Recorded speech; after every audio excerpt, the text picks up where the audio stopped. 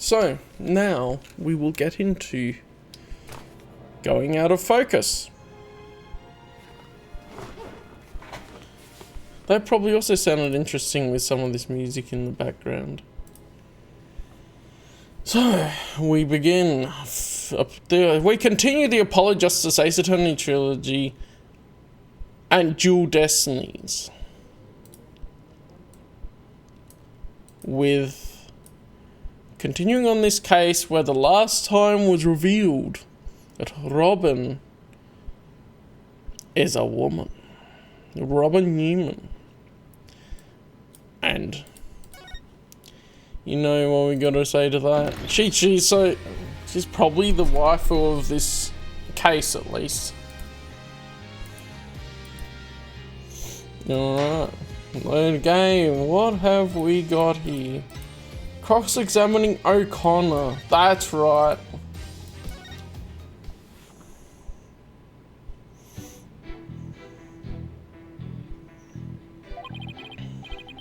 Oi.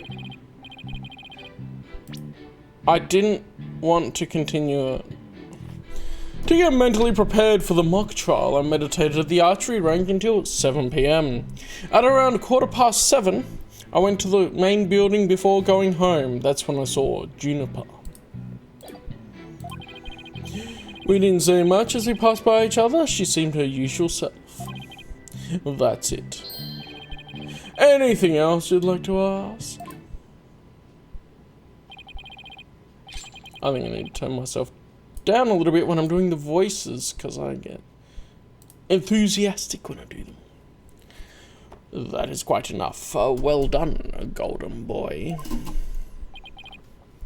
The final bell rings at 7 PM, at which point the campus is a desolate place. Why am I giving him a voice like this, but just having a growl under it? This is like Peter Burchell, but a little bit different. The final bell rings at 7 PM, at which point the campus is a desolate place. Now, you will recall the tape recorder. We know the time of the voice recording. It was 7 PM, the day before the mock trial. That was the dark hour of this heinous crime.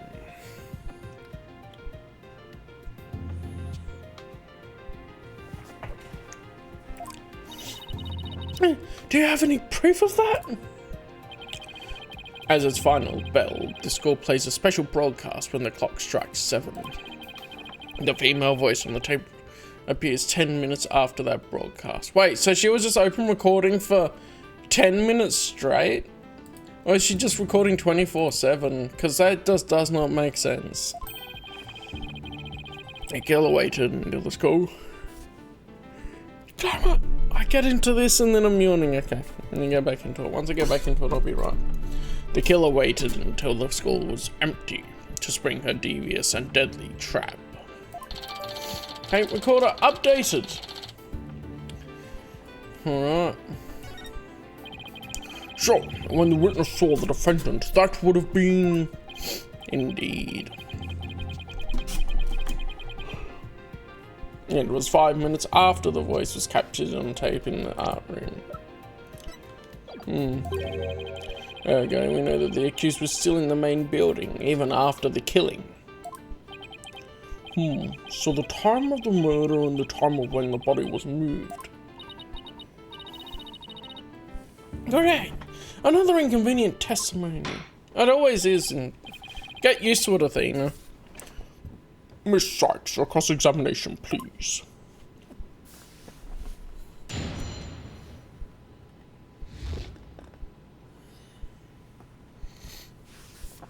Alrighty then.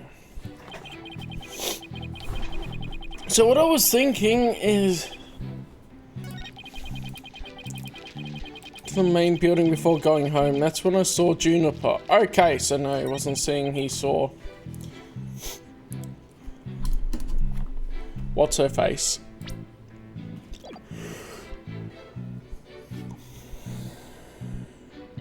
The victim! Who was the victim again? Oh my... Constance Court. Wasn't saying he saw Professor Cordy, was saying he saw Juniper.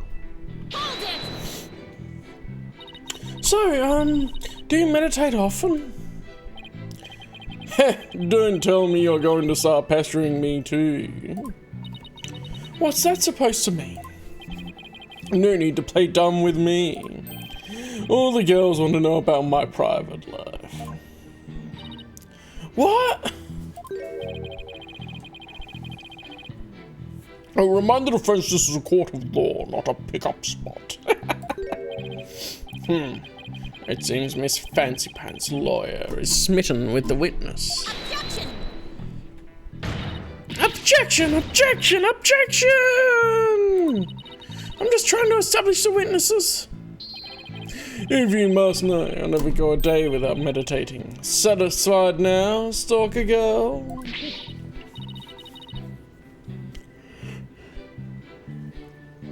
That's it. You better take that. Whoa, whoa there, Tiger. Just take a deep breath and relax. I'll just continue my testimony now, if you don't mind. Alrighty. Our client said she went home at 6 p.m.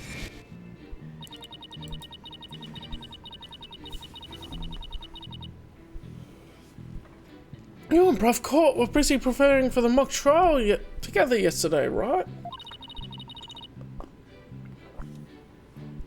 Was that the last time you saw her? Yes, I left school at around 6 p.m. No, wrong. I don't know what she was doing, but Juniper was definitely at school after 7 p.m. But I suppose neither side can prove one way or the other. But if Jeannie was there, that means she's lying. Truth be told, I only saw her for the briefest of moments. Oh. Oh, so maybe he saw Robin in the suit, in the costume. So he just walked past a good friend, barely saying a word? The final bell had already rung. They get mad when you stand around chatting. Of course, we can't be friends, no. And then again, we're not like you people, talking endlessly in those annoyingly loud voices. Objection. Annoyingly loud voices? I'd like it if you refrain from insulting my partner like that. Normally I'd shout objection right about now.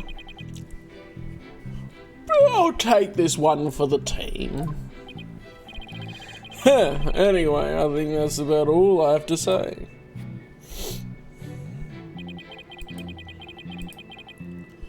Alright, let's ask anything else.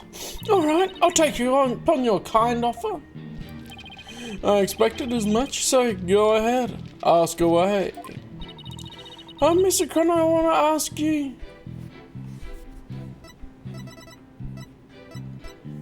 So he said he meditated at the archery range to prepare for the mock trial. I feel like that question's not going to go anywhere.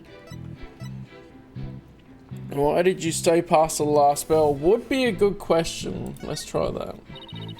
Why would an honest student like you ignore the last bell? I wouldn't say I ignored it. I was simply running a little late. You remember exactly how late? You're a stickler for details, lady. But if I had to say, it was maybe about 10-15 minutes. If you think it's that important, I'll add it to my testimony. I was hoping you'd say that. Okay, I have to remember things like compressor. You ignored the last bell for no reason?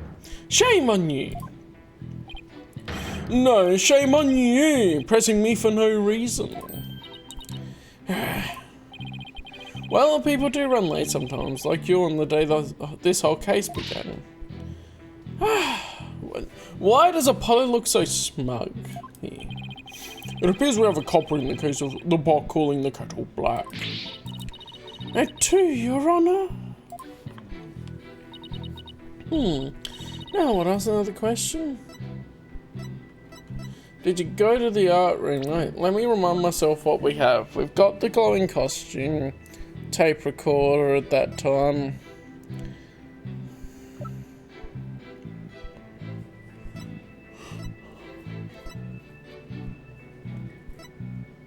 Now we use this to prove about Robin wearing the outfit.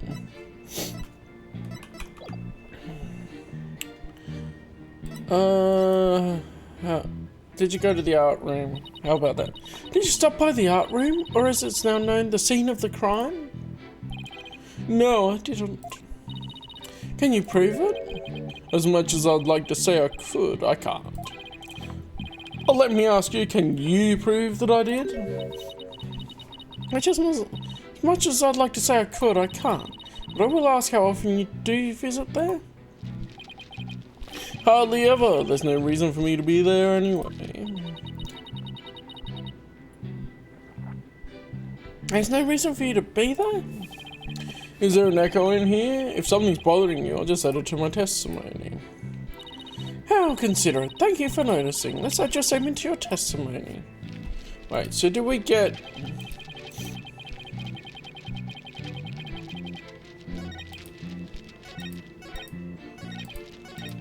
Okay, yeah, that did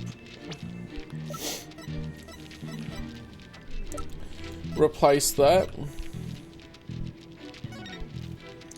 So, I don't think I have anything that proves that he would have been there. Let's press it again and ask the last question.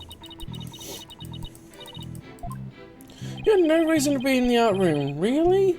The lawyer course I'm in is supervised by Prof. Means. Plus, I'm not a member of Prof. Court's art club, so why would I even go there? What about art class? Heh, nice try, but seniors don't take art classes. Why wouldn't lawyer, prosecutor, or a judge take art classes? Alright, and let me ask you. Wait, I just remembered something important. You did? I scored only 100% on all my art tests I took through junior year. And that's it. Right. Always happy to indulge in some ego stroking. Anyway, what's next to ask? Okay, well, how did you prep for the mock trial? This might be relevant to the arrow. Please tell the court what you were doing on October 23rd, the day before the mock trial. Ha! That's an easy one. Nothing in particular. Nothing at all? You didn't help with the preparations? You don't get it, do you? I was merely playing the role assigned to me. I left the preparations and the like to others. My job was to be mentally prepared. Judy put her heart and soul into getting things ready while he just sat on his behind. Just to reiterate, I spent most of the 23rd meditating at the archery range. I didn't talk to anyone until the school closed at 7 PM. I suppose a few archery club members did come and go while I was there. But you didn't talk to anyone? Not a single soul? That's right. I didn't say a word to anyone till the final bell at 7 PM. I see. This is crucial information. Please add it to your testimony. I don't know if you're bluffing, but if you are, you have a pretty good poker face. Okay. So one of these is going to be... Let's just send someone at this spot. It'll be a pain to go through all the text again if I don't get something right.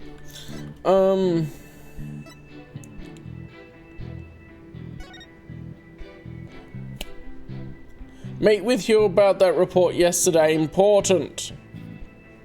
Yes. Objection. So, you didn't talk to anybody on October 23rd? Are you sure about that? Heh, I already told you. My word is as good as gold. Okay, then how do you explain this? and don't spare any details. Sorry, never seen that before. This is the victim's planner. She recorded all her plans in great detail. Yeah, great detail. She only put like one thing per day. Take a look at this page here. It reads, 23rd, meet with you and important. Don't you find that interesting? What? Where'd you get that? The keyword here is important. You say you were at the archery range all day. But you also said a few students came and went while you were there. That doesn't sound like a great place for an important talk. But the entire campus was buzzing with activity before the mock trial. Where could they have possibly had a private conversation? I thought about that too, but the situation changes after the last bell. What's this now? The witness stayed after the last bell in order to have a private talk with the victim. Am I right, Mr. O'Connor? This is insane! Objection. Must we go through this yet again? I suppose you have no evidence, as usual. No, I don't have any direct evidence. However, the witness was meditating until after the last bell, and he attempted to conceal his private meeting with the victim. Ha! First Robin, now me. Who are you going to accuse next? You're just another unscrupulous attorney looking to get ahead. Don't let him get to you. He's definitely hiding something.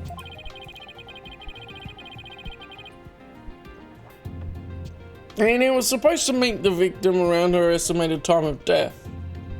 If he's not lying about that. But like, look at it. It doesn't say a time on the 23rd. He could be lying and just not saying they talked earlier. Or I guess because he is doing the lawyer course, he's trying to have most of it be a truth, and then he's omitting talking to her. That could be it.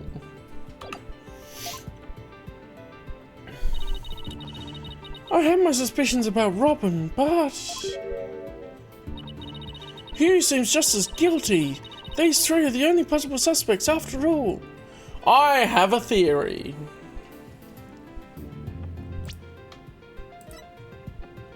The owl was Robin. The arrow was Hugh. What if they're both guilty? She survived long enough to try and go out of the art room. He fired the arrow into her when his body was moved. They planned it together. Because Constant Court was going to let the script be biased towards the prosecution, which Hugh didn't want, and Robin would have wanted a fair trial. Mr. O'Connor, answer me this. Did you meet with Prof. Court that day?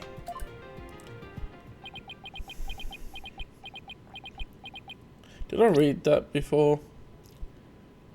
Yeah. Those three. Hugh seems just as guilty. These three are the only possible suspects after all. Yeah. Okay, bot. Bye.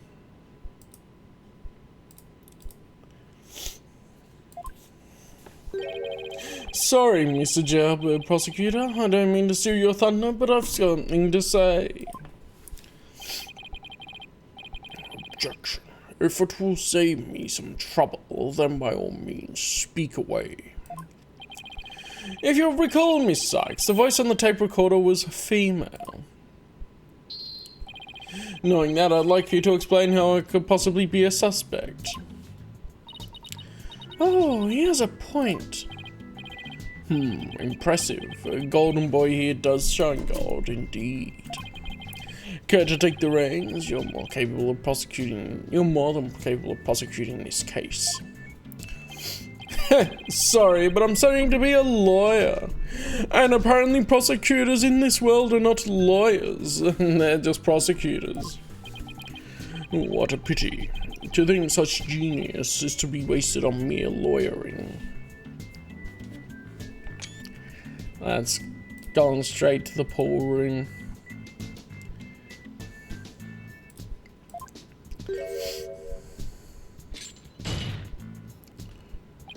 At last, your moment is here, Sykes Dunno. Time to refute Golden Boy's statement. And prove that you're the young prodigy worthy of the badge on your lapel. Could he lay any more pressure on? The voice is unmistakably female, so there's no point in arguing about that. Yeah, you're right, in which case... To whom does the voice on the tape really belong to? The victim, probably. Oh yeah, we can have a look at this now. And the box. Who is female? The voice on the tape belongs to the victim. That's the only thing that makes sense. Objection! Are you mad? The voice on the recorder says you're a goner. That is something a murderer shouts at their victim, not the other way around. Yeah, that is a problem. You're a goner. You're a goner. You're a goner. Athena? You're a goner. You a goner. You a goner. You a goner? Wait a second. Whoa, Athena, you're scaring me here. You're scared? I'm terrified for even coming up with this. With what? Prosecutor Blackwell, you wanted to know if I'm worthy of my badge? Well, I'm about to show you why. Despite my age, I can wear it with pride. Oh. Then I take it you won't be changing your argument. Still, it stands that it's a bit odd for the victim to be the one yelling, "You're a goner." I agree, if that's what the victim was saying, but it's not. I assume you have something to back up your assertion, Miss Sykes. Not exactly, but you don't have to add fuel to his fire, Your Honor. It is indeed Prof Court's voice on the tape. When she was shouting, she was... Oh, his good boy image will be shattered. His perfect image will be shattered. Alright, let's go. Scolding O'Connor. I would like to call one basic fact into question. Is that shout on the tape really saying, "You're a goner"? What are you up to now, Athena? Just let her cook, Apollo. Prof Court's planner says she was supposed to meet with the witness for an important talk. Perhaps our witness, despite being a genius, had done something wrong. And this made Prof Court get angry with him during their private meeting. I don't see how this changes what we heard on the tape. Well, if you want to see how it changes things, then let's try a little experiment. Your Honor, I want you to try to yell at the witness as if you're mad at him. But, and this is important, use his full name! Okay, let's see, Hugh Connor! What did I do to deserve that? Yes, slow down, now try again, but faster. Hugh Connor! Hugh O'Connor? Hugh O'Connor? Hugh O'Connor? Wait a second, no, this can't be! Objection!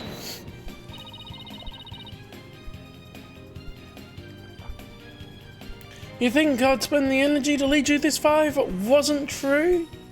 You could be gaslighting him for all we know. Ah, but it is, Your Honor. Humans are not perfect. That's a scientific fact. We sometimes mistake shadows for monsters, or the wind for voices. Now that you mention it. You can do this, Athena. Just give the old guy one more little push. The sound on the tape recorder never was the phrase, "You're a goner." That's only what we thought we heard, when in fact it was the witness getting yelled at. The court will note that this is different from the selective hearing men are so good at. Really? I think you're right, but what was that last part again? Never mind. The important thing is that the voice that was recorded isn't our client's. And since it was the victim scolding the witness, we must now join the list of suspects. He must now join the list of suspects. Ah! Objection! I thought that testimony would suffice, but it seems it has come to this. I will not allow such fallacious quibbles to upend this case. Quibble, that's a funny word. What does that mean exactly again? A slight objection or criticism about a trivial manner. Archaic, a play on words, a pun. And then the other one is argue or raise objections about a trivial matter. Quibble.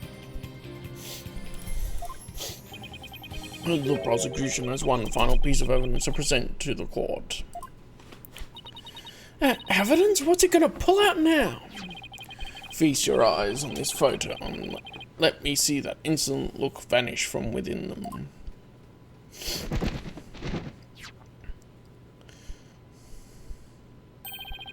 That's Juniper in her outfit from later on in the timeline, but the first case.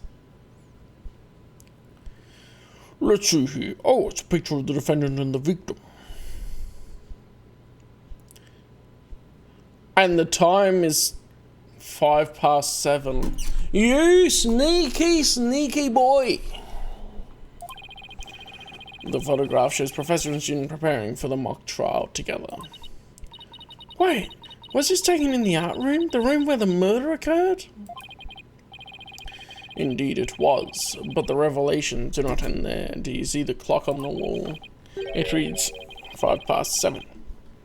A mere 5 minutes before the voice was recorded on the tape. So that proves she was alive after Juniper left so that they could have a meeting together with Q O'Connor. Well, what? The accused brutally stabbed the victim to death 5 minutes after this photo was taken. So when did you have that meeting? Q? When did you have that meeting? It seems that the defendant's culpability in this crime is quite obvious. No, this proves that she was with Court not long before the time of death. But not necessarily that Juniper is the killer. Janie was with Prof Court just 5 minutes before she was murdered? What now? Nothing I can say can change that fact. Understand now. You can believe in your client all you wish, but try as you might. Such misplaced faith will inevitably be cut down before the cruel, steely blade of truth. Yeah! Listen, Missy, the person you'd like to save more than anyone else in the world. I'd be willing to wager that your defense isn't what they desire. Damn, Blackwell. But I became a lawyer so I could. You still fail to understand. After so much pain and defeat, the courts are not the play yards of little children dressed as lawyers. So before you break your back in failure, run along home and grow up. Ah!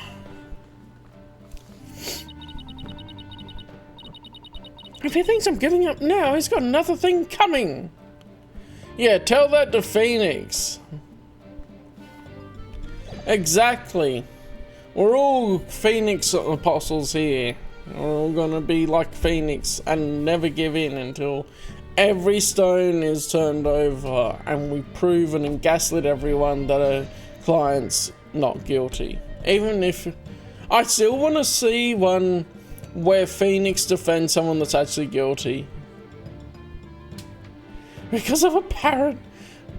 And DL6 took a bit more, but yeah, he cracked DL6 because of a parrot. It wasn't exactly the first day, but he did do that.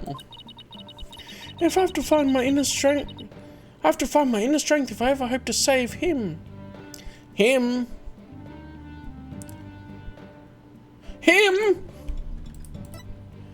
But Juniper's the defendant.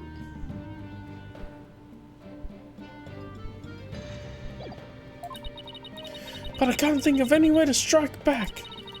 Worst of times when lawyers have to force their biggest smiles? That's impossible! How could I smile under these circumstances even if I forced it?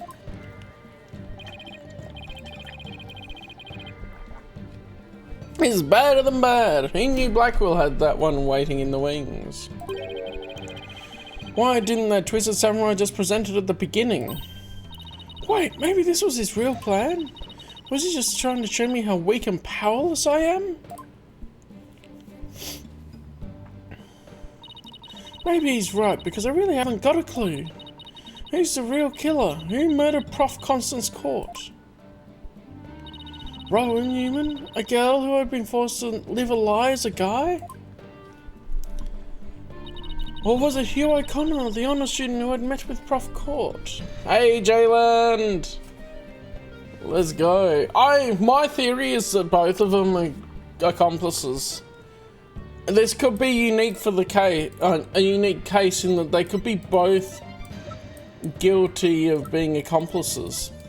So Robin Newman could have stabbed her with the awl, and then because Hugh is part of the archery club, he set it up when he shot the arrow into the body.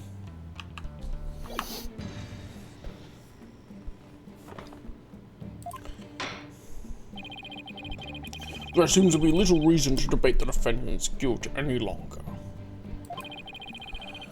The time for a verdict has come.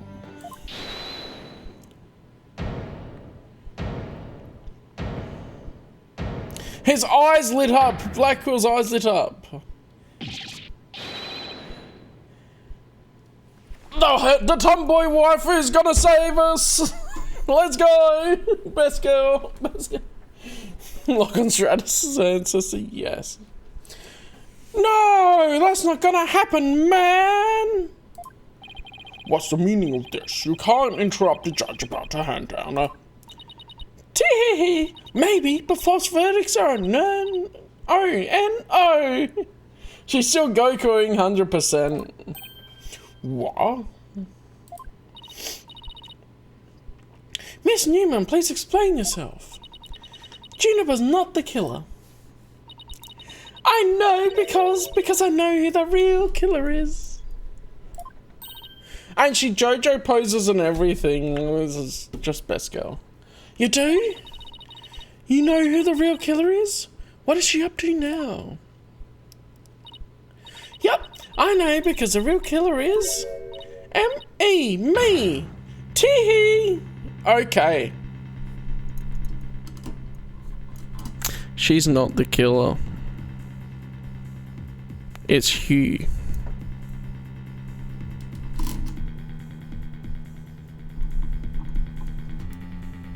Because I don't think if they were to kill Court, that they would have wanted to go to jail with her. Alternatively, we go with the covering for each other theory. They never wanted Juniper to get fingered. Fem Newman has 3 animations, but you can also include the animations from when she had the brace on, which adds to the animations variation. Yeah, JoJo pose. Yeah, that would be great. Get Athena to do Newman's animations. Just get everyone to do Newman's animations. That would be funny. Get Blackwell to do Newman's animations. Let's see what she says. Because I'm also thinking like, okay, at this point, maybe she is not very straight and does love Juniper as well, or does at least consider her a good friend and doesn't want her to go to jail. But that kind of conflicts with earlier where we had to pick apart the verdict, the testament, to be able to get the information out. Let's see. What? It was me! I did it alone! Just me! There it is. Did it alone. You did not do that alone. I'm calling it. I don't get it. Why is she confessing? Miss Newman was witness near the search. There's even a related photo of her. The more I think about it, the more suspicious she seems.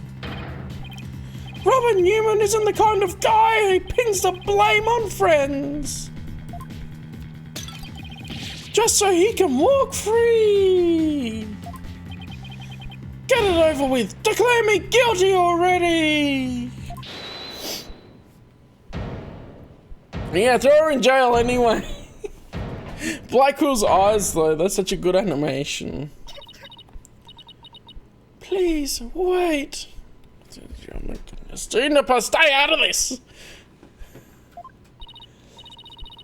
Juniper, what are you doing?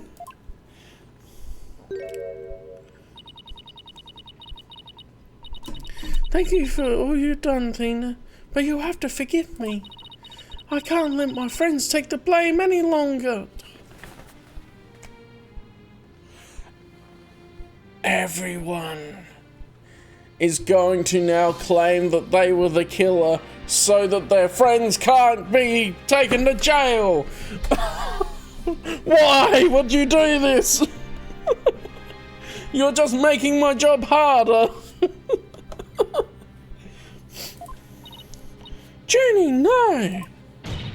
Don't do it. You and Robin have done nothing wrong. Exactly. They have absolutely no connection to this case. The real killer is me. I alone am responsible for the entire crime. And now she's crying and everything. Look what Robin made her do. Made her cry.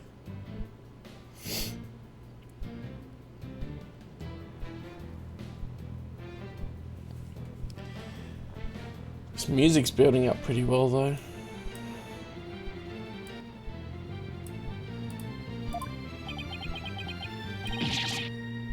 What? Junie, he knows that's not true. Hurry up and retract your statement. I'm afraid it's true. Forgive me, Thena.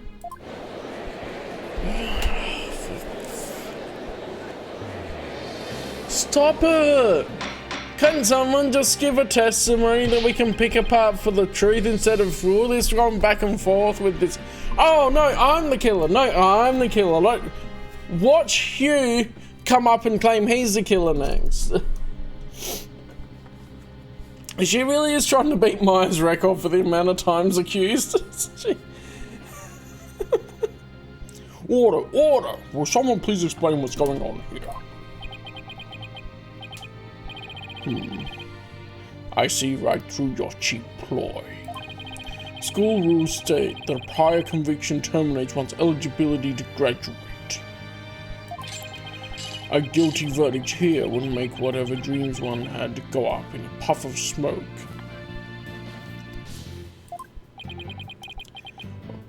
Oh, I wasn't aware. Everyone spends a month in jail. Easy, yeah, exactly. There we go. Even me. Other than they wouldn't be able to go to that lawyer school anymore. Maybe they just go to Europe instead. Even meek little mice will fight when cornered. A pitiful spectacle, I might add. These vermin are trying to protect each other now that they've nowhere else to run. Protect each other? Wait. So was Robin just trying to protect Junie too? Yeah, typical. Like, every other lawyer that we know so far has been from Europe. Athena studied in Europe. Franziska studied in Europe. Edgeworth studied in Europe, I think it was too. Just go to Europe and study instead. If so, that the real killer is.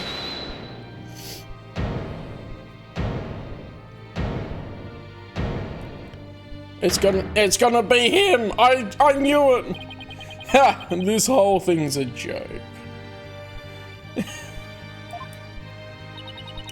Uh-oh, now it's Hugh's turn! What? What is wrong with kids these days? Exactly, Judge. What is wrong with them? I know what just crossed your mind, Miss Sykes. You think I'm the killer, don't you? What is this technique? He's pulling back the bow with his mouth? The bowstring with his mouth? He's been doing a Suntorio training, hasn't he? With Zorro, but instead he's using a bow so he can aim one-handed.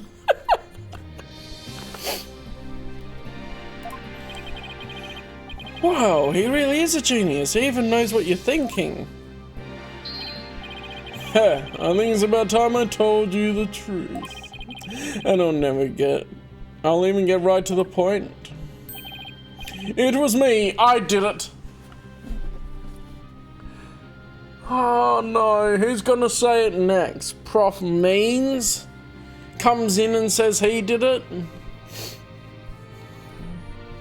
Who else was introduced as in the court record?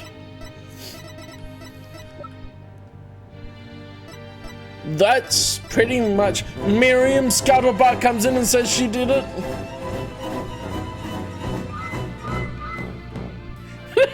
The tripled up. Miriam will come up next.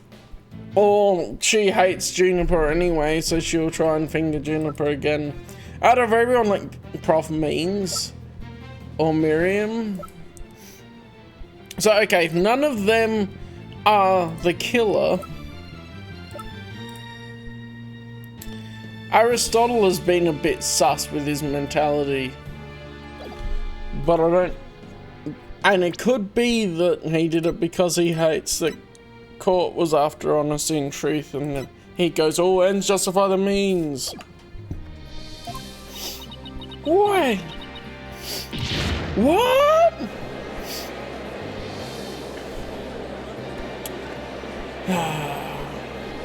So we're defending Juniper, right? So what we should do is prove Juniper's innocence and just send both of them to jail. Now, both potential suspects are claiming to be the real killer. I'm so confused right now. If you still have doubts, how about I detail my murder plot? It's absolutely genius. Enough of this nonsense. This is a court of law, not the set of some high school drama. I see I have no choice. I'm afraid I'll have to... I wait your boldness.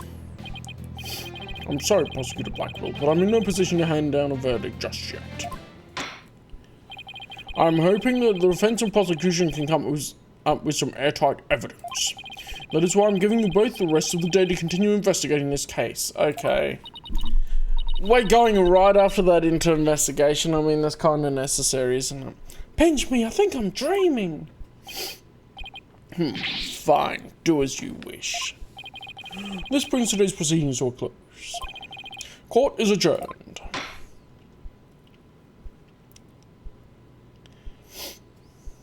Alright, to be continued.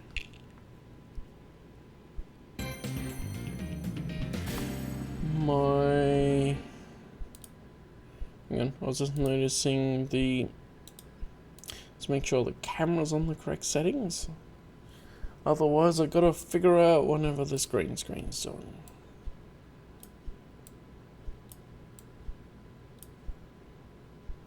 Gotta figure out whatever this green screen's doing for half a sec, because I just noticed it was not doing too well there. Yeah, that sounds about right. Hey, that's even worse.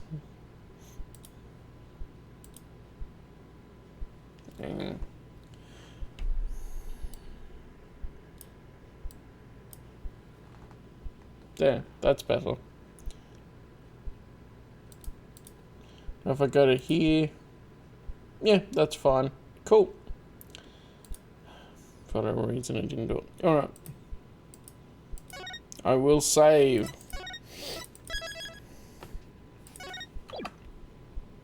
Let's continue. The 25th of October, the Write Anything Agency. My mum and dad's wedding anniversary is on the 24th of October. Sorry, boss, I couldn't do it. You know, that little bit of advice you gave me. The worst of times are when lawyers have to force their biggest smiles. Pirate Yakuza, the sequel to this.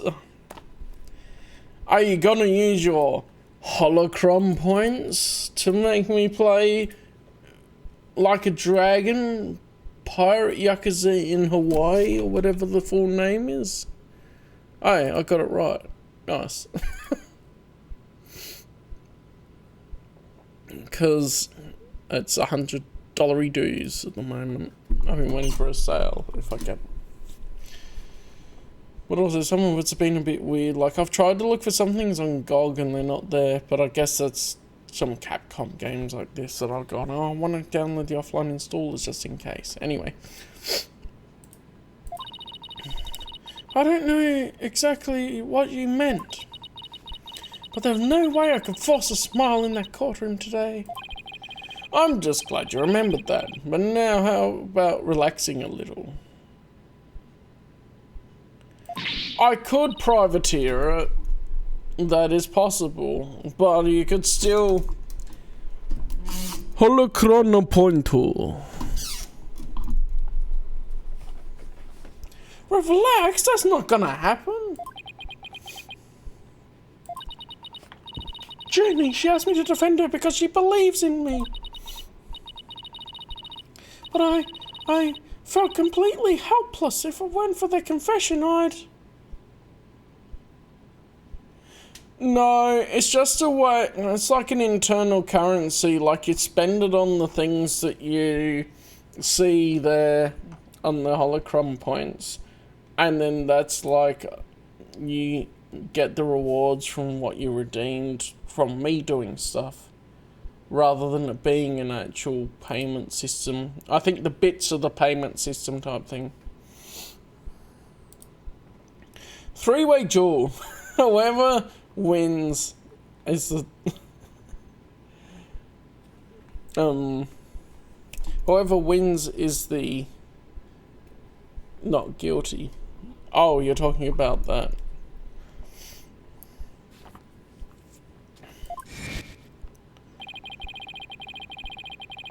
Oh, what was my voice for him again?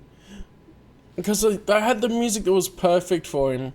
But if this trial proceeds in the same manner and ends in the same way as a mock trial, would you not lose everything you've worked so hard to gain? Well, I'll just have to make sure that doesn't happen then, won't I? No, I can't lose it all, not now. Like, we've got investigation to do. What are you doing standing around talking about it and yapping your gums? Get on to the investigation then, Athena. You okay, Athena? You're turning kind of pale. I can't just stand around here. I'm going to finish the investigation. Yeah, see, she listened to me. Can't wait. I just took a batch of freshly baked cookies out of my magic panties. Oh my goodness. Tracy. Why do you have freshly baked cookies in your pocket dimension panties? Or do you have an oven in there too? With a generator and fuel. Thanks, but I better get going. Save me one for when I get back. Apollo, you wait here. I need to see Junie at the detention center first, right away. You can clip it, J-Land. You can press the clip button. It would clip it. No, wait, I'm going with you. Sorry, Mr. Wright, but I better go too. No problem, you two be careful.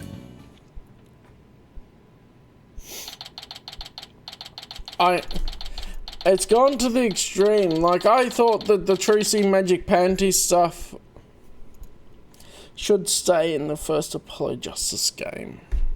It was a bit much even then. You can't clip the forbidden magics. No visitor's ring. There's so much I need to ask Junie. To be fair, it is a funny bit. It comes out of nowhere. It is funny. They're the key to everything. They probably are. We'll end up in the Spirit of Justice. That's the last game in the timeline so far. Which is the third game in this trilogy. And be like, the magic panties were the key to all of this.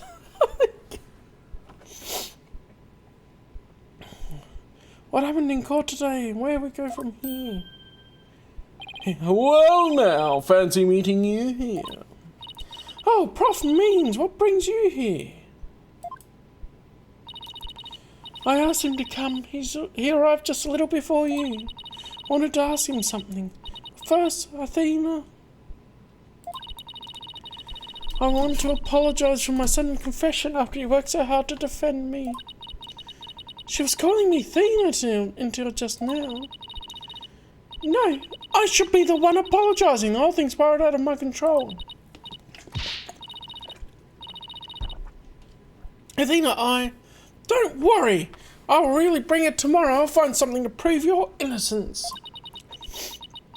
About that, Athena, I've been thinking of asking Prof Means to defend me.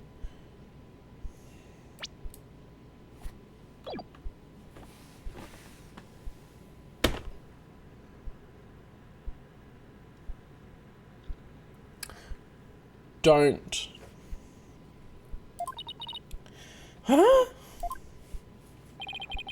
I myself have only just heard of this a moment ago. But it's all according to Keikaku. Oh, so she thinks Prof Means would be...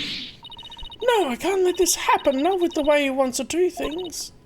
Just Junie! I know, Athena, but will you please hear me out? Alright, but...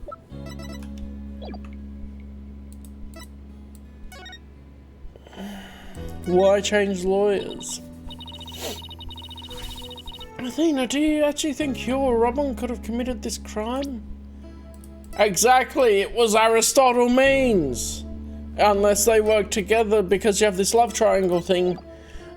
But they didn't mean to frame you for it, you just happened to be in the wrong place at the wrong time. And the evidence is pointed towards you. The body was moved right before the mock trial. Besides Junie, they're the only ones. But where was he? He could move freely around campus at that time. The professor could. The professor could. I'm sorry, Junie, but at this point, I can't rule them out. Oh dear.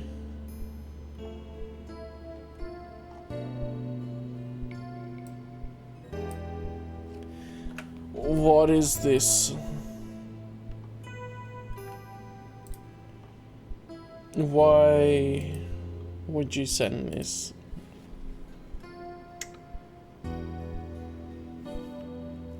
It says all Aldine's noodles bowls. So she stole his bowls.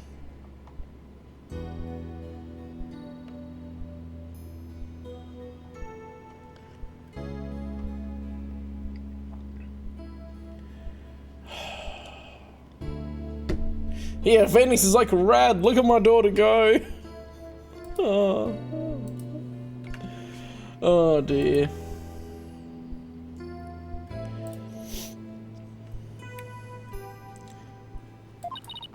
I was afraid you'd say that. Juniper is the lawyer who can clear all three of their names. Only I am capable of such a feat. And then his reputation will soar. And he will gain fame and recognition. And that is why he's doing this. He set up this trial so that he could defend Juniper.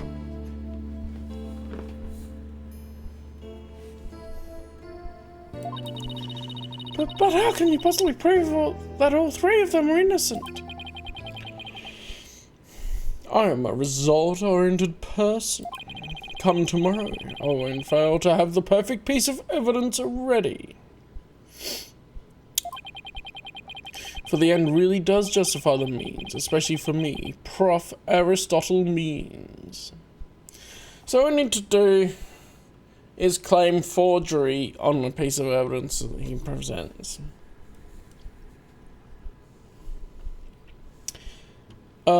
Pearly is Maya's cousin, yeah.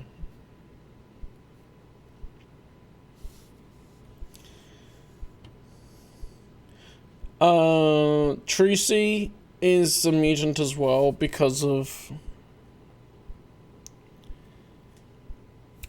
being related to Thalassa Grammary.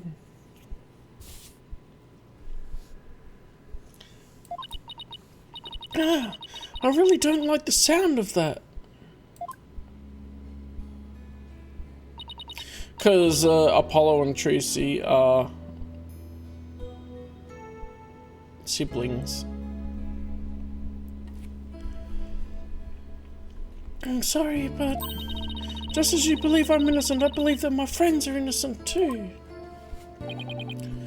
Alright, if that's how you really feel, we'll respect your decision. Oh, Apollo? But we want to continue our investigation. Could we ask you some more questions? Sure, I don't mind. Prof means, would you like to stay and join our conversation?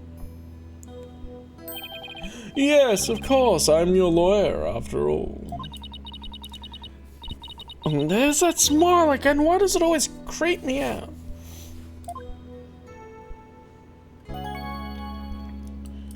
Why did you confess? About your confession, Junie, it's not true, is it?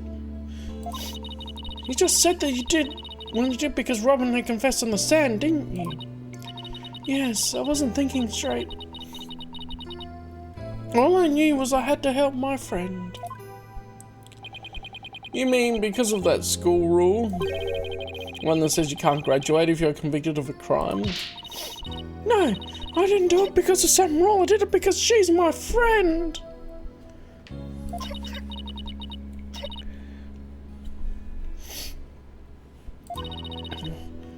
Why is there discord in her voice again?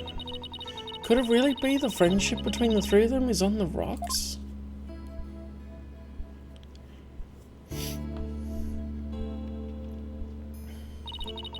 There's more here than meets the eye. Transformers! Or whatever the noise was.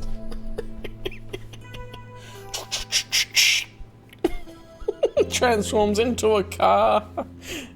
Transforms into an owl. Transforms into a bow.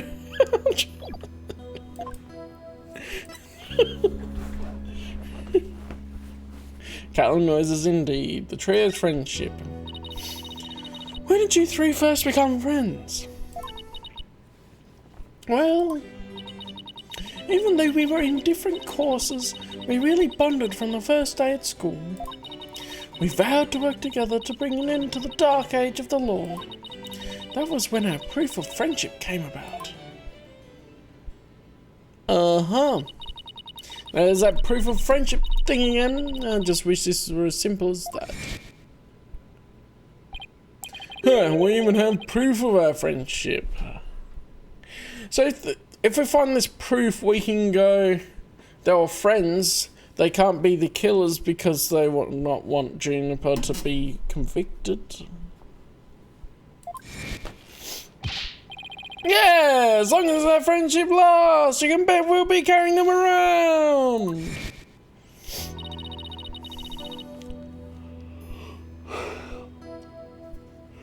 But the situation kind of changed recently, when the school's policy shifted to training legal professionals who produce results. Oh, so that's recent. Allow me to explain. In the lawyer course I teach, producing results means winning trials. Prof. Court, on the other hand, taught that finding the truth was the only valid result. Unfortunately, that clash of ideas created a rift among our students. And so you killed her. 'Cause you don't like truth. At some point, we stopped talking about it. While that meant fewer arguments, it also meant we couldn't be as frank and open with each other as we used to be. I think I understand now. By putting their friendship on a pedestal, they actually did more harm than good. It seems the relationship between the three of them isn't as simple as I thought. And Juniper, thank you for talking to us about this difficult subject. Yeah, thanks, Junie. Now, if you could tell us about the day of the murder.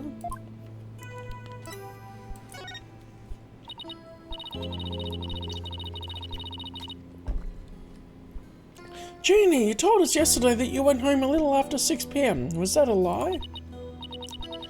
I'm sorry I didn't tell you this before, but what actually happened was I left the art room a little after 6 p.m. and headed over to my dressing room where I worked on my stage costume until 7. That's it? You didn't go anywhere else? No, nowhere else.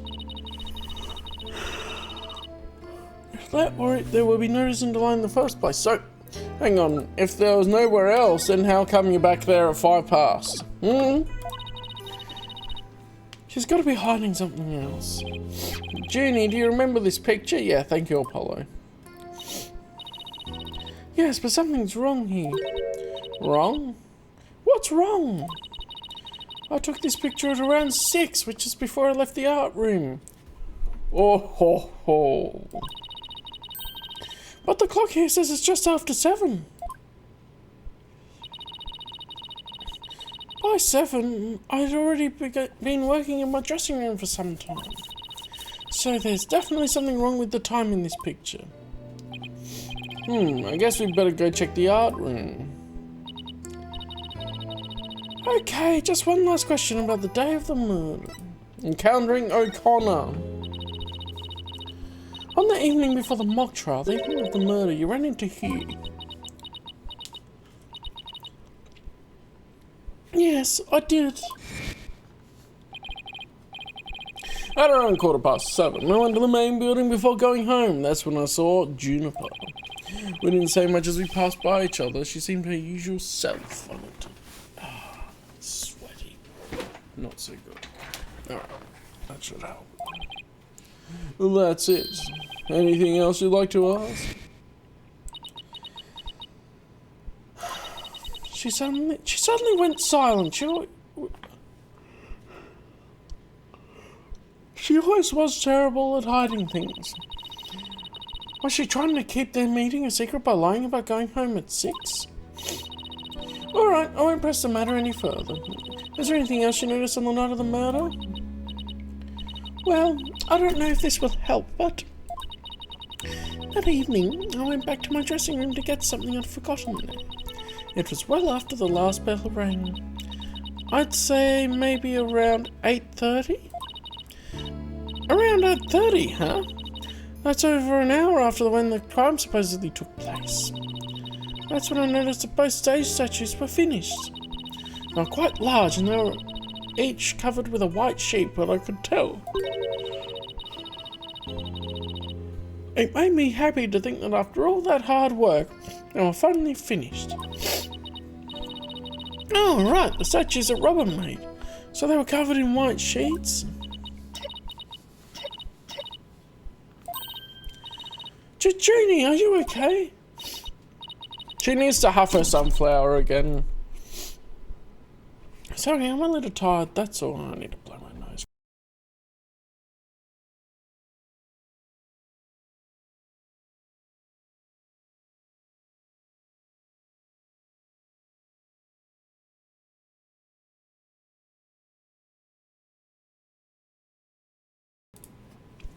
Sorry, I'm a little tired, that's all.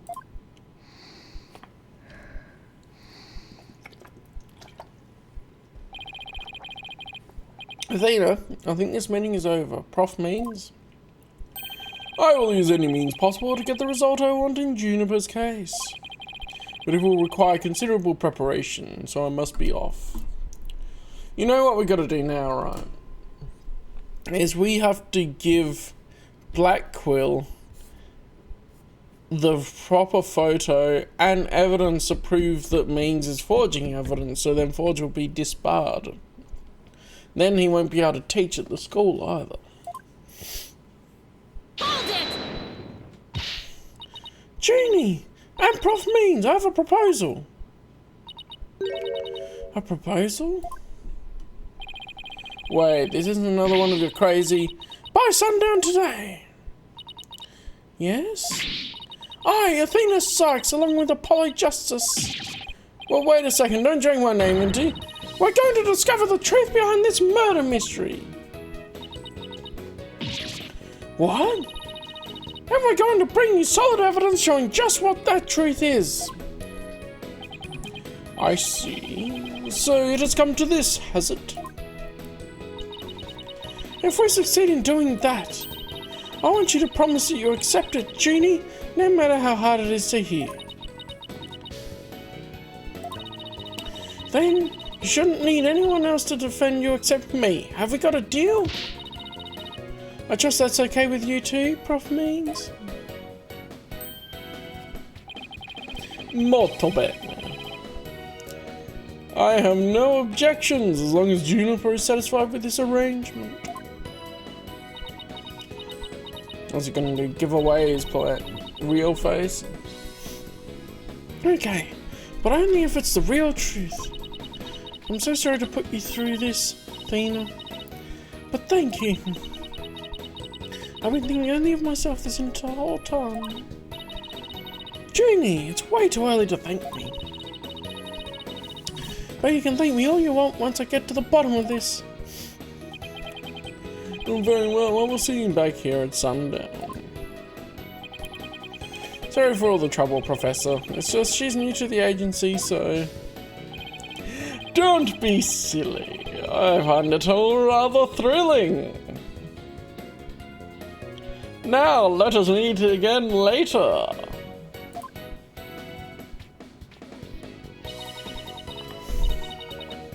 If you'll excuse me, I'd better go. Okay, see you later. Alright, so another 2-day trial. But if this trial proceeds in the same manner and ends in the same way as the mock trial, would you not lose everything you've worked so hard to gain?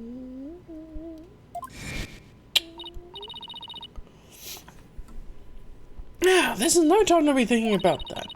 I've got an investigation to do. I will find the truth by sundown, no matter what. Alright. Oh, you're here to do this? Alright, let's go. Okay, what if we go back to the agency? We've got Trucy. Today's trial. I saw your debut fight, Athena. You look like an old pro out there. I wasn't nearly that good, but thanks. Oh, come on. You put a pit bull to shame. You sank your teeth in and never let go. Sure. You exploited your opponent's faults and you split hairs like there was no tomorrow.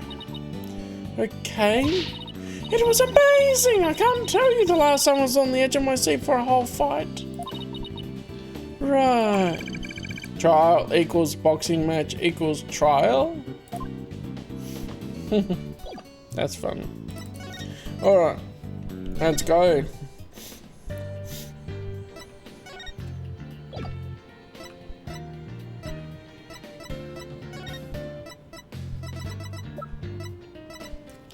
Okay, obviously here's not anything. Lecture hall.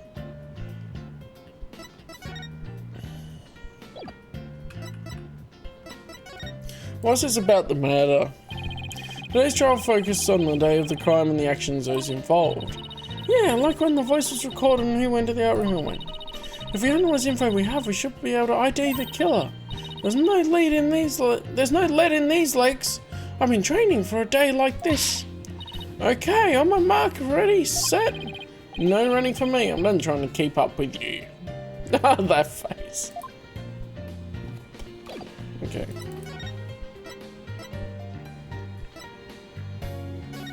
Maintenance area. I had a feeling it would be the outdoor stage. Miriam Scuttlebutt.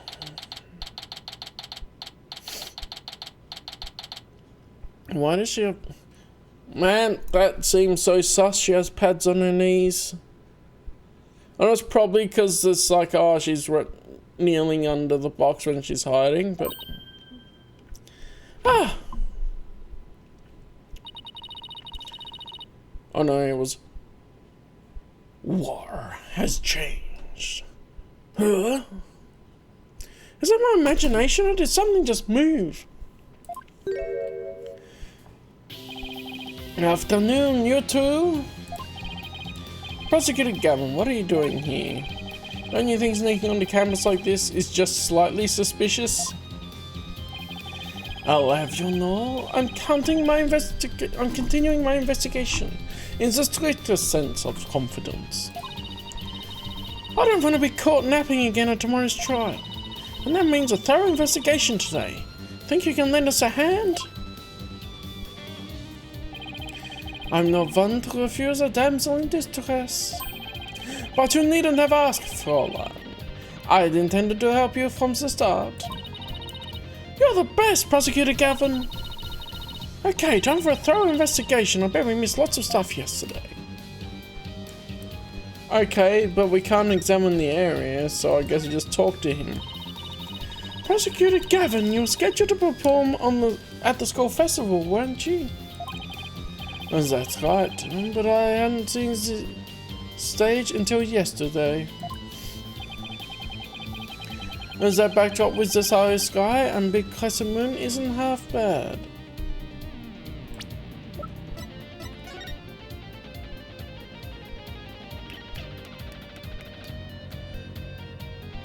That's the background.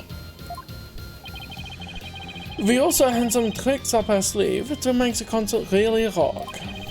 Pyrotechnics, a fog machine, big banners, things like that. I thought it would have looked like this. Oh, the plans from yesterday. What's that design on the banner there in the back? I know the scales of the school emblem, but what's with the number 6? It looks like it's in serious pain or something. Athena. Ixnay on the Ixay.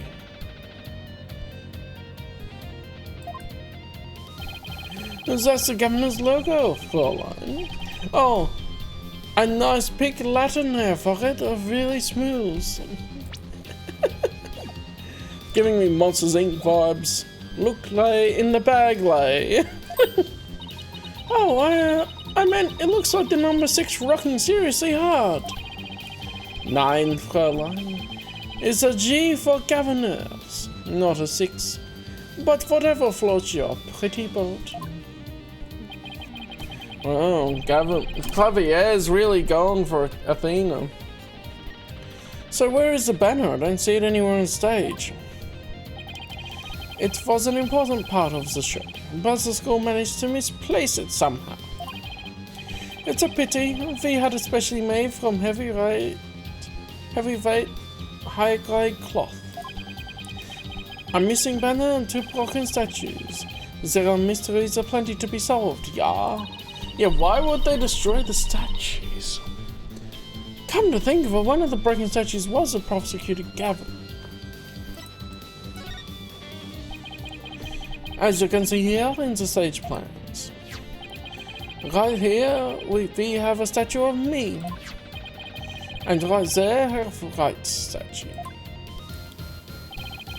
But little does that matter now, as we both lie in pieces thanks to you. Oh, fuck it. What did I ever do to you? Actually, the statue broke into rather large pieces. Why don't we try to put it back together? Maybe we'll learn something new. Picking up the pieces of a shuttlecock star? Achtung, that's fun, uber cool idea. There might even be a song in there somewhere. Yay, let's do this, schnell! Are we doing a mini game then? Is this an investigation or am I interrupting a German language club social event?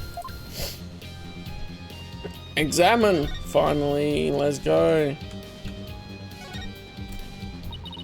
I don't know, this is fine for a rock. This is fine for a rock concert, but the nighttime sky is a backdrop for a courtroom. Personally, I think it's breathtaking. I mean, speaking the truth, under a starry sky, don't you think it's romantic, Fräulein? And the waning crescent moon represents the maximal 3-day trial cycle. Actually, they mention it again, which is nice to see, because I think it was mainly mentioned in the first game. And then just a thing that everyone knows. 3-day trials outdoors? No thanks, if it starts raining my hair will be ruined. Okay, and then we got that. It's a bit too far away to get a good look, maybe we should try a different angle? Yeah, okay. And scuttlebutt. Wait, you don't think this weird box here is... Hands off. I knew it, I know that voice anywhere. Let's just ignore it, I mean, it made its wishes loud and clear. So, this is the future cardboard box technology has afforded us, huh? Alright, does he have anything else to say? No, so it is examining. Alright.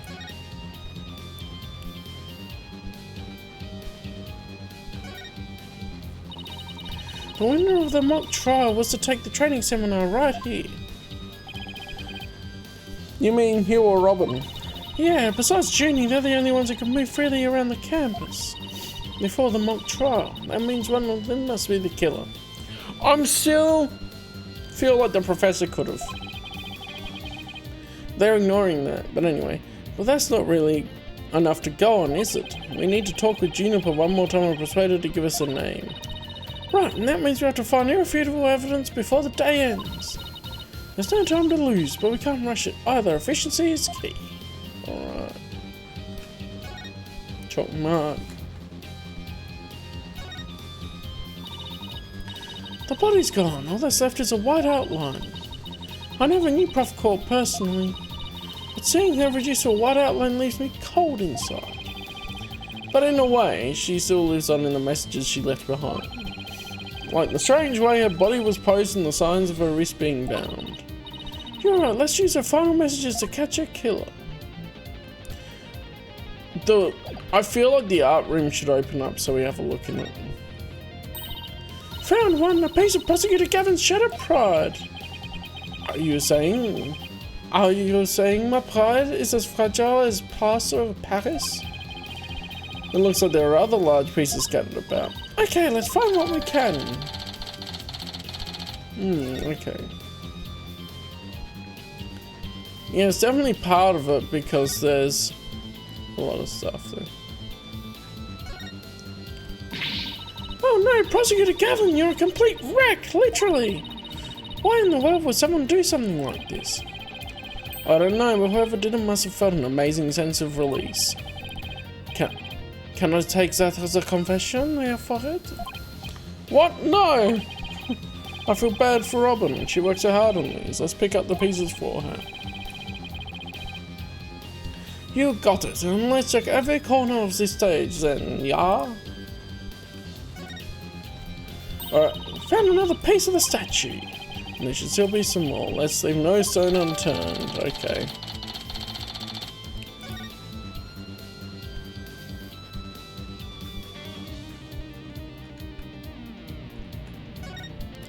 This one. Found another piece. And there should still be some more. Right.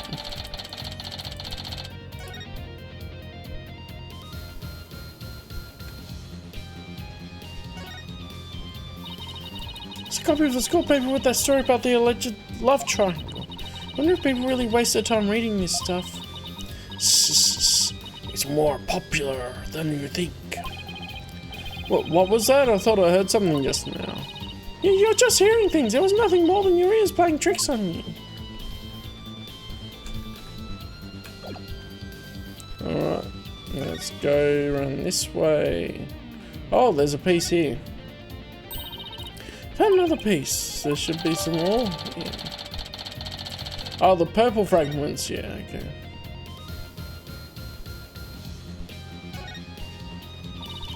There's even a prosecutor's bench here on this stage. Ah, the memories, Fräulein. As a former rock star and a prosecutor, the prosecutor's bench has taught me much about human emotions, passion, fight. I can picture it now, you with your silvery singing voice and a polish sweating bullets.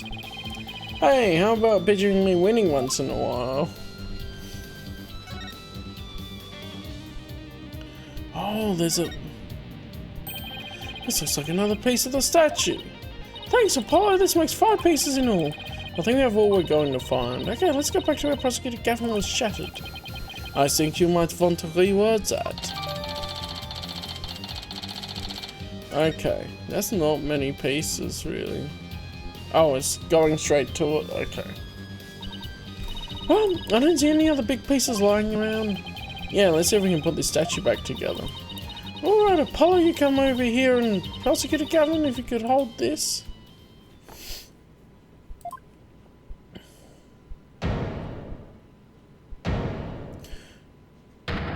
Wow, that looks amazing for being rebuilt and not all the pieces would be able to be put back. We did it! Not bad, if I do say so myself. Yeah, but don't you think it's strange? We put the statue back together, but look. What's with all these leftover white pieces? These look like they go together.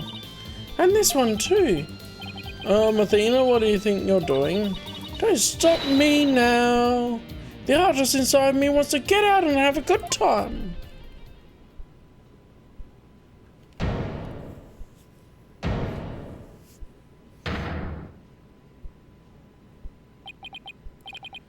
So, what is it? How did you get that out of like 3 pieces? Ah, it's the goddess of law holding a pair of scales in one hand and a sword in the other.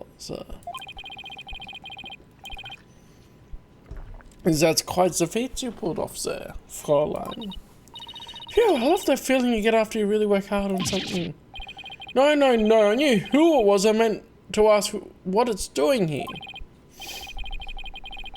I'm not sure, but there's no statue like this in the stage plans. So I could swear I've seen this statue somewhere before. In the picture. The more we learn, the deeper the rabbit hole goes. Look, I'll point it out here. This statue looks different, but sort of similar. Is there anything else we can see in images?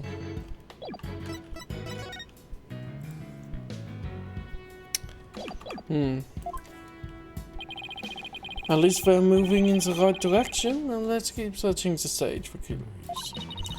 I've been wondering about something this whole time. You know the pole at the edge of the stage? You mean this? It has a wire that goes off and connects to something somewhere.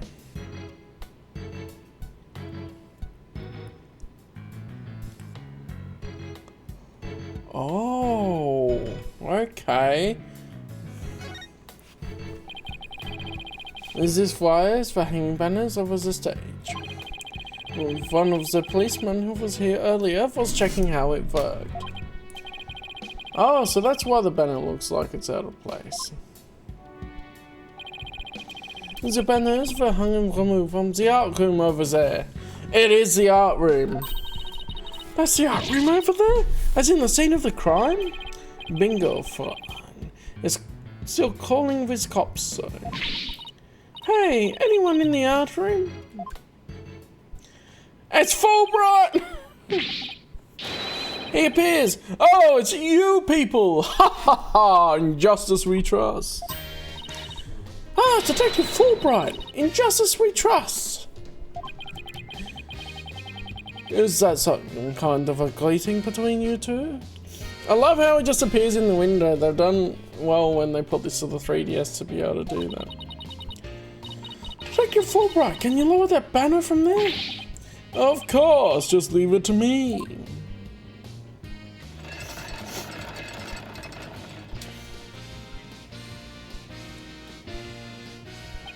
How's that? Phew. Thanks, Detective. In justice we trust. Ha ha ha, always glad to help. In justice we trust. So, is that some kind of greeting between you two or not? Well, it looks like the banner's down now. Let's go take a look. I do want to look at the Phoenix statue stuff. Oh, the statue Robin made has been smashed to bits. If there were some larger pieces, we might be able to put this one back together too. Yeah, but all I see are itty bitty ones. I wonder what Mr. Wright would think if he knew we put Prosecutor Gavin's statue back together but left his like this. We could always come back to it after the case is solved. I'll help you fix it. Okay, that's all I'm gonna say about that. Oh, and that was on this side, okay. This statue doesn't look anything like your Mr. Wright. This is a goddess bearing scales and a sword. She's a symbol of fairness and strength. But she and her symbols were shattered along with the statues of your Mr. Wright. This is a direct challenge to the rule of law. Well, if they want to fight, they've got one. Whoa, take it down a notch, Tiger. Let's save the fighting for when we find our culprit. Okay. Let's have a look at this then. Look at this banner. I don't think it would flap very well in the wind. An unflappable banner? Hey, I like that. It goes perfect with unflappable lawyers and unflappable rockers. It's like it was made for this very stage. Look at this. The bottom part is all knotted up. Let me try and unravel it.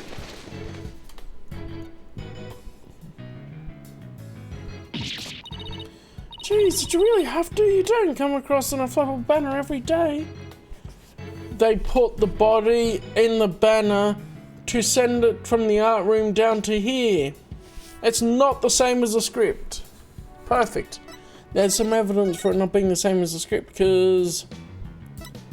where was it? The body was dropped from the third floor art room to the maintenance area. And a mat had been laying out. But this just diverts all of that part, maintenance area part. I think that there are some things that have to yield to forces beyond themselves. What a cruel world we live in. Hey, a scrap of paper was caught up inside. It's blowing away. I got it! Yes, great catch, huh? Q120? Looks like some kind of note. What does it say? Did the planner have any pages in it that were torn out? October Hue 120. What's that supposed to mean? A test score, maybe? Pretty impressive when you consider that 100 is a perfect score. I don't see how even here can get beyond perfect. Fräulein, shall we inspect the banner again now that it has been unraveled? Hue scrap added to the court record. Okay. I want to look at that scrap. If there's anything else. No, we do have Lady Justice here.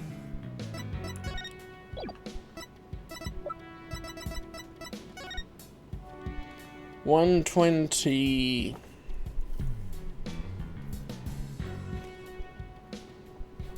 She didn't put the month when she put the date. I guess there's something we need more information on. This is the emblem on Sanjuni's school uniform. Hey, alright. Wait a sec. It's hard to see against the red material, but look. There's a dark red stain there, just under the emblem. This banner was on a wire connected to the art room. Right, and the art room is where the murder occurred. Are you thinking what I'm thinking? This stain might be from the victim's blood. Oh, yeah, that makes sense. I don't mind it. Well, banner added there, yeah. Okay, we need to get that analysed. Yeah, that was a whole lot of poking around in such a short time. Does that mean you're satisfied?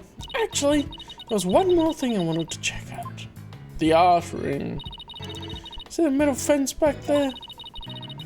There's just that one segment, so it seems out of place. It looks like they were in the process of removing them after the stage was set up. But they were never able to finish on account of the murder. We should take a look if you think it could be important. Yes. Okay, there's a... This track looks man-made.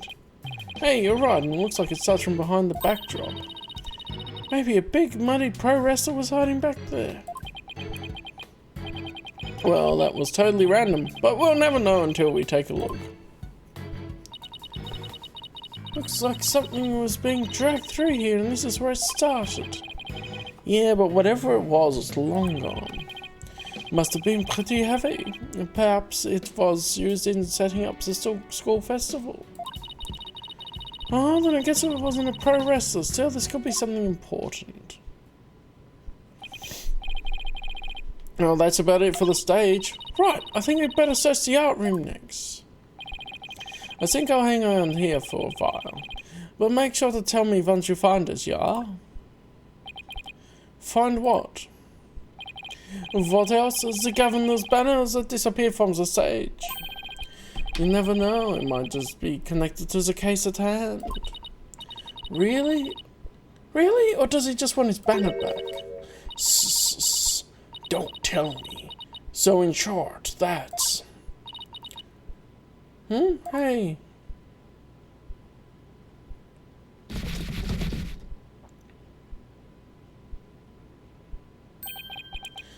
That box, it just took off running. I have a pretty good idea who that is, as I suspect you do too. Come on, we can't afford to have any weird articles written about us. Maintenance areas over in that direction. After that box, okay. I need to go to the toilet for a minute, so I will be back shortly. Alright, let's go.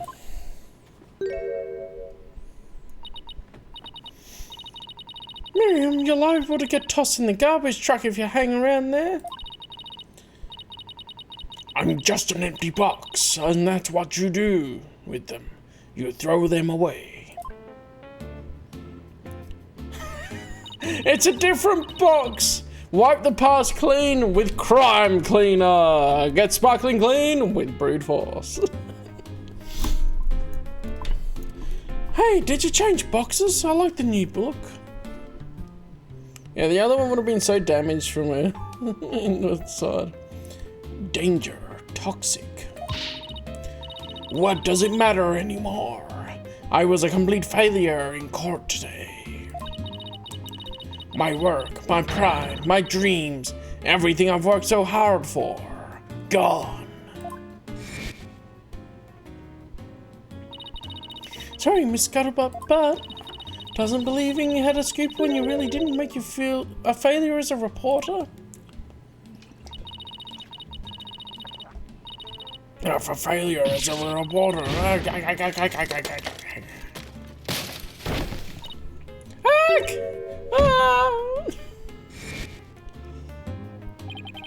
Come to think of it, calling her a failure as a reporter might have been a bit extreme.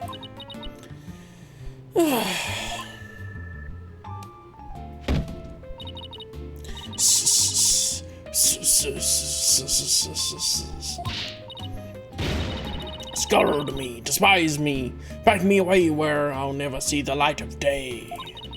I've been cast aside to waste away into I've been cast aside to waste away into a big pile of mushy paper mache. Or maish, because there's no accent on the E. Or marquee. You never know. I kind of feel responsible for this, but now's our chance to prod her for information while she's vulnerable. I bet that's what you were just thinking. What kind of person do you think I am? You read me like a book. Alright, let's go. Scuttling scuttlebutt. That was you on the stage earlier, wasn't it? Why'd you run off like that?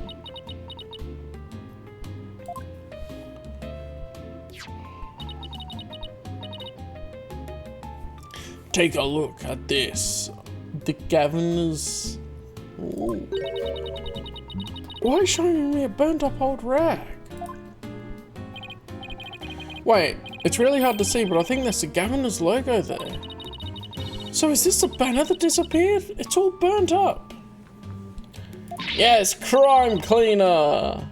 Wipe the past clean with crime cleaner. Get sparkling clean with brute force.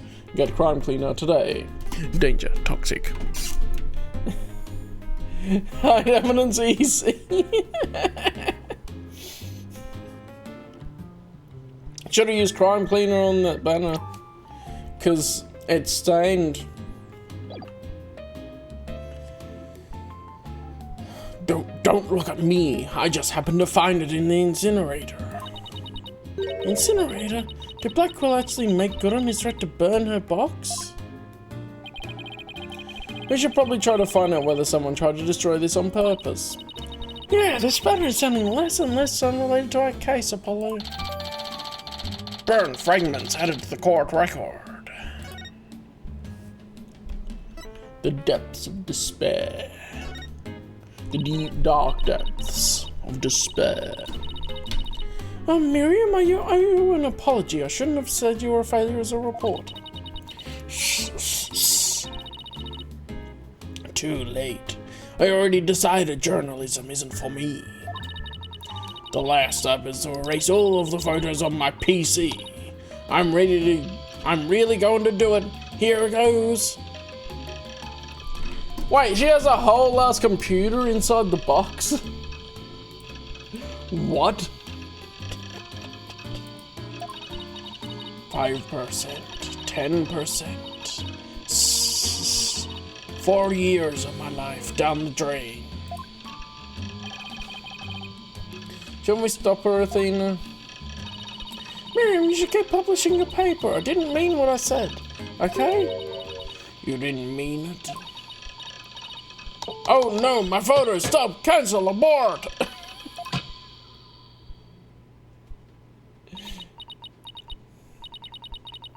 Did you stop it in time? Deletion progress. 99% complete. There are only 2 pictures left.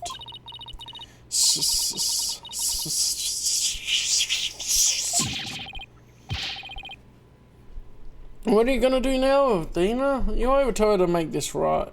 What I was supposed to do? It was her own damn fault that she deleted her photos. Although, theoretically, if she was any good at journalism, she would have backups. I know. Your photo technique. But don't worry, Miriam, your photos may be gone. But the memory of your photographic genius will live on forever in all of our hearts. Show me the 2 photos. They're probably relevant to the case. Oh, Athena, that was cringe-worthy. Hey, Miriam, check this out. You took some amazing photos of the 3 of them. I'm sure they really appreciated it. Bro, 2 of these aren't even photos. That looks like you just drew the 2 at the top. Or at least heavily edited them, and then you had the one down the bottom. Oh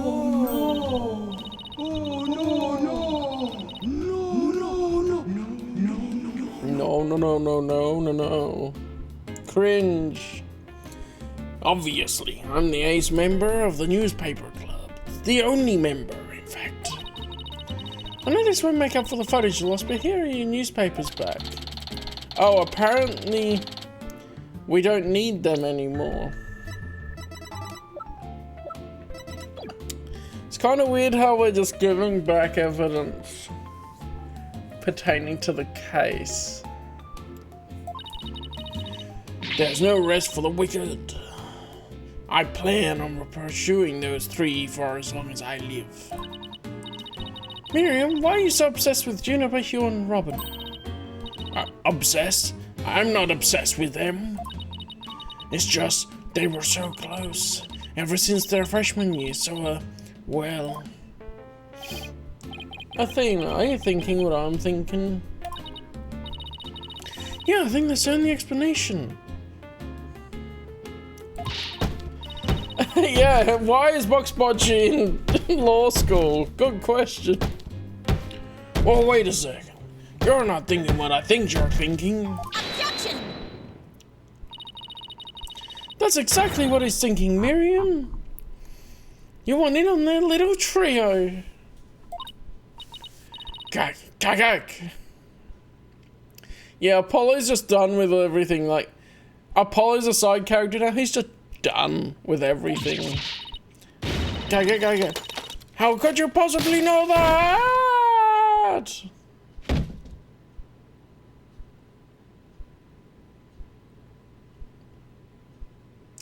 He looks so done, man. That's one abused laptop.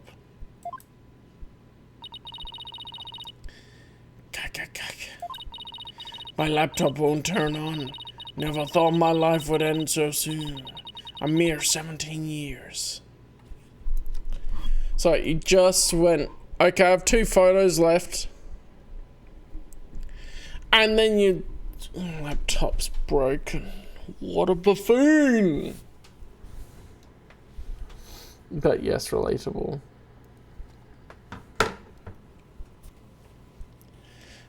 You're very relatable with Apollo. 23 and already done. He was 23, wasn't he? Yep. And then Phoenix has gone sort of through that now, and then he's come out the other side like, alright, yeah, sure, just let the kids have fun. I really feel bad. Oh, I know. Miriam, we have a laptop at the office. We'd be happy to lend it to you. Athena, that's not gonna solve the issue. Huh? You have a laptop I could use? And keep and load all of my porn onto? Sure, but on one condition. I want you to ask Jeannie, Hugh and Robin if you can hang out with them. What? Like I could ever do that? Sorry, but that's the deal if you want to borrow our laptop. You scare me sometimes, Athena. You're like good cop, bad cop rolled all into one. Okay. Fine, I'll do it, if that's what you want. Yay, I'll be by later to bring you the laptop. Wait, it's not like I owe you anything, but here. So thanks. Oh, it's a set of pictures. Yes, the 2 pictures that she had left. Looks like they're setting up the stage. Yeah.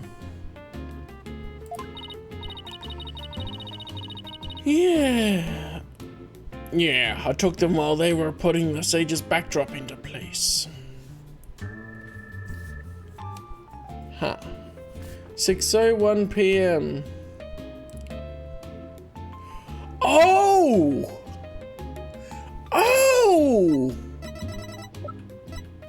So they literally took the photo at the exact time the backdrop was in front of the art room window. What? That can't be a coincidence. That's a bit of a straining the sense of disbelief. It will be done again soon. Yeah, I'll complete that. Wow, you sure have an eye for photography from what I can make out anyway. These are the last two photos that didn't get deleted. They're all yours. But you had them printed out. And your laptop doesn't work. So that means all of your photos were printed out anyway. Scuttlebutt's a dumbass.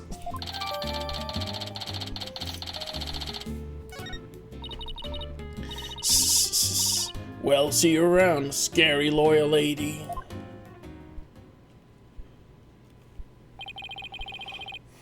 That was really impressive, Athena. What's next? Well, I'd like to talk to Hugh or Robin if possible. Okay, let's walk around and see if we can find them. No, we were going to the art room. Yeah, the art room.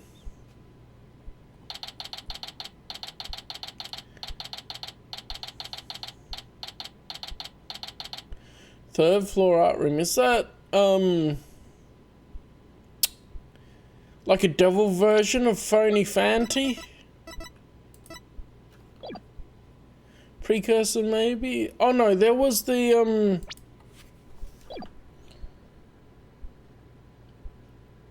whole thing where they showed the poster with Phony Fanty and the other one that Genie had.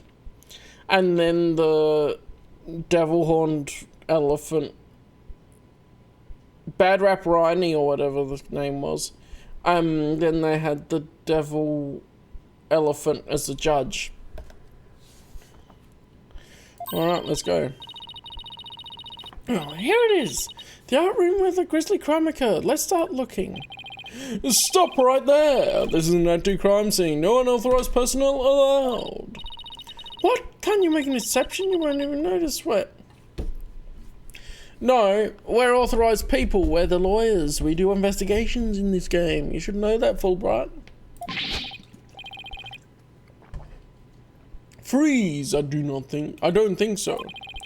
No exceptions. I'll now move along and nothing to see here. He doesn't seem very accommodating this time. Let's try again later. We can't present our badge to him. Okay, apparently that's not it. Lecture hall then. Hallway. There we go. So one of them.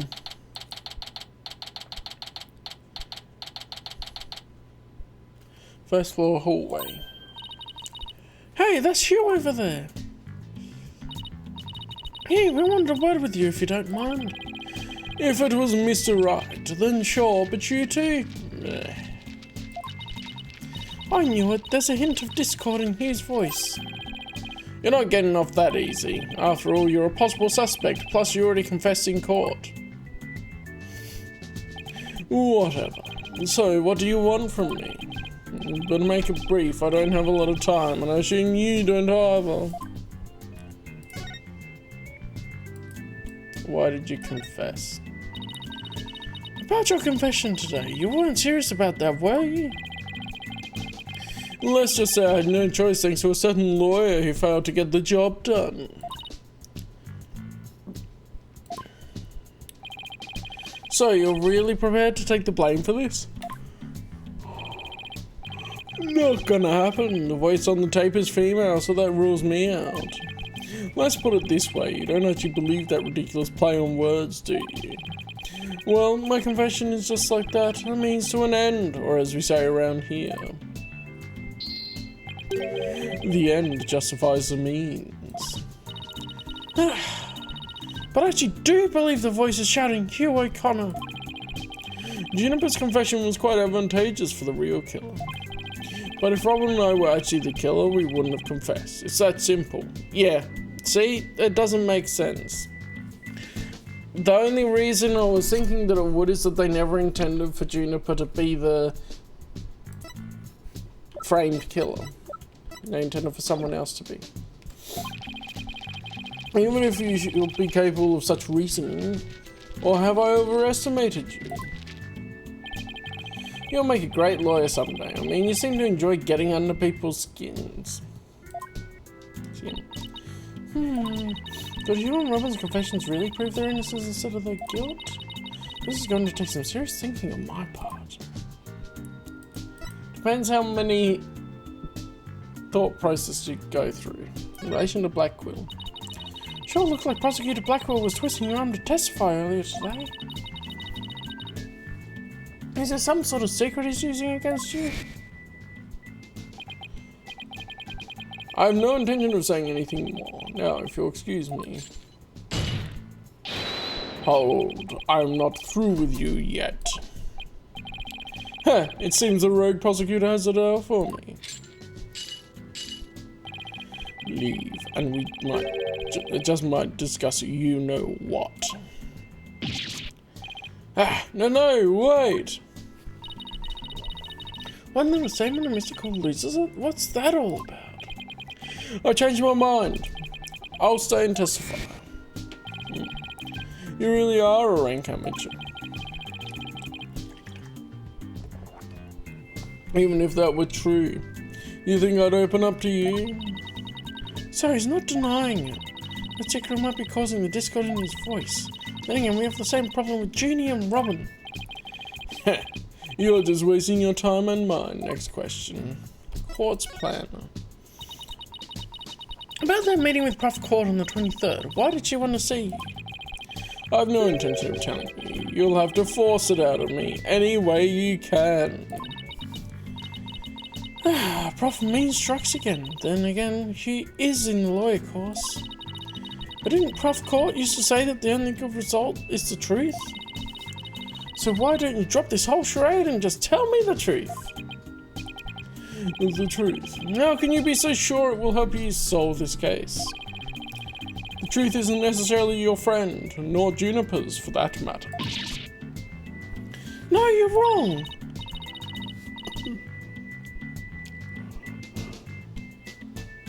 I don't care what anyone says. I'm going to defend Jeannie the right way, using the truth. That's the only way to honor Jeannie's wishes and Prof. Court's memory. I see. Very well, Miss Sykes. I'll testify tomorrow about that truth you're so interested in. Yeah? But...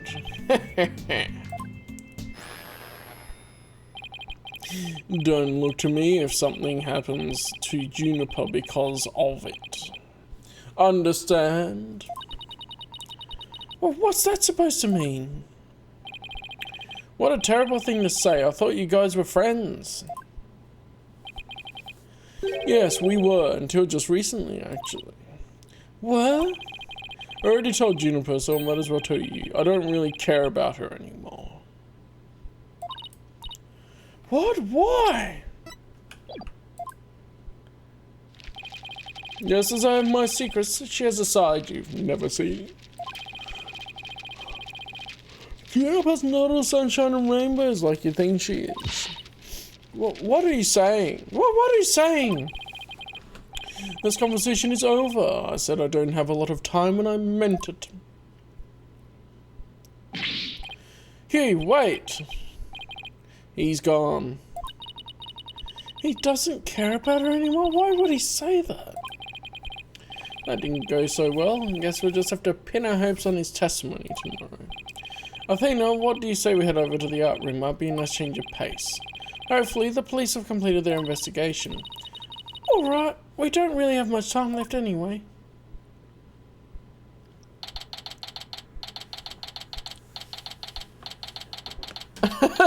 Character and fitness examination?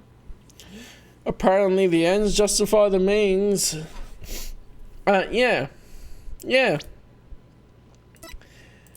Yeah, and who's doing that, huh? The Dark Age of the Law, where they remove the character and fitness examination. Bet. And there's the winch. Okay. Oh no, they wouldn't. Ha ha ha! Why, if it isn't my little lawyer friends again? Thanks again for lowering the school banner for us earlier. Don't mention it. Helping those in need is what my brand of justice is all about. Wow. I mean, that makes a lot of sense. But, oh yeah, damn. Right, so this art room was where the murder actually occurred. Well, that's right. You can't see it with the naked eye, but there's a blood on the floor. That area roped off in the middle of the room marks the spot. The police investigation is done, so if you want to look around, knock yourselves out. Art room investigation. What did you find? Find anything new, Detective Fulbright? Ha ha ha! Good question. Unfortunately, the answer is nothing much yet. He sure is confident for having found nothing. But if we're talking about outside of the art room, there has been a major breakthrough. Oh dear, unless I find out what that is, I don't know what I shall do. No need for the theatrics. I was told I could fill you in on this one. Wow, you saw right through me, Detective. I'm impressed. After the yeah, that'd be the thing. Like, shouldn't that be a regular thing? They check in every 5 to 10 years to make sure you have a character and fitness test again. Looking to get arrested for murder via unwarranted flattery, are we? Right, the breakthrough. You'd think so. It's a bit like driver's licenses. I feel like, especially as you get older, they need to give you a more regular driver's tests and things, because then that'd help people be better drivers. Also, the clock there says like 10 past 7 or 10 past 8. So, what's the major breakthrough you mentioned? You want to know? You really want to know? You really? Picture. Come on, just tell us already. Oh, you're no fun. Anywho, we got the results of the voice print analysis back. Voice print? You mean for this tape recorder? Exactly. The voice belongs to the suspect, Miss Woods, beyond a shadow of a doubt. See right here? They analyze the voice on the tape inside and out. Okay. And you thought the voice on the tape was saying, Hugh O'Connor! Ha ha ha ha ha! Thanks for the good laugh, Miss Sykes. He's the last person who went laughing at me. So now there's evidence of Juniper shouting, You're a goner, around the time of death.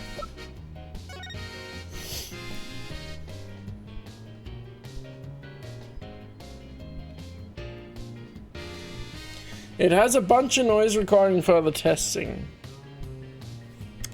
Have we checked? So they testified that it was 10 past 7 in the art room, but how do we know it was? We're getting a few bits of evidence here too. If you were to take this as truth, how are we supposed to make sense of it? Maybe Juniper, when she saw Hugh, said, Hugh O'Connor! I don't know, I can't think of any reason why Junie would shout that in the first place. Okay, let's look in the room. Hey, this area with the rope around it. Well, that's where we detected a large blood stain. In short, the victim was stabbed here or somewhere close by. The fact that there's no visible blood means it was wiped up with something, right? Right, but we were able to detect trace amounts of blood. Merely wiping it up does not remove all evidence of wrongdoing, and that, in a nutshell, is justice, right? I'd appreciate it if you let me have the cool lines. Oh, he's doing the thing. I want to say the cool lines.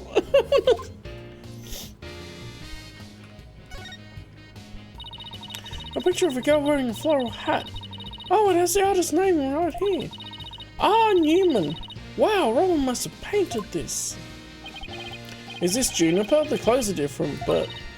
Oh, look, there's a piece of paper stuck to the back. Let's see what it says. Completely lacks Prof. Court's artistry. Must keep practicing. Robin. I think this is plenty good myself. I wonder what it would have looked like if Prof. Court had painted Juniper. I bet it would have been really artistic looking. It's probably this one. Prof. Court did a Picasso version. A picture of a girl wearing a floral hat. Oh, it has the artist's name right here. C. Court. Wow, Prof. Court must have painted this. Yep. She's an abstract artist. So this is what they consider art? I really don't get it. I swear I've seen this girl before. There's an air of fragility about her, and there's pity-inducing eyes. Who is this again? Her name's on the tip of my tongue. A mock trial script on the floor, and nearby an envelope marked Use. I wonder if Miriam's script was ever really inside that envelope. Let's see, by Miriam Scuttlebutt, and the title is Rouge et Noir, Crimson Blood and Dark Judgment. Oh, now that is a cool title. I wouldn't take that part.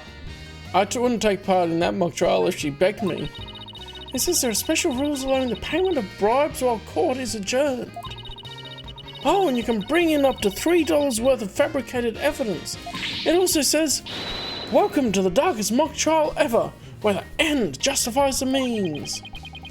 The prosecution claims this is the script that was supposed to have been used. But the scripts were selected by Prof Court, considering how much she valued the truth. I seriously doubt she picked a script entitled Crimson Blood and Dark Judgment. Wow, you have that title memorized already? Crimson Blood and Dark Judgment, of course. What's this thing? It kind of looks like there's a prosecutor's badge at the top of this statue. But it's not if you look real close. Another strange, difficult to understand work of art. Wait. Prosecutor badges? I don't think we've seen many of them. Only shown around, but it makes sense. Oh look, it has a title. Guilty, guilty, guilty. Heh. Real creative art. Either as too abstract to understand, or as subtle as a sledgehammer. Ooh, the pottery. Look, a piece of pottery. Looks like it's already been fired. I bet Robin made it.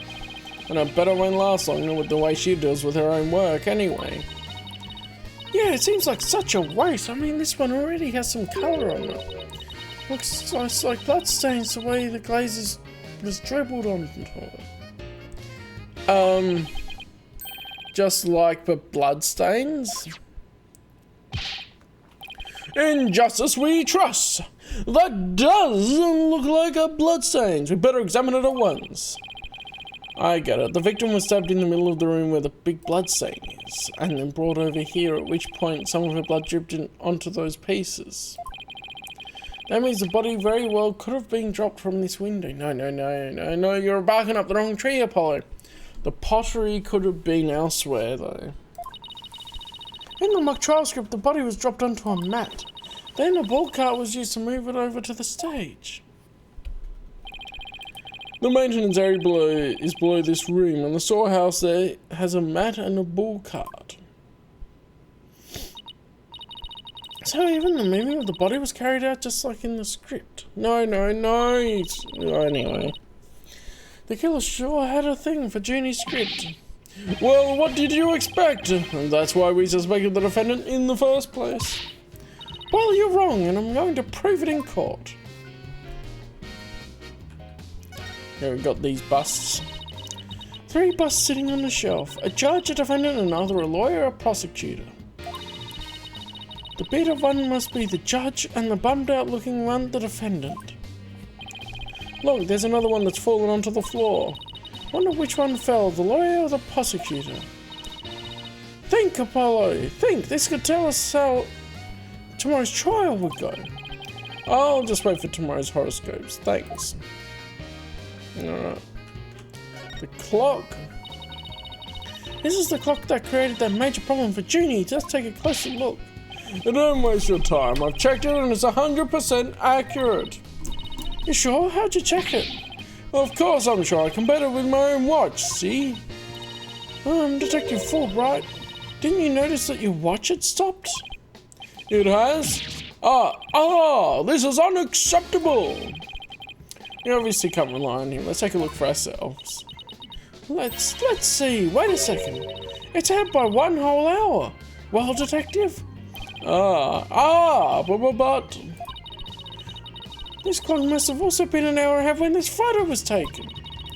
If so, that will fit perfectly with Junie's testimony. Prosecutor Blackwell won't like this. I almost feel sorry for the detective. Almost. You can at least pretend to feel sorry by wiping that big grin off your face. Well, wait just 1 minute. The clock is an hour ahead right now, sure. What proof do you have that it was running ahead on the day of the crime? That's a good question. Wait, I think I just might have something. Detective Fulbright, you would agree that there is a moon outside the window, right? Sure, a nice crescent one, like something out of a picture book. But if you look at that window in the back with the winch attached to it, you'll see that the only view to be had is the opposite side of the school building. Oof, then what's this moon doing here? I wonder. Yeah, I know. Prosecutor Gavin, you're scheduled to perform on the school festival, weren't you? That's right, but I hadn't seen this stage until yesterday. That backdrop with the starry sky and big crescent moon isn't half bad. Isn't this the same as the one painted in the stage backdrop? Proof's right here, detective. This shows it was 6 PM when the photo was taken. Take that! I know what this moon really is. And if you look at this photo, you'll know too. This shows where the moon in the photo came from and the truth of Junie's testimony. Well, what? Where? Where does it show that? If you look right here, it will all become crystal clear. The crane, I imagine. I was still prepping the stage, so its backdrop wasn't in place yet. This photo shows him in the process of moving the backdrop into position. I can see that. That's a big board hanging there. The size matches too. Well, there's no picture. That's the crucial detail. It is, but I believe we're seeing in this photo is the back of the board. The back of the... That's right, and around 6 PM when this was taken. A photo of the same board was being taken from the front. What do you mean the front? The front is against the wall.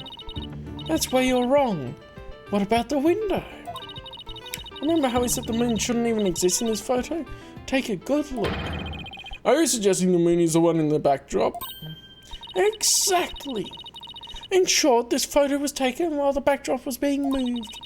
And as you can see here, it was around 6 when the backdrop was being set in place. So, the art room clock was running fast, at least as far back as the day of the murder. How can I ever face Prosecutor Blackwell now? Yes, I just blow a hole in a piece of the prosecution's evidence. Alright, let's see. Other things to look at. Oh, this here. Isn't that a mock trial script? Actually, there's a whole bunch of them here. Let's see, looks like everyone from the judge court submitted one. The victim consul's court was the Fine Art Club's advisor, so she probably spent a lot of time up here in addition to her other duties. This isn't where I'd keep a bunch of scripts, but I'd wager that's how they wound up here. Poor stressed out overworked prof court. I know exactly how that feels. You must, because your desk always looks like a tornado hit it. You're the one to talk, Apollo. Me? What about Mr. Right? Maybe we should rename the firm Right Stuff All Over the Place Agency. Not the winch. So I'm wearing a winch, so this is how they read the banners in and out. There's a nice view of the stage from here.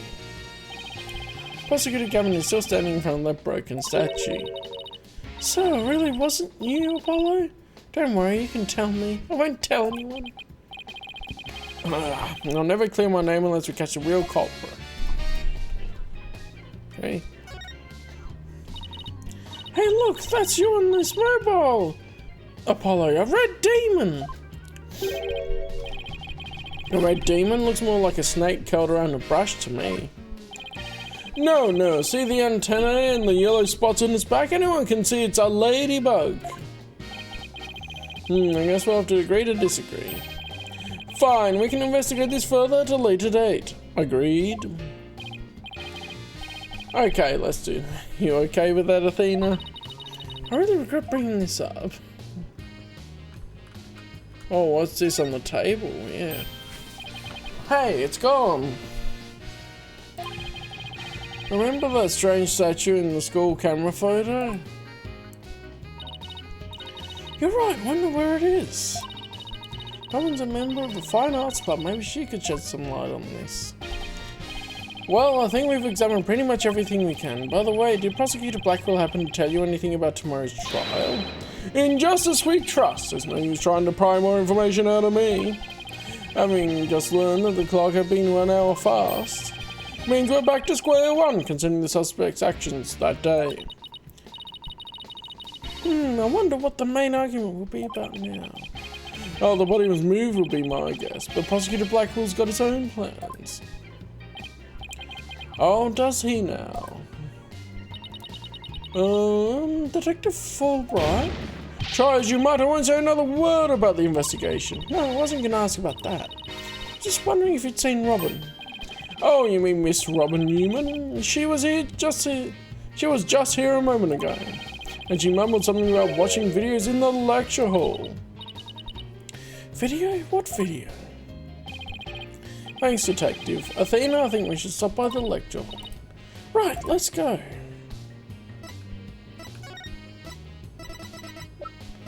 They're uncovering some interesting stuff. I'm not sure where they're going to go with this tape at the moment.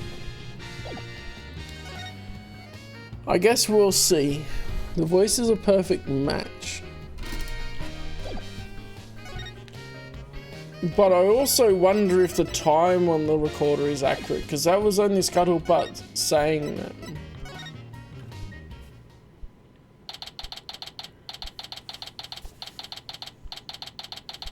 Alright, Illegal Academy. Oh yeah, there's the statue in here. I thought it would have been in the lecture hall here. There she is! Robin! Hey, Robin! Oh, I have to think of the voice. I did it earlier. This stream. Oh, Athena! Apollo! Man! There we go. What are you watching there? Oh, it just happens to be a video of the mock trial. I had to use a bit of coercion to get it, but the end justifies the means, right? There it is again. The prof mean sure has a lot of influence around here. Oh, no, what's their internal thoughts? Care to look into the true connection between the murder and mock trial with me? What's this animation? She has a fourth one?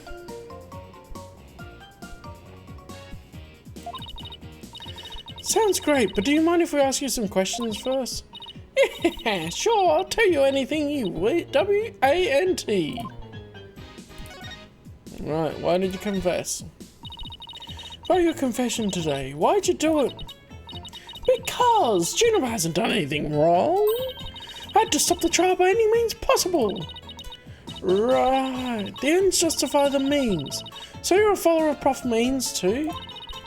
Prof Means is a wonderful teacher, as was Prof Court. I like them B-O-T-H. She brushed that one off like a pro. But with no soul of justice, you run the risk of breaking the law.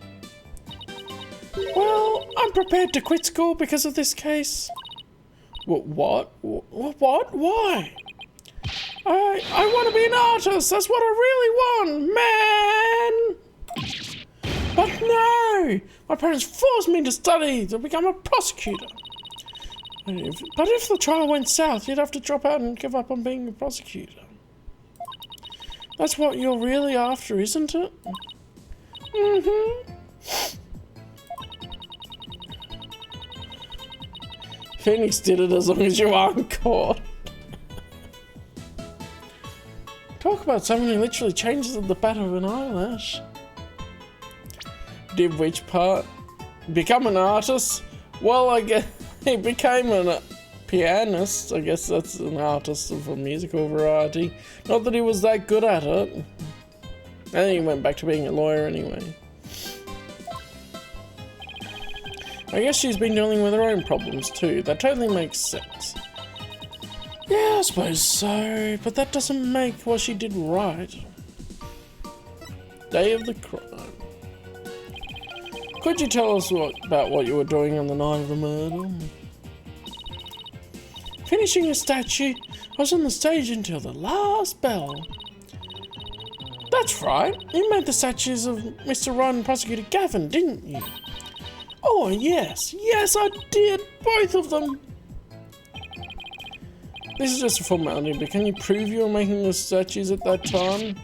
Can I prove it? You think I'm the killer now? No, that's not what I meant. Both you and Robin were still at school after 7. But neither of them can prove exactly what they were doing.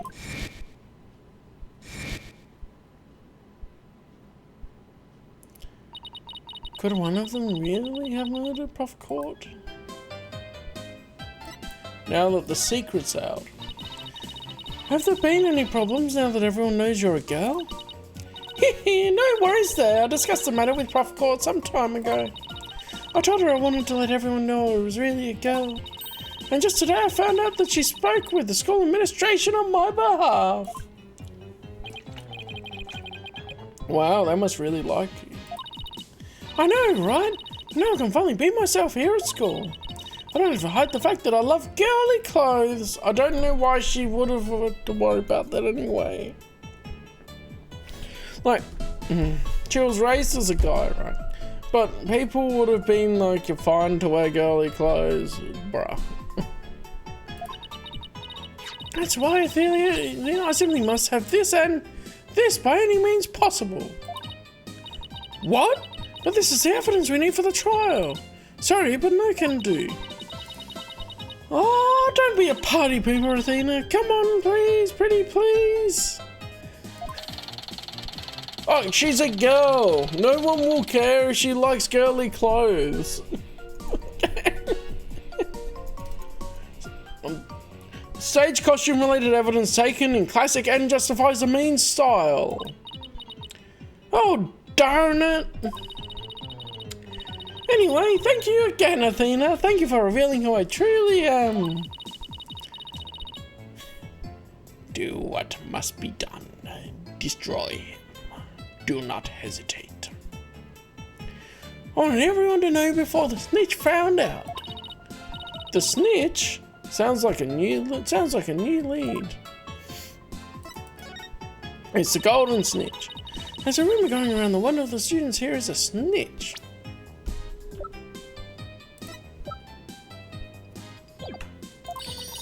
I hear they're watching everything we do. Our activities, our relationships, our interests. I'm reporting it all to one of the professors.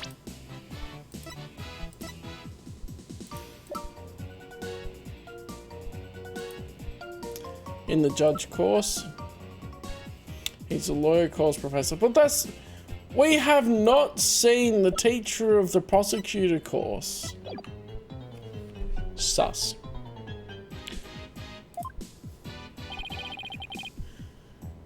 But why would anyone do that?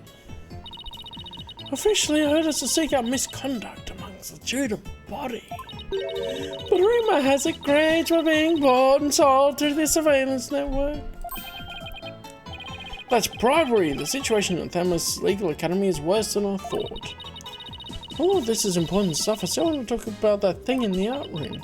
I'll have to present some evidence to show her what I'm talking about, though. Yeah.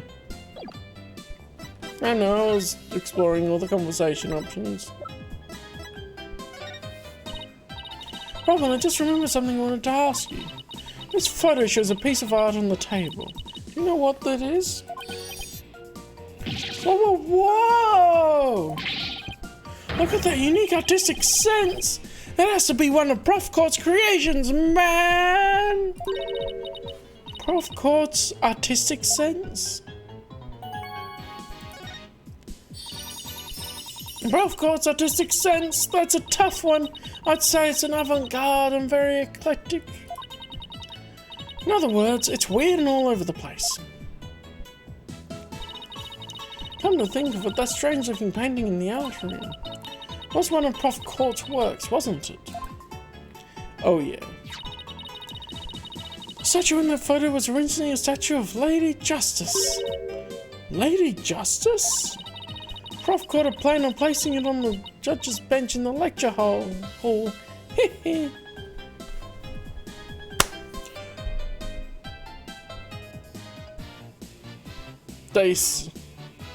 sent the art piece down and it smashed the statue of Gavin.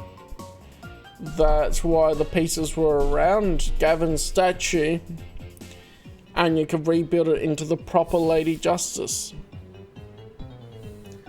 Oh yeah, at the moment, it's the professor. He's the sussiest, and it's pretty telegraphed. But where is the professor for the prosecutor course? Because there's a defense attorney course, which they call lawyer. I don't know if that's a proper translation or if it's an error.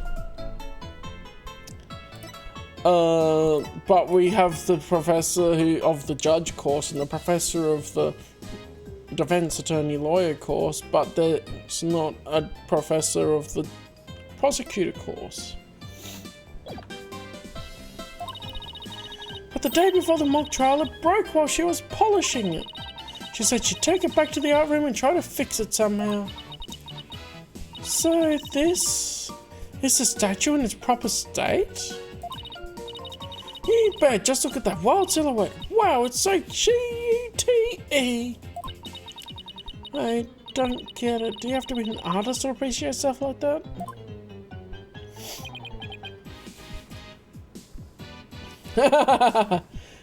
Now, I really want them to have a case that it's probably going to be like the final case of one of the games. I really want them to do that.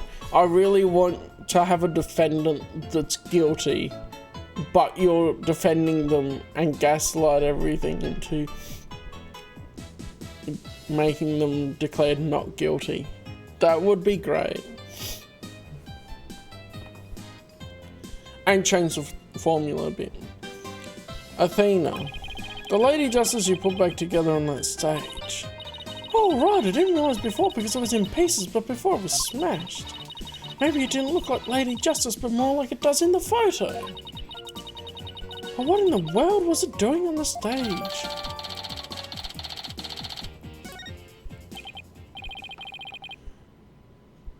Well, I think that about covers it. I am thinking the body was in the governor's flag. For extra weight, they put the statue in the school banner. They burnt the governor's banner because it was full of blood, but then they didn't notice the blood went on the school banner. Okay, then how about watching the mock trial video with me? What do you say? Sure, sounds good to me. So, how do you want to watch it? Our classroom desks still have their own built-in computer, you know. Wow, this place is definitely a lot cushier than I thought. I know you guys are in a hurry, so I'll just fast forward to the important parts. Let's start with the professor's pre-trial speech. Alright.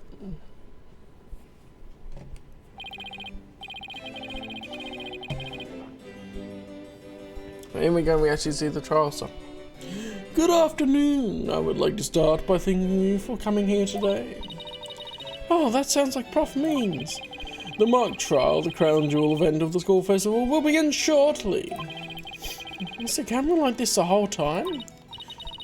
Yeah, it's in a fixed position in front of the stage. Boring.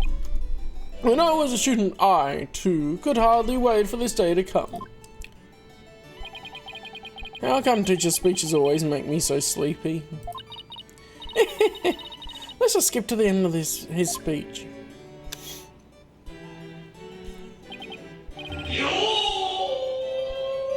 That was good timing for the juniper jump scare in the picture. Now, let the mock trial begin. So Juniper couldn't have shifted it because she was in there, right? Hey, what's the deal here? Why is Junie so large in this shot? Do you not know how cameras work, Athena? She's closer to the damn camera, that's why she's so large. And in charge. Looks like, to me, she cut right in front of the camera. Juniper was also in charge of the audio. She's huge! Even though she was already playing a part in the mock trial itself. She had to do it to keep the script details secret. She was all over the place that day. When she wasn't in the trial, she was in the audio control room dealing with the music. Oh, so this is what the lecture hall looks like. Looks like there's a judge's bench back by the screen and a witness stand up front. What about those balconies with the professors' names on them?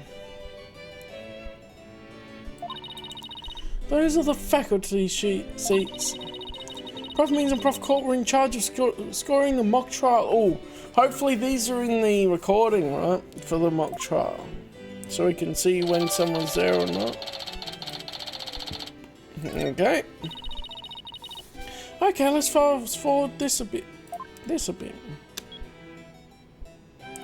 Damn, we can't see what the professors were. And that's why I find the defendant is definitely guilty! Oh, that was me, could you tell? Objection. A frail Cohen used her bare hands to stab her professor with an arrow? I don't think so. You read that line in the mock trial, Apollo, but you made it sound kind of weird. Cut me some slack. It was my first time reading that script. I think Juniper's going to speak next. I didn't do it. I'd suffered a breakdown and pretty much lost it. It's true I shouted you're a goner, but I didn't mean it.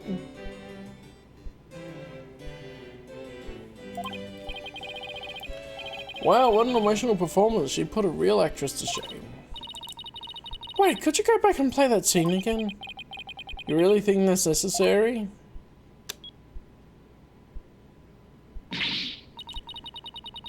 I didn't do it. I'd suffered a breakdown and pretty much lost it. It's true I shouted you're a goner, but I didn't mean it. Stop, did you hear that? I think you're onto something. Let's play that last part again. Oh, they loved that. I don't follow. What are you guys so excited about? I think this piece of evidence should explain it. Time to show Robin a piece of evidence that thinks the line referred to the case.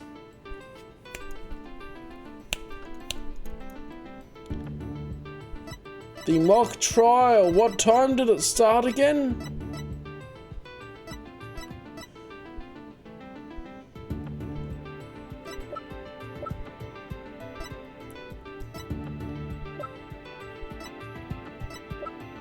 Anyway. Take that! I'm sure you remember this. It contains a female voice shouting a violent threat. I'll play it for you. You're a goner!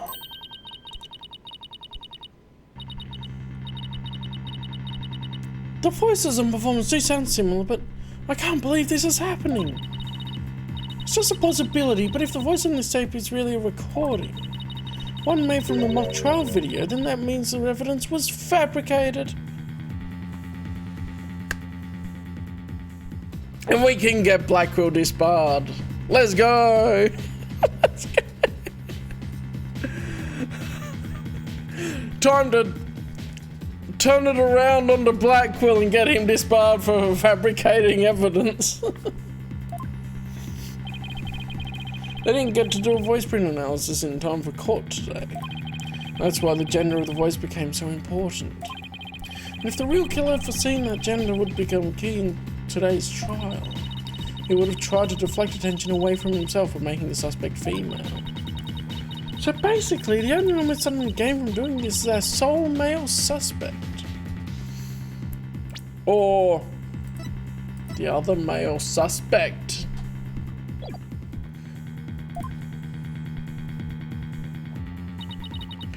Wait a second. No way! Prof Means credo is the end justifies the means. Well, out of whom we know, right? Because she is the other professor, but she's a victim, so obviously she's not the killer. Aristotle Means is the only professor that's alive that we know of from the academy. Ergo.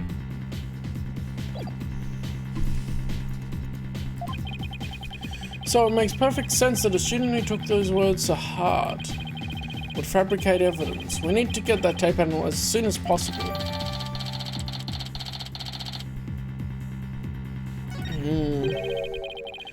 Allow me to assist you with that. Oh. Wrong one. I thought Fulbright would come around. Allow me to assist you with that. Prosecutor Gavin, at least make some kind of noise so we know you're there. It's go big or go home with the rock star entrances, Fräulein. Timing is everything. She's secretly alive? That's what you're going with? That would be hilarious.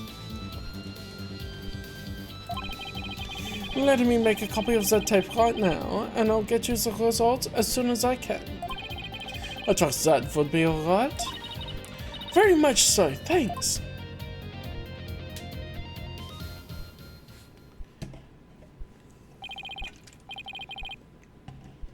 Well, Athena, it's almost sundown. Isn't it about time we head over to the detention center? I think Junie will agree that this is something that could prove her innocence, but... Yeah, he's in his own Hober phase. Like, it's kind of weird because Gavin doesn't really seem to have a role other than, oh, he's just rocking up and helping.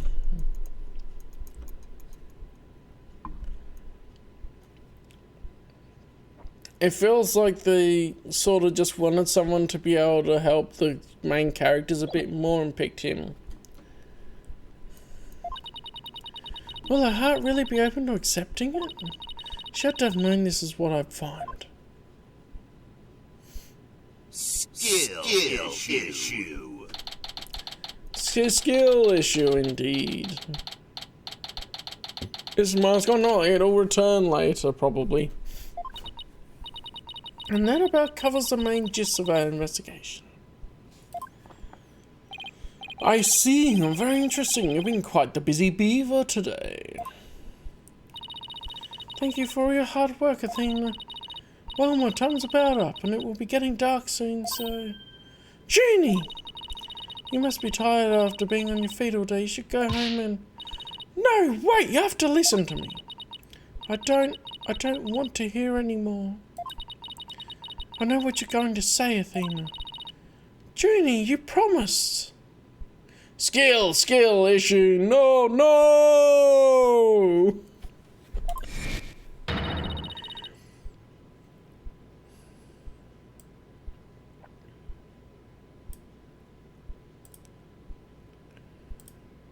I was just looking at the time for the skill issue. No!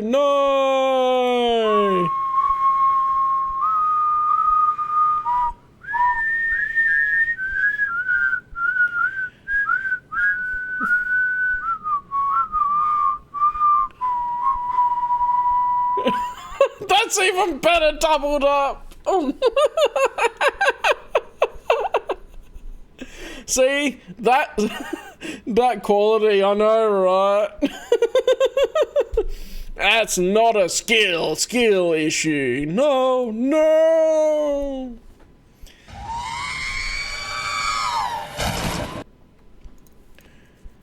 We're going to discover the truth behind this murder mystery. And we're going to bring you solid evidence showing just what that truth is. If we succeed in doing that, I want you to promise you will accept it, Junie, no matter how hard it is to hear. Skill issue. No.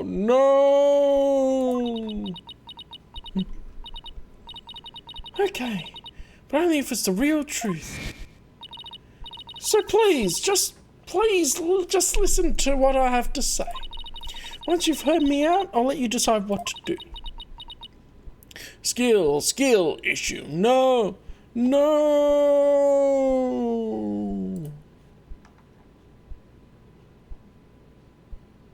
I'm just checking how long that goes for again. I think it was 5 minutes. 10 minutes. Okay, yeah, that's why I checked.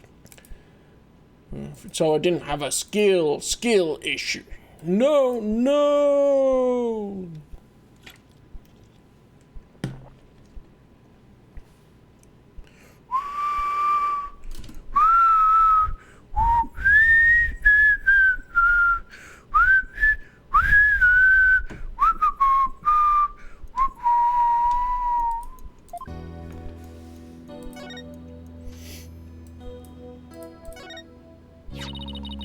The voice in this recording has been proven to be yours, Junie. And in the mock trial video, we can hear you reading your line from the script. We're having both of them analysed now, but from what I can tell, the voices are the same. And the only one who benefits from faking the voice recording would be Hugh, or we're ignoring Aristotle means, because we have a skill issue. No!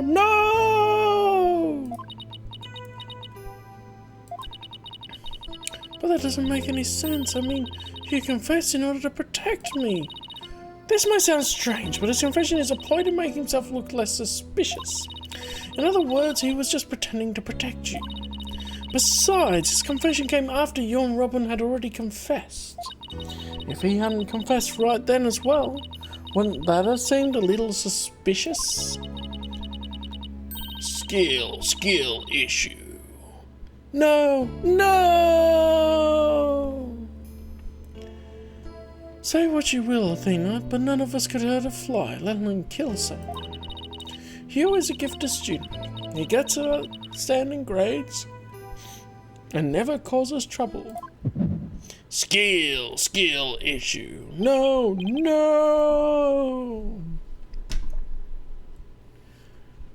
Wait, Athena!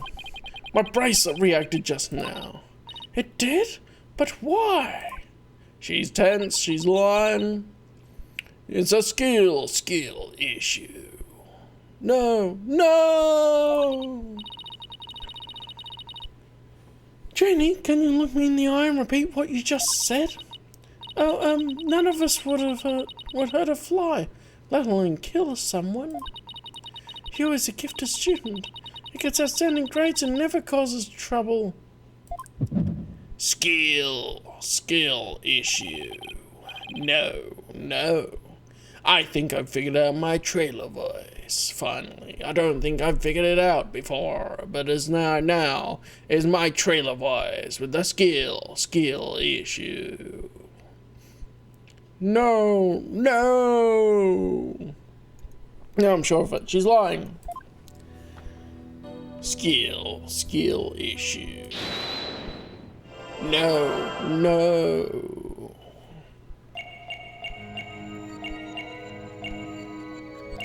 So, okay, if I look down here first, there's nothing to really move there, so it's outstanding grades.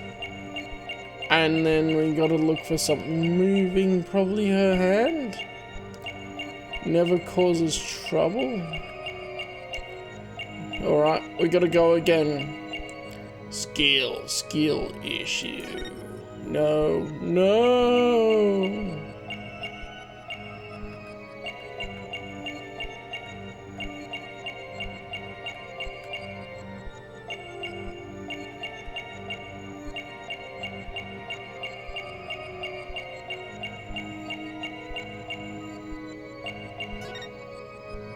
She stopped blinking.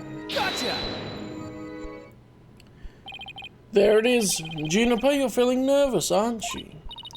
No, that's the one thing I'm not. The student council president isn't so easily shaken.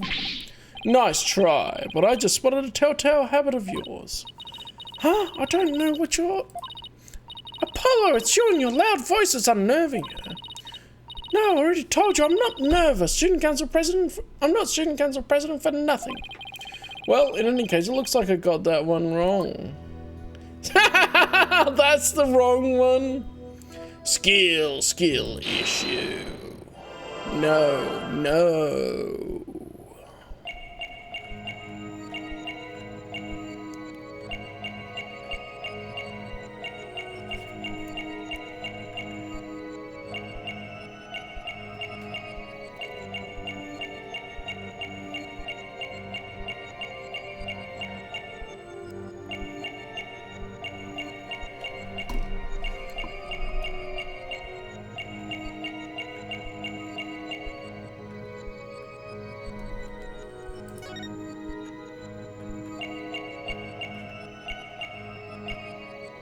There's some movement of a scarf here. So maybe that's the skill issue. No.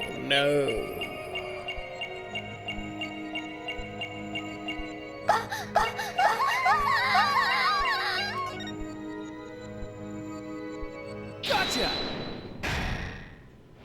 That was it. We had to look at the boober to understand that one. It was a skill issue. No.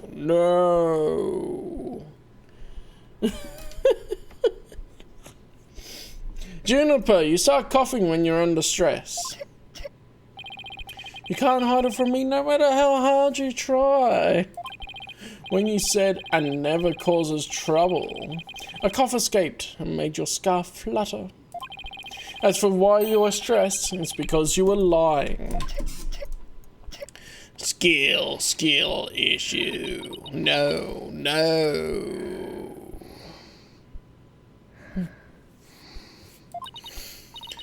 Junie, you're trying to hide his connection to this case, aren't you? And I believe that also ties into a secret about yourself. A secret? About me? I don't understand. I'm totally a virgin. We totally didn't already do it in the art room.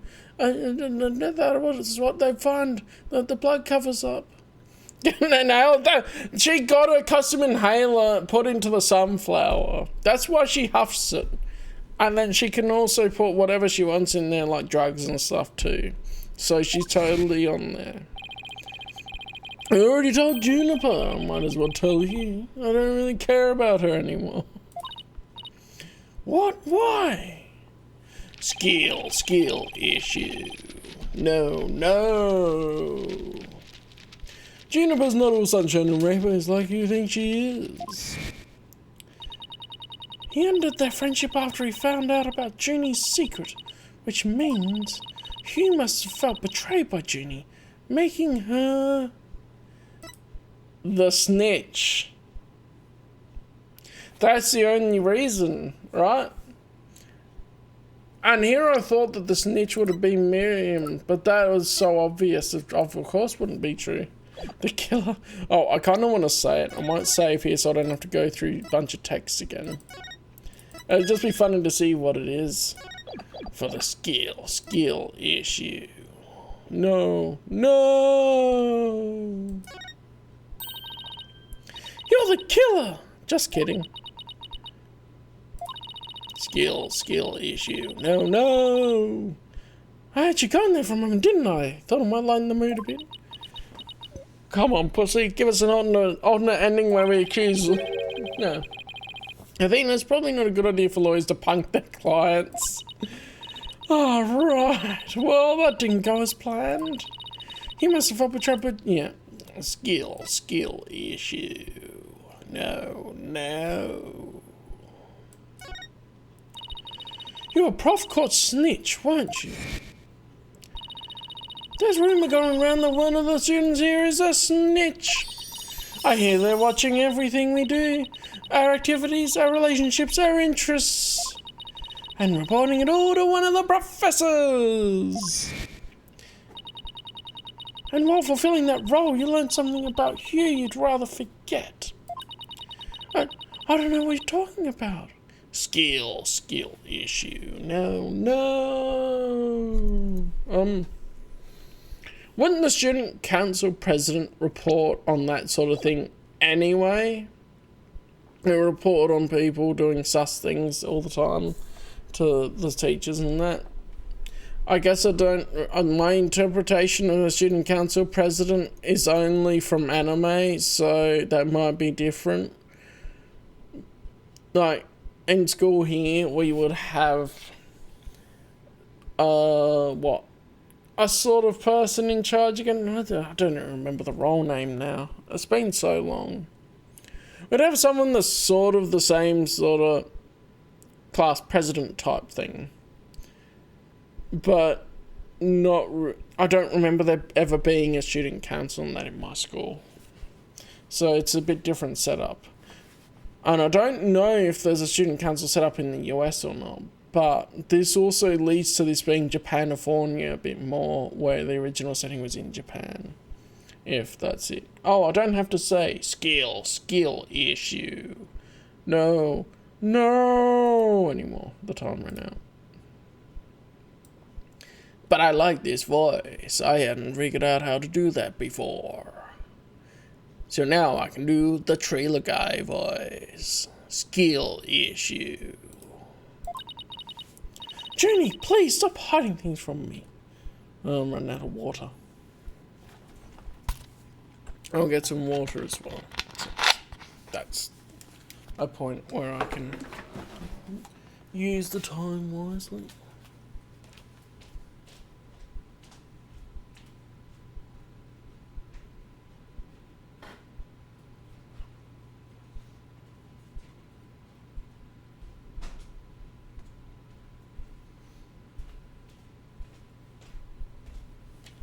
Thirsty work doing all the voices.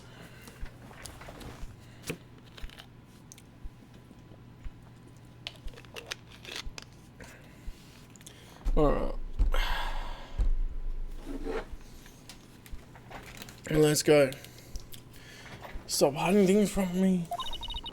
I hate having to force things out of you like this.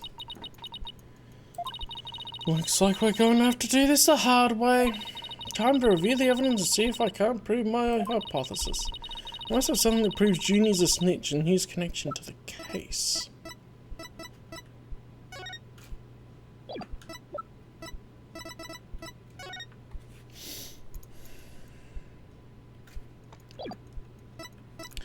What would be the snitch part?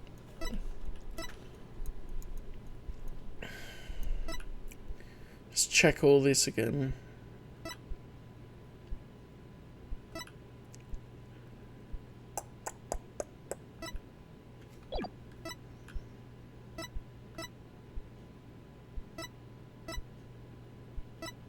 She's not part of the art club, but her fingerprints were on the all.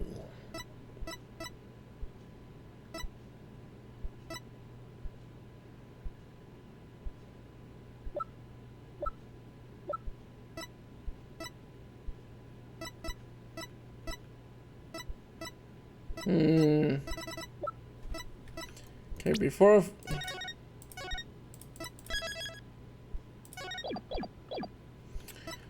I'm thinking the picture. Take that! I'm relieved to see you coming around. You see, I wasn't trying to hide anything. Generous one cool customer thing. Well, wait, I don't think that was the right piece of evidence. Okay. Whatever you want to show me won't change the fact that I've already told you all I know. Okay, it's not that.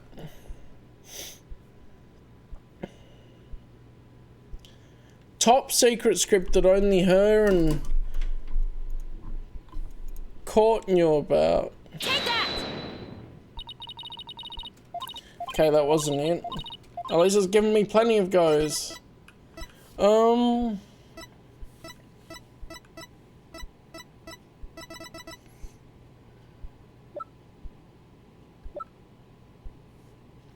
It's tricky because they were in constant contact as well, working on the mock trial stuff.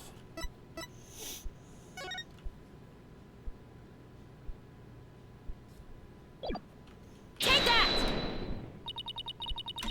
Okay, I was looking for... Oh, it says routine report.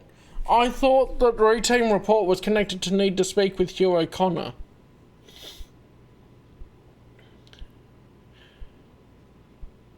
I didn't think of it as a separate item. So I thought that was all talking about Hugh. Right here in Prof Court's planner it says routine report. I believe this is meant to mean when the snitch would report to Prof Court. I also believe Prof Court planned to meet Hugh in private based on the snitch's info. And from their meeting, he must have put two and two together and figured out your secret. So you see, it all makes sense only if you're the snitch, Jeannie. Oh no, she's crying now. That's a different cry than before. They've actually done varied animations. Good. Ah! Forgive me, Thena. I've been lying to you this whole time. The truth is, I suspected you from the start. Now she's back to this cry. You did? Now this is surprising. I'm so sorry. We talked about friendship so much, but I've been a terrible friend. Juniper, I don't have that special kind of hearing that Athena does, but I don't need it to sense the pain you're feeling inside. And its intensity is directly proportional to how you feel about your friend. Am I right? Apollo. Please, Junie, tell me why you suspected Hugh. I have a feeling that will be the key to getting to the bottom of this whole case. Oh boy. What exactly was your role as class snitch? Prof. Coulter told me how Academy alumni had strayed from the path of justice. The dark age of the law, huh? She didn't want any more of our students going astray like that. But a few others at the Academy shared her view. I thought her ideas were beautiful, no sad and unrealistic. She asked you to be her eyes and ears, didn't she? Yeah, and you can be on the council, but not have the rank of master. I used to report to her once a month about any wrongdoings I'd seen or heard about. And that report session in the planning, the one from 22nd of October. And that report session with her plan, and the one from October 22nd was a part of that. Yes, that's when I reported Hugh to Prof. Court. She snitched on her own friend? A report on O'Connor. I had accidentally overheard you talking. What did you hear? He was talking to someone on the phone. I think it was one of his parents. What were they talking about? Something about having paid money for good test scores. I only overheard him talking, so I never did find out who the money was going to. What? That's bribery! Uh-huh. What if Prof. Court was killed because the bribe money was going to Aristotle? He was buying his way through school, and if that's the case, then that evidence that always seemed out of place might actually be about his secret. Take that! I found this while we were investigating the stage. It's got Hugh's name on it. I didn't know what the number meant at the time. But now I'm hearing about bribes. It must mean that a bribe of 120 grand was to be paid in October. Oh, I thought maybe not $120. I thought maybe like it could be 12,000 or something. $120,000 for the good test scores. Wow.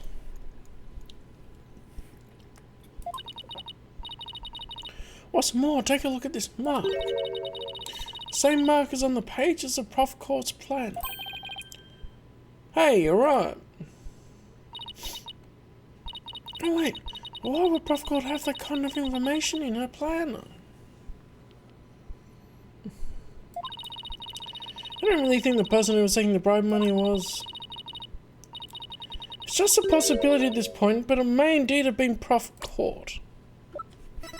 No, I don't think that's... like...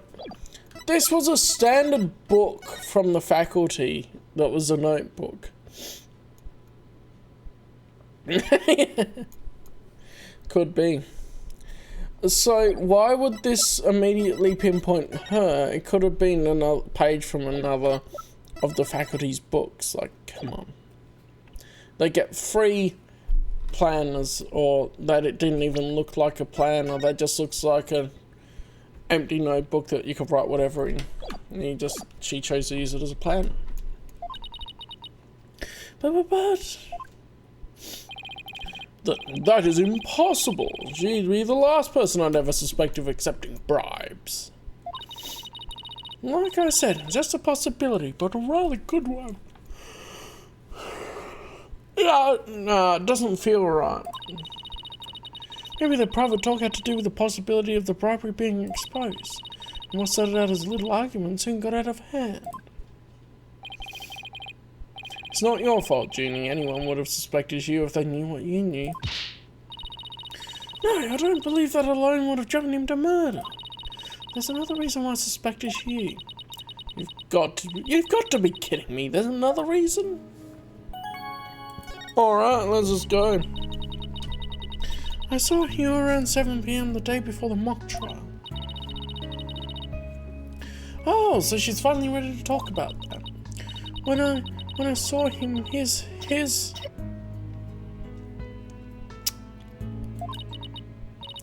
Oh, Athena! Jenny, are you alright? Just try to relax and tell me what happened. I never wanted to see what I Cutscene! did, but I'll have to live with it, won't I? In that hallway, Hugh's hands... His hands were dripping with blood.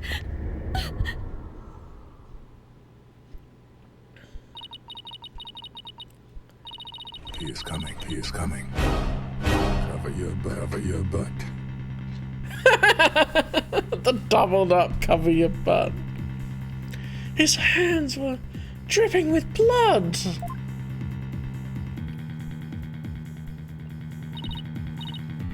What? But why?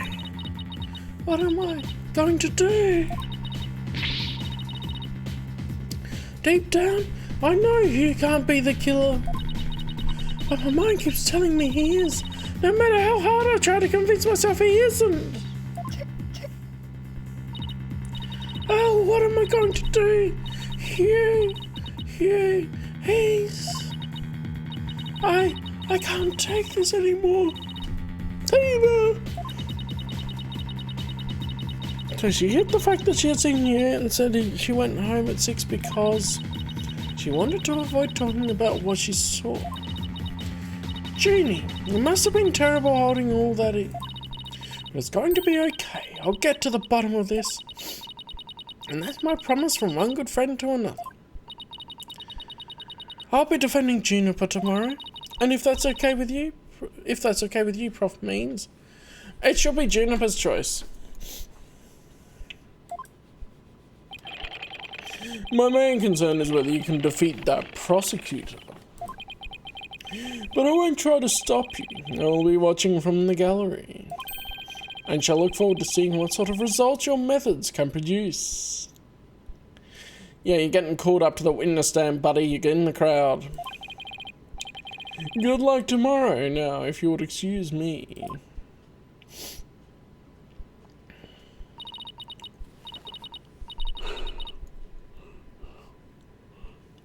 Tina, I'm sorry. I really mean it. I wish I'd trusted you from the start. You have to uncover the truth tomorrow. I know you can do it. But don't worry, we already know that the prosecution's key piece of evidence is a fake. And thanks to you, we figured out the motive too. Let's give it our best shot, Athena. Let tomorrow be the day Juniper walks free. I wouldn't have it any other way. We should be all ready now. What could possibly go wrong this time? Well, you never know. Still, there's this strange, uneasy feeling I can't shake. I'd better be imagining it.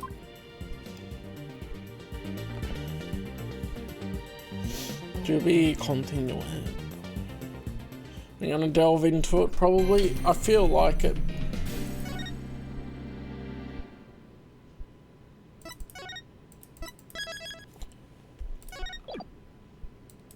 Let's go.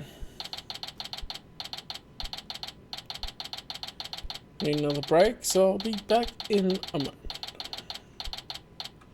The 26th of October, 10:15 in the morning. Defendant in Lobby 3 in the District Court. Were you able to sleep last night? Huh? Oh, sleep. Sure, I slept. For a grand total of 0 hours.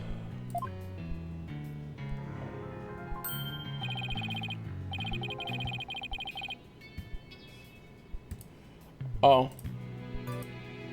I still had the other music on. That's right. That's what threw me off. That's like, what's the piano doing? He doesn't have a new theme. It would have played by now.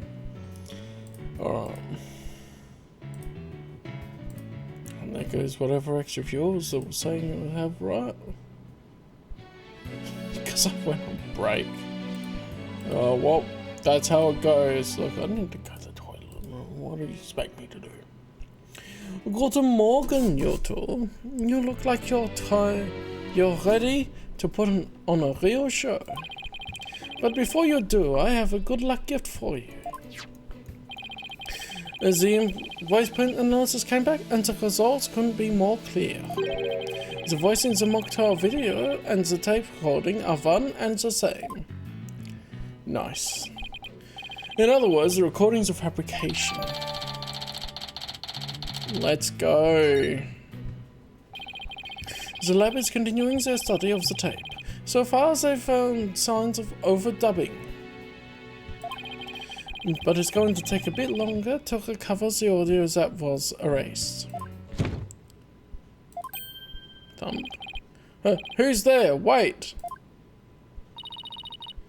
Did you see who it was? No, I got a quick look, but they got away.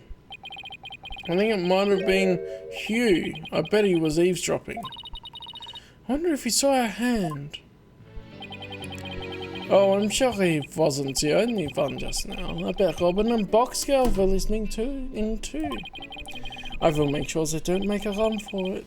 That is my final gift to you. Okay, all that's left now is to reach out to the truth. Time for a mini Courts of Seal workout. I'm Apollo Justice and I'm fine. Your turn. I'm Athena Sykes and I'm fine. Alright, let's get going. And he started at 10 o'clock sharp in the morning.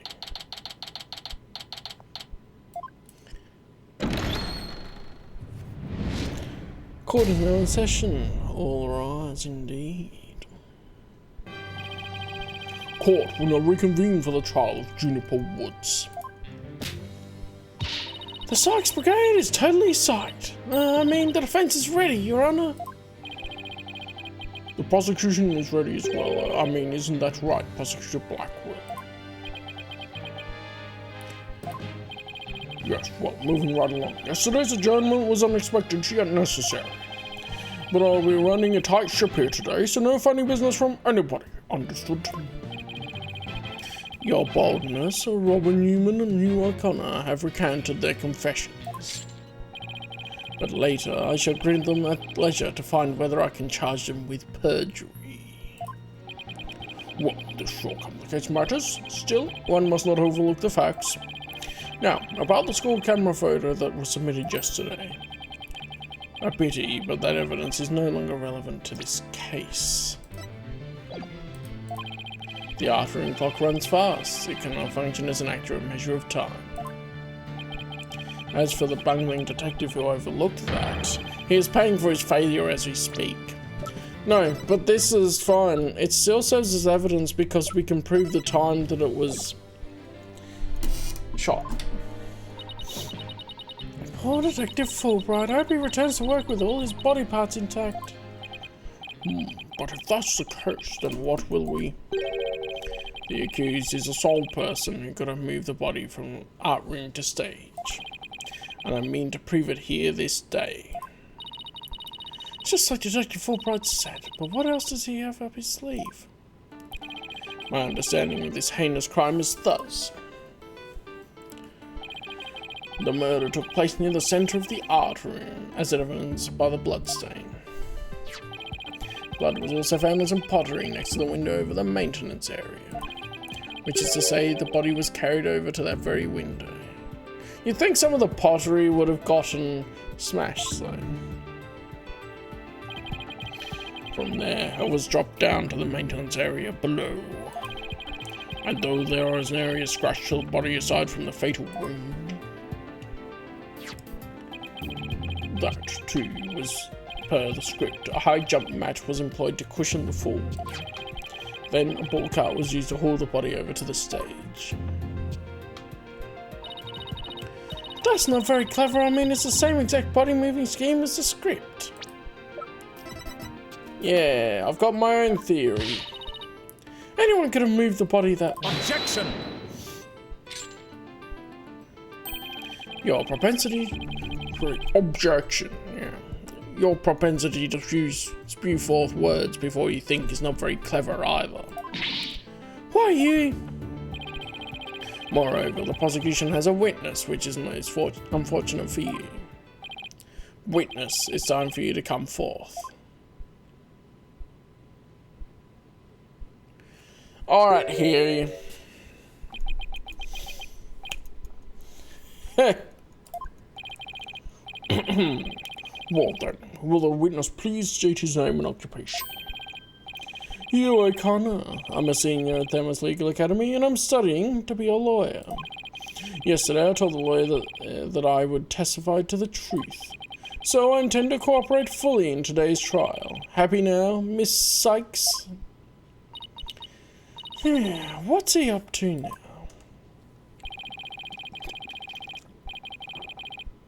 The court appreciates your cooperation, Mr. O'Connor. Now your testimony, please.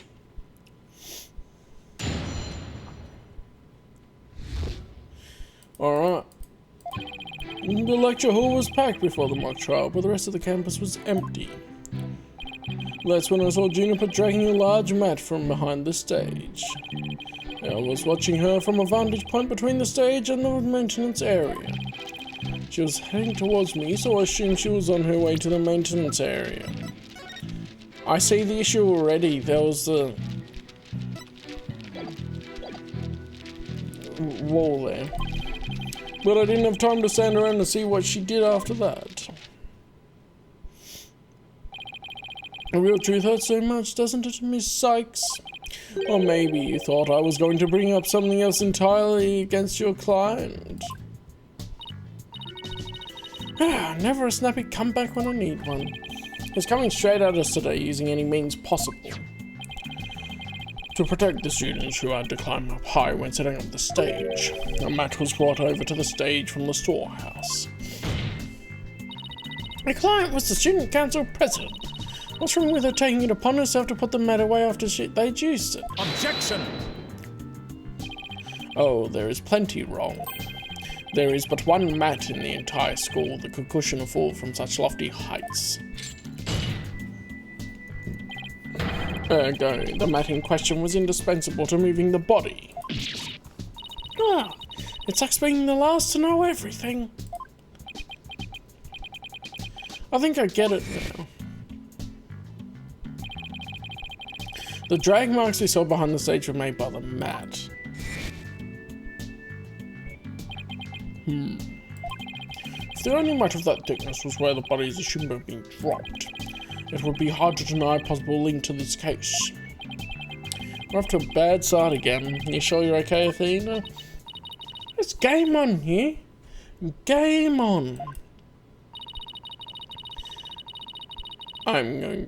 I'm going to turn your arrogant perfect score grin into a teary-eyed frown of failure. Alright, let's go. I keep forgetting to pay attention to her widget. Because it's probably interesting. Anyway. Hold it right there. What? I was just getting to the important part. Eager to unsheath your blade, Sykes Donald. Your heavy breath heaves to where I stand. Objection! Yes, how rude! A human's breath doesn't travel anywhere near that far. So, the only issue is distance? You're not denying that you're a heavy breather? I'm just saying that scientific studies have proven that it's not. Hang in there, Athena. No matter how many insults they hurl, it won't affect the judge's opinion of you. What about my own self-esteem? Let's get back to what happened before the mock trial. Alright. Hold it! This was a different direction than I thought it would open up with. But okay. Our client was simply putting the matter away. It had nothing to do with this case. Objection! That is where you are wrong. There is but one mat in the entire school that would cushion a 3-story fall. Hence, the mat dragged by the accused was essential to moving the body. If you win this one, I promise to donate another thick mat to the academy. Now, show me how to show you the truth. You will have my full cooperation.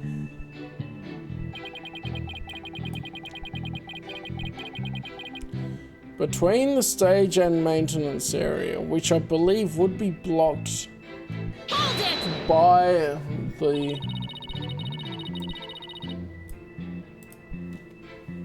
barrier that was put up. Mr. O'Connor, are you positive you are standing exactly where you said? I was between the stage and the maintenance area, and she was behind the backdrop. He's sticking to his guns. The issue here is where he was standing when he says he saw Junie. But nothing I always say will mean anything without evidence. Time to dig a little deeper. Oh, and before you ask, I had my glasses on. Therefore, I'm positive it was Juniper. That is not an issue.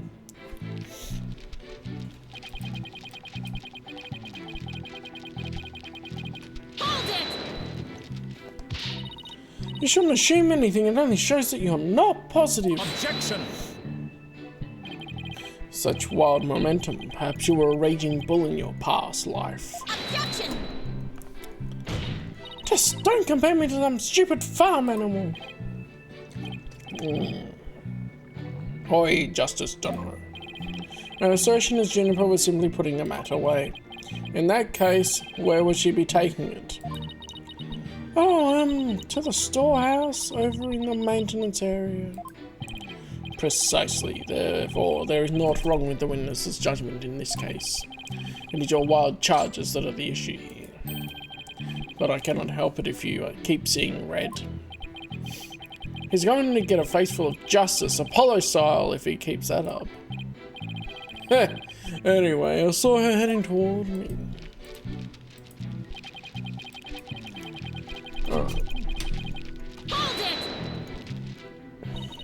Then it's entirely possible that someone else moved the body, correct? Objection! Are you mad or simply merely delusional?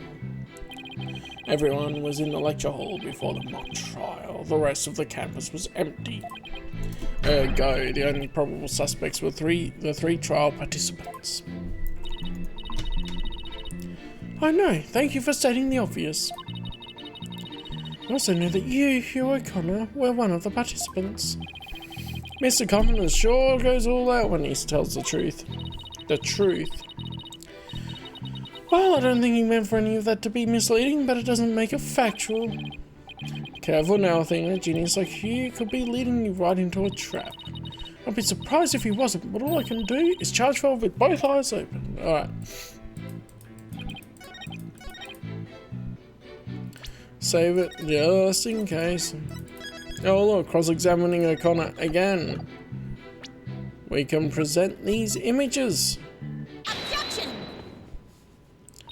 So, you saw the back of the stage from between the stage and the maintenance area? Well, let's take a look at this photo taken by Miss Scuttlebutt, shall we? This photo shows the students setting up the stage the day before the mock trial. Do you see the big construction screen to the right of the stage in the background here? Why, yes. In fact, there were a bunch of those next to my house until a few days ago, too. It was so noisy behind there, but I couldn't take a peek. Oh, how it piqued my interest. Exactly, Your Honour. You cannot see past those screens. That is their purpose. Now, let's see. How exactly is that screen positioned again? Aha! Since it was to the right of the stage, it should be right here. And from this vantage point, the witness claims to have seen her client behind the stage backdrop. Oh my, but the screen would have been completely in the way. That's right. Therefore, the witness couldn't have possibly seen our client from this point. Youch.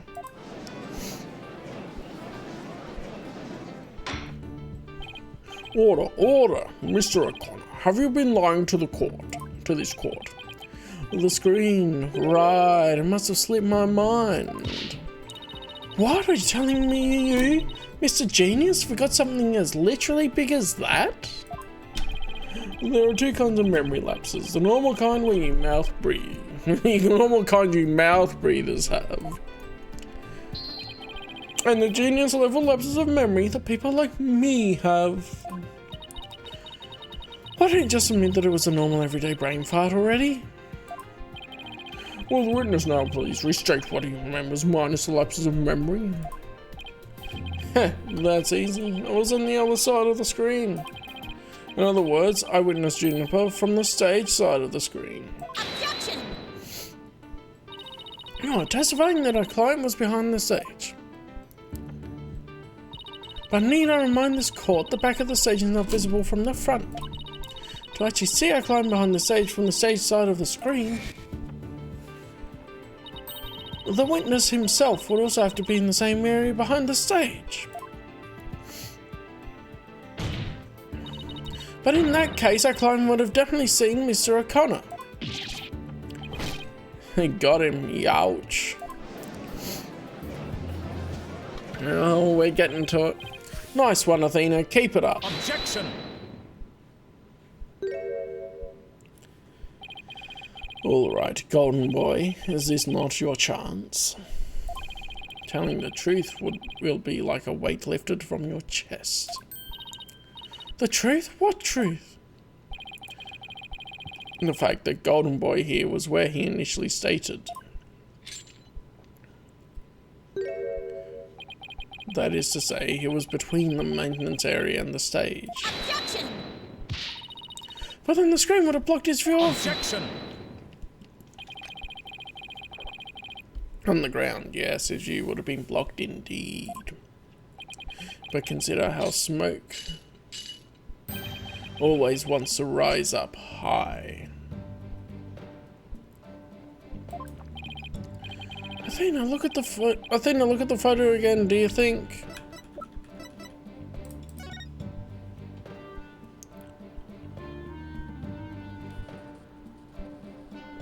I don't see him in that crane. That could be him. Dang nabbit, he was in the damn crane. He's got an answer for everything.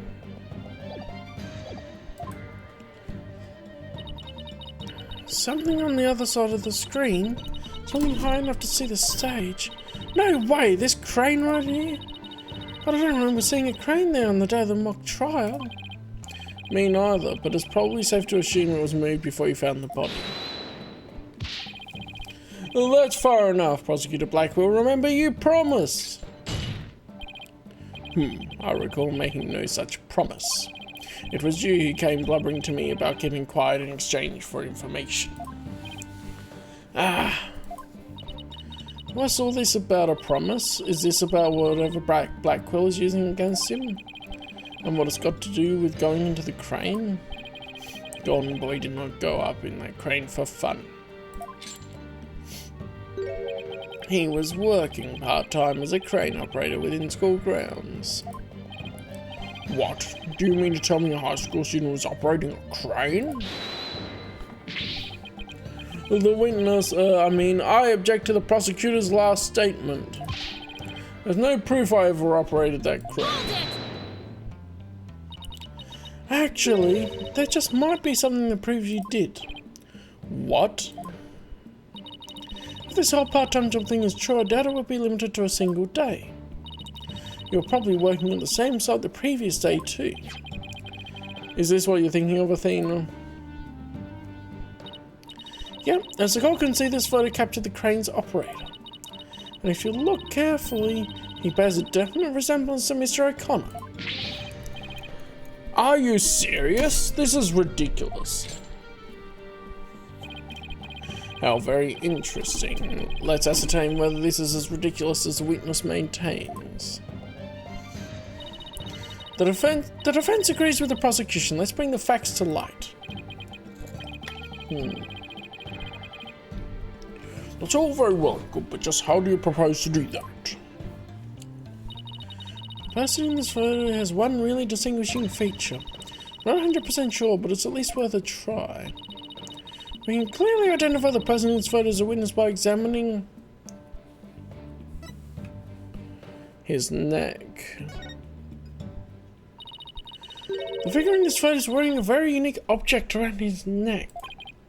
Well, yes, you can see it right there, but then are you saying you mean to... Mr. O'Connor's neck is almost entirely concealed by his tall collar. That's exactly why I believe this warrants further examination. Right. It's a choker of some sort? No, not a chance. That would be a blatant violation of my privacy. You are a disgrace of a man. Now start unbuttoning that collar before I hack it off. Yeah, what's the big deal? Now let's see your neck. Oh, we're gonna get that Hugh O'Connor neck. Guess I have no choice.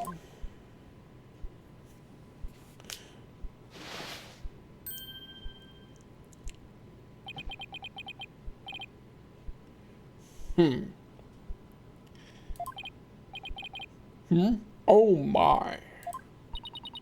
So where did you buy that neckband, if I might ask? I didn't buy it. It's handmade and there's only one like it in the world. Is that the proof of friendship?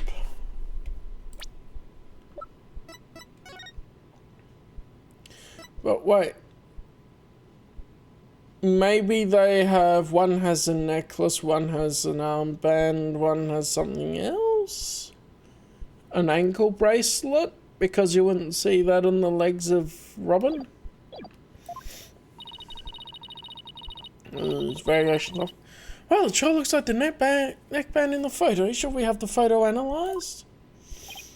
Heh, you are one irritating lady. Fine, I admit it. I work a part-time construction job. It has nothing to do with our school. Operating heavy equipment's no big deal for a guy who can parallel park one-handed. But I never expected one of my jobs would take me to my own school. But when you factor in all the required tests and apprenticeship period, wouldn't you have to be at least 20 to have a license for operating a crane? Oh, about that. You see, I'm a genius, so you know... Objection! Let us dispense with this inane charade, golden boy. No, Prosecutor Blackwell, please don't! High school seniors are 19 at most, thus they fail to complete the requirements. But that does not apply to you, does it, Mr. O'Connor? Why doesn't it apply? He's a senior, so he's around that age, right? No, don't, please! Genius meets a genius. Actually, Golden Boy here is 25. He took a 7-year break from school.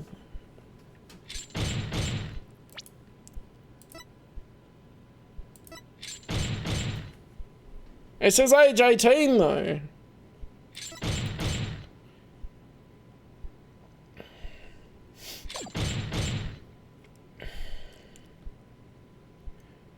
Yeah, even the Falcon is laughing. I'm also thinking, like, it's a law school. Surely they get people that go to law school that are older anyway.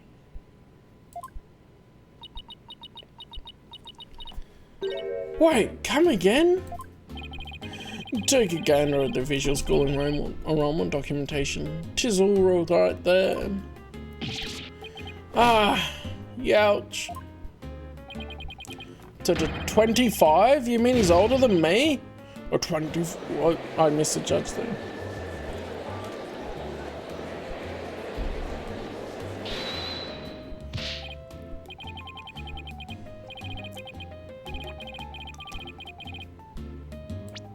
Oh, history. A 25-year-old high school student? No.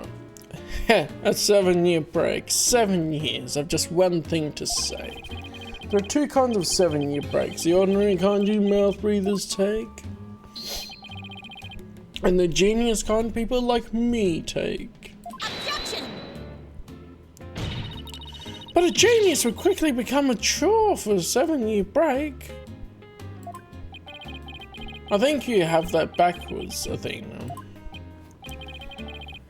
Even geniuses make mistakes. I just happened to make mine only 7 years in a row.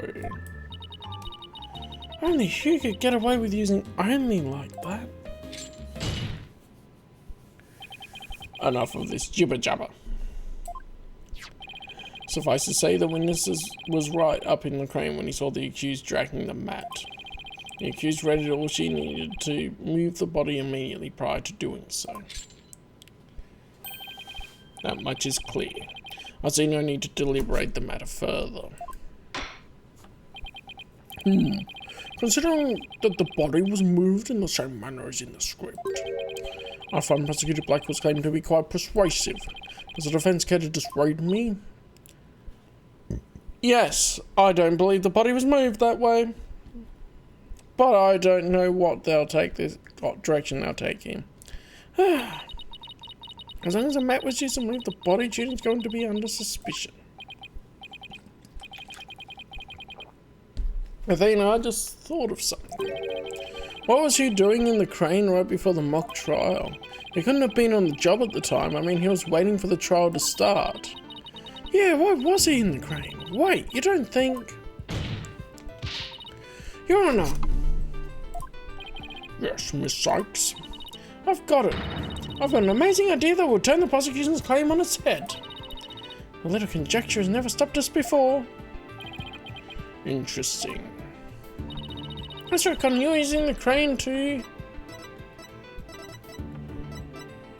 That is also an option, to move the body, and he would have wrapped it in the banner. Alright, let's do that. The body was just like it was in the script, so it must have been moved like in the script too. At least that's what the prosecution believes. How simplistic, even foolish.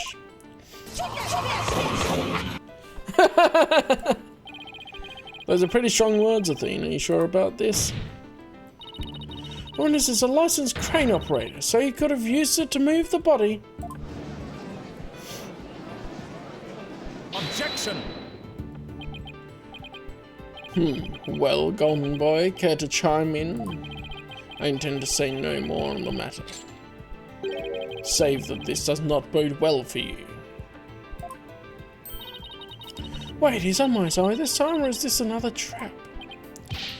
Watch this. I can use a bow and arrow one-handed. What's the point in that? Which means he could operate the crane and fire an arrow into the body at the same time. He's just condemning himself. Wow, that's a crazy level of dexterity. I can even drive a crane with one hand. That's easy. But operating the crane itself is so complex, it requires both hands. Now, I would have to look at this. Oh. Oh, please tell me that's a ketchup stain.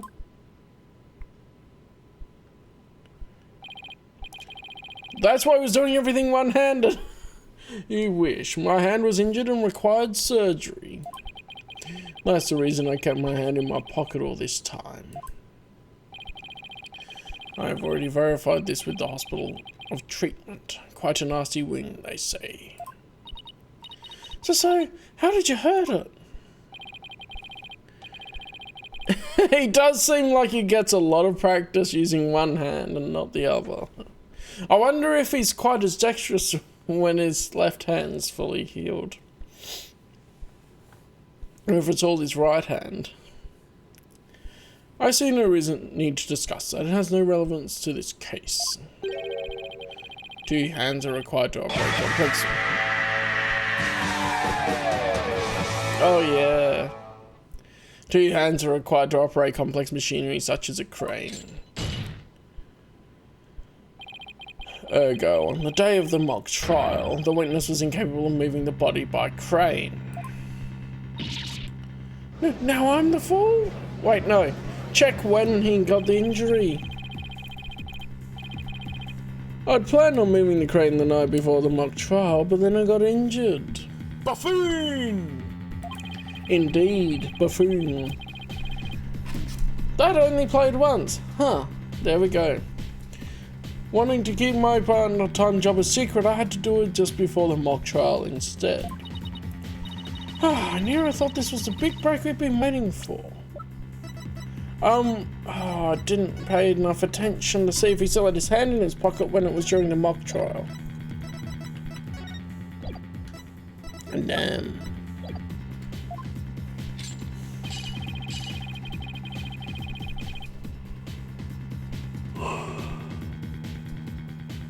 Now that the defence's sophistry is laid bare, I would have the court record my claim. The body was dropped out of the third floor window to a mat near the mason's edge. Then a bull cart was used to move it to the stage. See? I've been paying attention! Well done, your boldness. Now consider this. The accused was silent, dragging that mat. Ergo, it was she who moved the body.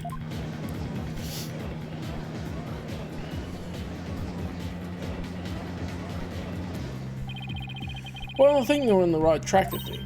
You do? Yeah, Juniper remains a prime suspect if we're assuming the body was moved per her script. So as a defense, you have to figure out how else the body could have been moved. Yeah. It was wrapped up in the banner. That's why it was tied up when we found it. How long is it going to take to get to that? But... Oh, is he telling me to think of another way besides the crane? Miss Sykes, if you have a counter argument, the court would love to hear it. And if you do not, it is time for the verdict. Isn't that correct, your boldness? Objection! No, not yet. All I have to do is show that the body wasn't moved like it was in the script, right? Well, that would show that the matter had nothing to do with this case. There is a sword of great renown that cuts down sophisticated lawyers. Its name is evidence. That line goes hard. Tess, you don't scare me. Force a smile, Athena. You can do it. What's wrong in your face, Athena? It's a weird mix of terror and a creepy grin. Just focus on how the body could have been moved without it being dropped. How could anyone lower it without just dropping it? It's not like it could fly. Or maybe it could. After all, there is a way to zip between the art room and the stage. I knew it as soon as I saw it. Someone could have easily used that thing. Oh yes, of course. Miss Sykes, the court would like to see what you have for us. All I have to do is show the tiniest shred of a possibility. The Madam Bullcart won't use to move the body. This is what was used. The key here is the thing that ties the art room and the stage together. Might I propose an idea? It might do you well to tie your lips together lest you further expose your ignorance. This isn't exactly the time for black comedy, Prosecutor Blackquill. Anyway, the court will recall the wire on which the school banner was hung.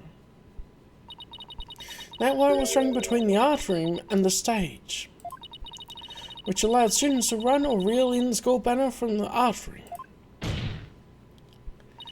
The body could have easily been lowered down to the stage via this wire. Let's go.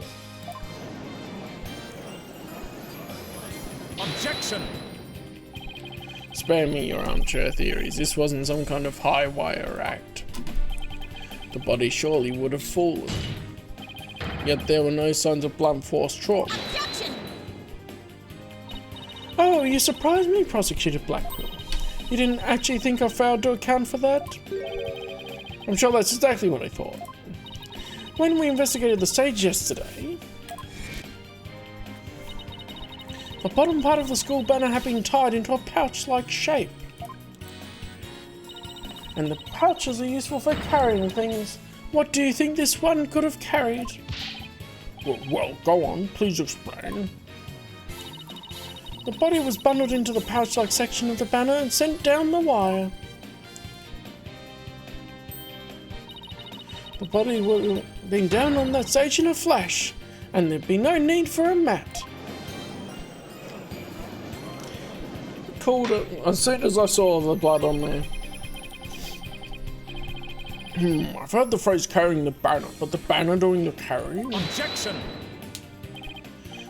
I've no patience for you and your cheap parlor tricks. Your claim is as shaky as a corpse performing that absurd high wire act. If you have an actual objection, then just come out and say it. I trust you recall the bloodstains left on the art room pottery. If the wire had been used to move the body, it would have to be via the window above the quad, the one with the winch. However, the bloodstained pottery was next to the window above the maintenance area. There you go. The wire and the banner had not at all to do with this case. Oh, haha, the bloodstained pottery. I remember that. This doesn't look good. We'll be back to that theory if you don't do something. Well, Miss Sykes, I hope you have something better this time than a circus act. Well, one of the theory is true, then that blood in the pottery must not have been... There is a couple of good options here. It could not be the victim's blood. I feel like it. Is it blood? We haven't checked it. It could not be blood at all. It just looks like it. Let's try that.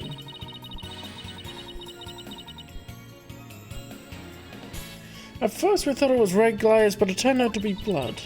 What if we go back to the time when it was just red glaze by all accounts? Objection! Yeah, I didn't think that was as likely. But the police have clearly identified it as blood. Duh. But the police have clearly identified it as blood. I didn't hear that they'd actually checked that. God, change fact to fiction, Miss Sykes, let alone travel back in time. Alright. Whoops. Now then, Miss Sykes, please share your thoughts on what this blood really is. Yes, it's not the victim's blood. Maybe it's not the victim's blood. Did the police check to see from whom the blood on the pottery came from? Shame on you, Sykes, don't know. Have you a little more respect for the constabulary?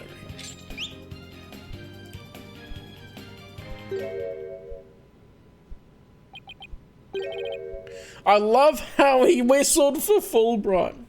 Fulbright. Looks like they didn't check it. Ah, don't let it get you down, Prosecutor Blackwell. Everyone makes mistakes. Spare me your cheek. We will not know no other way until the tests are run.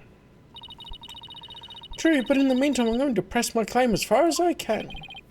Your boldness, I demand the blood on the pottery be analysed this instant. Of course. It shouldn't take long to get the results back.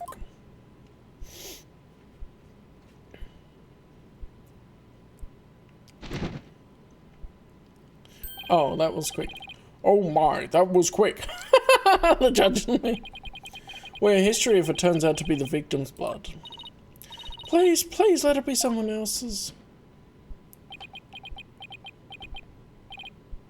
It seems the blood was not from the victim.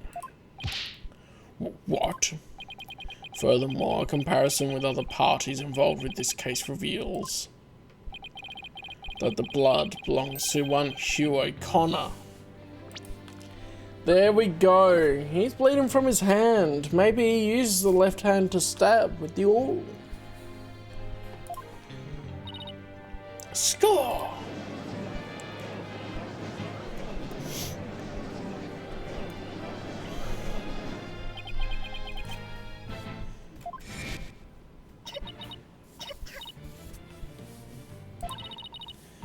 Don't worry, Junie, just try to relax.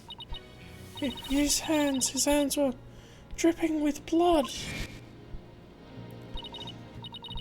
Your Honor, as we saw earlier, the witness's left hand has suffered a serious injury. He sustained the wound in the struggle with the victim, and his blood got on the pottery. Then Junie saw his blood-stained hands as they passed each other in the first floor hall. Sharing the explanation that covers everything. Objection! There is but one way now to turn aside her blade, but do not cast the blame on me. The grudge is with Sykes Dunno, for it is she who forces me to expose your secret. For fun, whatever. Wow, how much dirt does he have on you? The court will observe this odd-looking envelope. Is that a razor blade? It was inside this that Miriam Scuttlebutt's script was found. It's Scuttlebutt's, but didn't the prosecution already claim that? This envelope is the one that contained her script? Circumstances have changed, you see, and Golden Boy had hidden this from us all. Let's see here. My word, talk about the world's most painful paper cut. Indeed. You can clearly see that if this envelope is not opened correctly, a powerful spring-loaded blade will shoot forth, leaving a horrible gash upon the hand. The only one who had been told of the correct way to open it was Constance Court.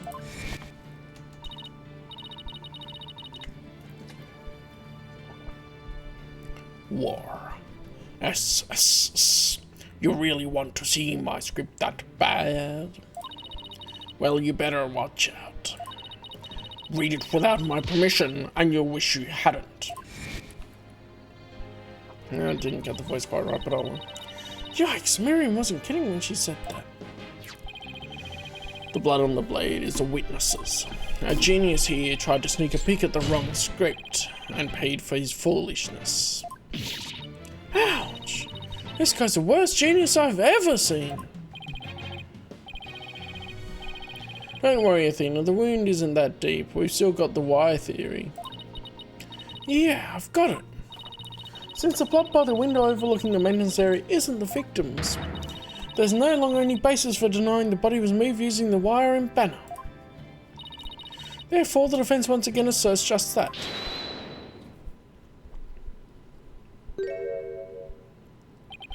You call yourself a lawyer? Don't you see the glaring contradiction in your thinking? Huh? The court would like to remind the witness that his role is not to point out. Ha! And you, how can you adhere to such outdated beliefs? But whatever. It seems you've gotten the two statues that were on stage directly below the wire. A body sent sliding down that wire would have crashed into them. Care to explain that away? Yes. Yes, that's how it was used. I thought it would have been sent down to test the way. Why, I believe he's right. The statues and the wire are extremely close together. So the body would have collided with the statues? What if they did collide? Wait, that's it.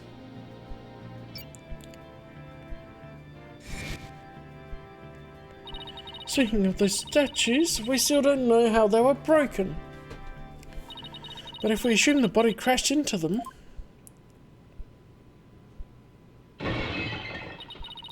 that would explain that loud sound we heard while we were in the waiting room. Oh, now that you mention it, you and Mr. Wright went out to the stage after you heard that sound, correct? Objection! Interesting. How very interesting, but may I ask just one question? When was it that you heard said sound? It was a little after the mock trial had started. Mr. Wright and I were practically bored to tears there in the waiting room when... Ah! Precisely. If that sound you heard did happen while the body was being moved, that would place it during the mock trial. Oh, which means the body wouldn't have been there before the mock trial started.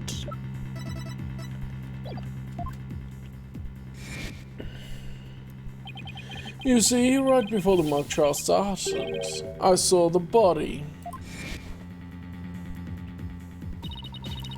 He said he saw the body before the mock trial. If so, then my claim that the body was moved during the mock trial doesn't hold water. Ship a contradiction. It's going to get me in our case killed. The focus on just 3 suspects was on just 3 suspects because the body was moved before the mock trial. That has been the major premise thus far. Your assertion, therefore, contradicts the very foundation of this case. Objection!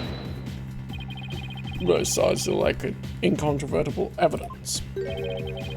Should we not also treat Golden Boy's testimony with some level of suspicion? Good point. But Prosecutor Blackwell is on our side. I bet he's figured out the truth behind this case. Well, great, as long as he's not up to something else. If the statues really were broken when the body hit them, then his statement about seeing a body before the mock trial is a big fat lie. Okay, Mr. O'Connor, let's get to the bottom of this contradiction about when you saw the body. Look me straight in the eyes and repeat your statement to me. Look, like I said before, before the mock trial, the body was, I shall only say this once, Golden Boy. You best tell the truth and do it now. That is, if your head wishes to enjoy the continued companionship of your body. Yikes. Now, out with it. Did you truly witness the body? Or were you just lying about it? Well, which is it?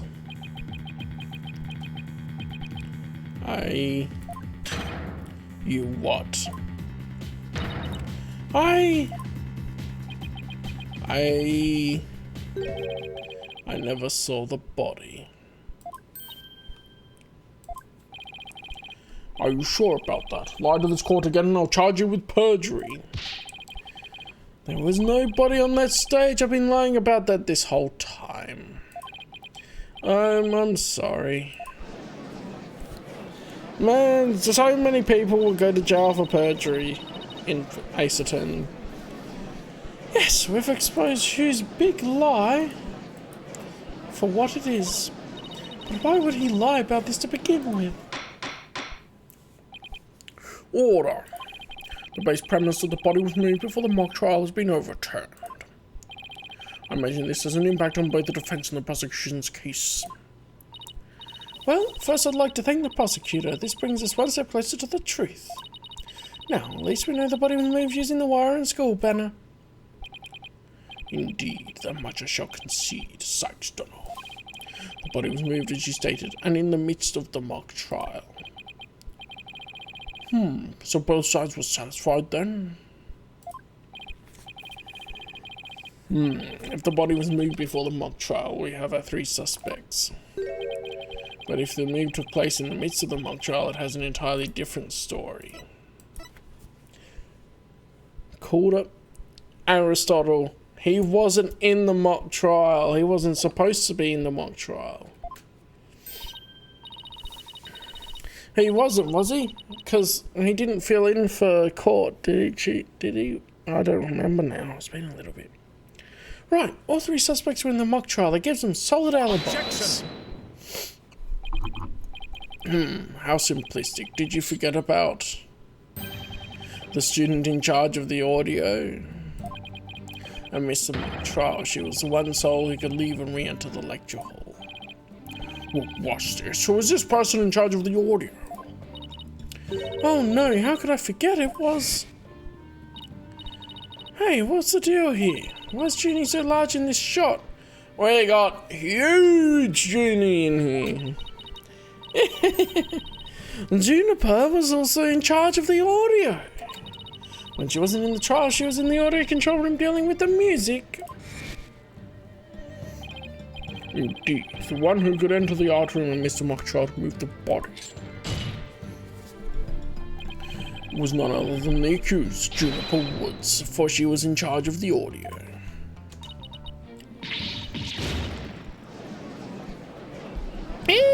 No! Why, yes, I see it. That does make perfect sense. This can't be happening. Instead of exposing his crime, Junie's in even deeper. No matter how you slice it, we're cooked. And here I thought Prosecutor Blackwell was on our side, at least on this issue. The Twisted Samurai strikes again. Twisted? More like dirty, rotten. Your boldness. It is time to put an end to this farce. The prosecution has presented a quite convincing case, but the defense has one last chance to voice any remaining objections. Well, Miss Sykes? Apollo, what are we gonna do? I've got nothing left, nothing, nada, niente. I've been trying to think of something, but I'm drawing a big blank too. Poor Jeannie, unless we figure out something, she'll be... objection, well, I object to...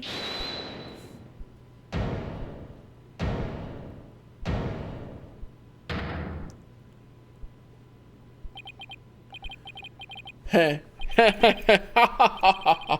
Stop right there. All ears to me. It's time you heard about the rare genius of Hugh O'Connor.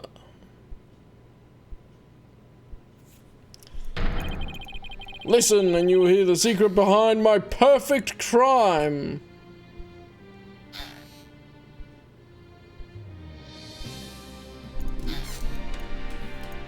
He's going to jail for perjury, probably, because he doesn't want Jeannie to get in trouble.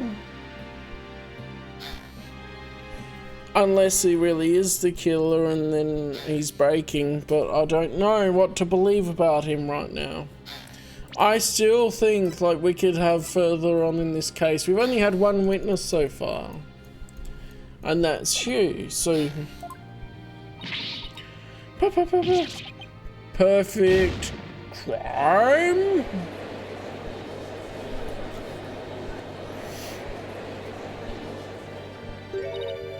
Wait, this is some serious deja vu. Didn't we just go through something like this yesterday? Deja vu. Didn't we just go through something like this yesterday? Riding on the streets, yes, we did. This has better not be another one of his enraging traps. The murder, the moving of the body, the cover-up, it all sprung from my brilliant mind.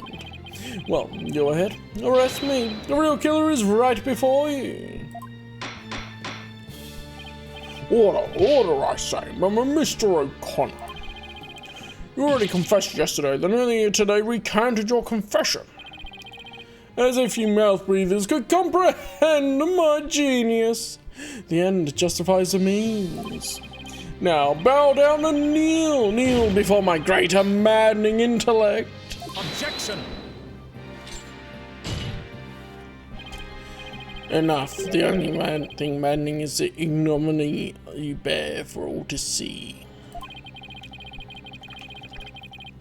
Or it is impossible for you to have been the perpetrator behind this crime. Public shame or disgrace, yeah. I was just double checking ignominy.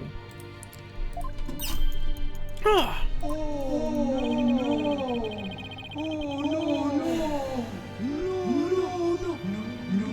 No. There is no perfect crime, only a perfect alibi, for you were at the mock trial. And it is silly that I must remind you of this, but you were a participant the entire time. There shall be no mercy if you persist in hindering this trial with your silly little act. The music's ramping up. He doesn't seem the least bit shaken by Blackwell's threat. Listen, Mr. Prosecutor, calling that a perfect alibi is beyond contempt. Your Honor, I'd like to take this opportunity to offer further testimony. I will now demonstrate the very moment of genius that transcended even perfection.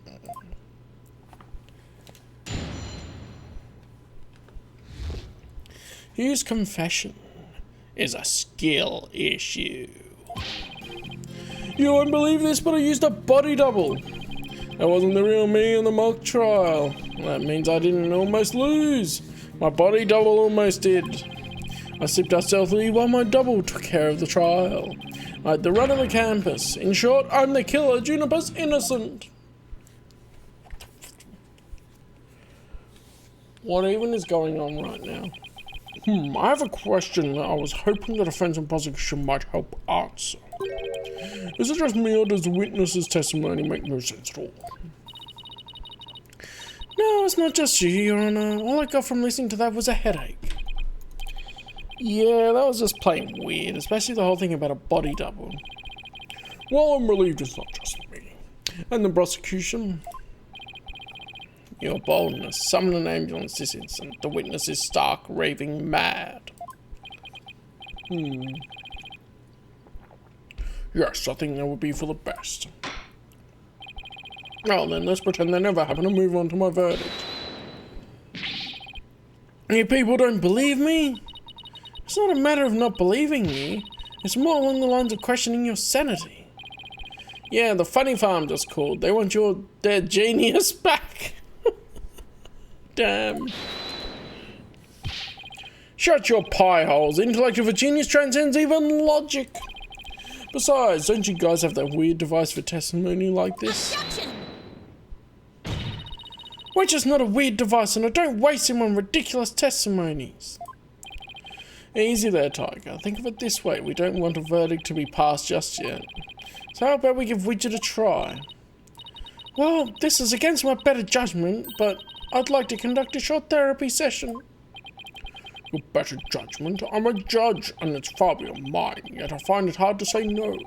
Prosecutor Blackwell, I trust you have no objections? Prosecutor Blackwell? The prosecutor said, "Rubbish, we will be out on a stroll," and left without Detective Fulbright. Bruh. How does it get away with stuff like that? Then I'll interpret that as meaning he has no explicit objections. Alright, Miss Sykes, you may proceed with your therapy session. Seeing my share of crazy trials, but this one takes the cake, apparently.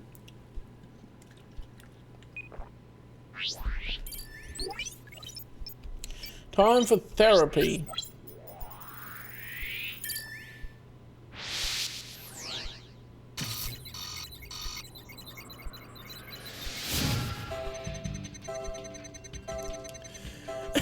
Wearing a mask in the... Okay, let's save here just in case.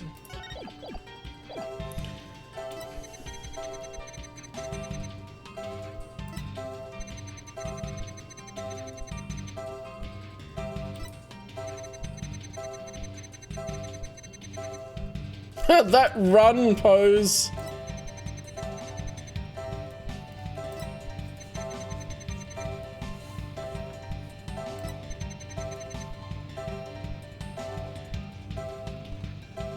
Wait, so which one am I meant to be? It's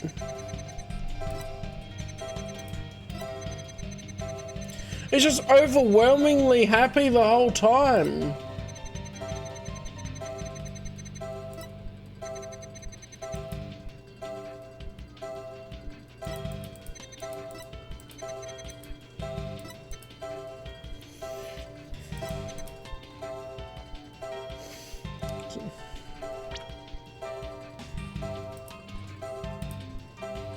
We could probe the sand him.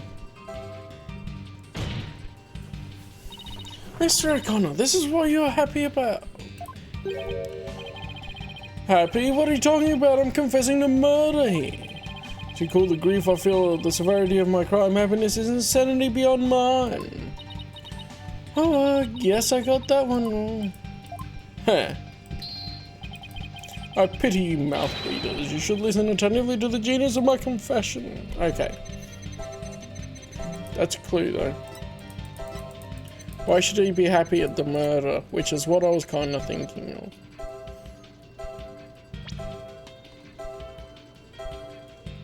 Got it.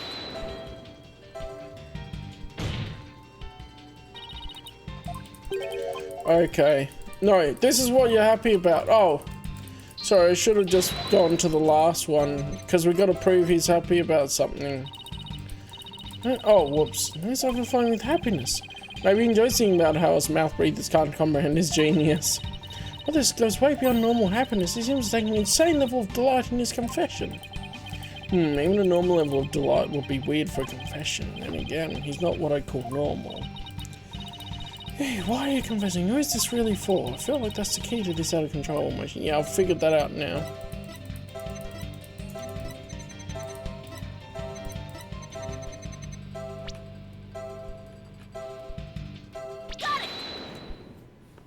There we go. Mr. O'Connor, yesterday you said that you didn't really care about Miss Woods anymore.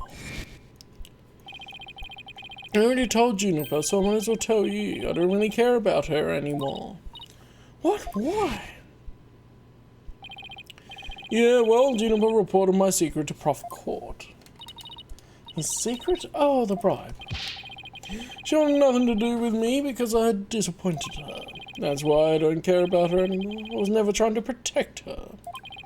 My confession was always about one thing and one thing only, the truth. Objection! Mr. O'Connor, you felt great happiness in the fact that you might help set Miss Woods free. So much so that it overshadowed all of your other emotions. What are you? I can hear it clearly now, Mr. O'Connor. The discord you've been trying to suppress. People don't normally feel like you do when you confess. So, Hugh really was trying to protect Juniper? Yes, I'm sure of it. Hugh's feelings for her are the real deal. Well, we still got more to go. That means his confession is... Finally figured out the obvious, have we? I thought it might be him, yeah. Why, Prosecutor Blackwell, you're back. The confession was naught but lies, save for the part about being in the mock trial. Can we all agree now that the killer is the one in charge of the audio, i.e. the accused? God, why couldn't you have taken a longer straw? No, you haven't unraveled the genius of my body double trick yet. You can't be serious. Do you really expect us to believe you had a body double? Yes I do, but if you think I didn't, then prove it. Either way, we quit here and Juniper is found guilty, or we play along with Hugh's delusion. Let's go with the least worst choice, but first let me update his testimony. Alright. Surprise?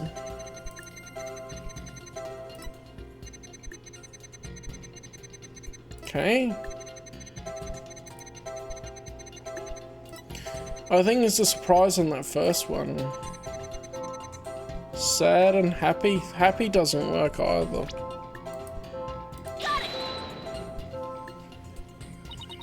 Mr. O'Connor, this emotion... Okay, this has failed. That's not it. Suffer sadness of the words... Wait, what is that?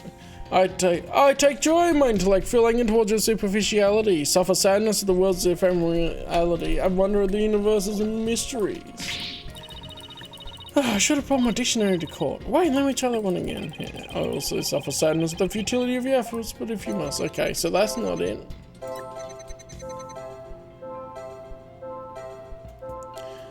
I'm trying these other ones first just to see if they work, because I don't seem to take penalties on this. Okay, yeah, it's that first one. Surprise at the body double.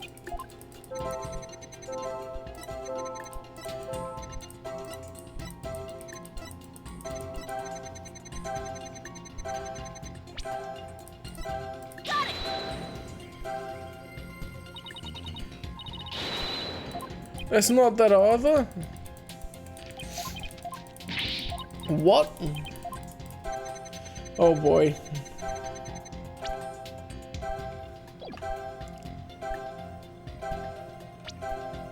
He's happy that he got a body double? No, okay.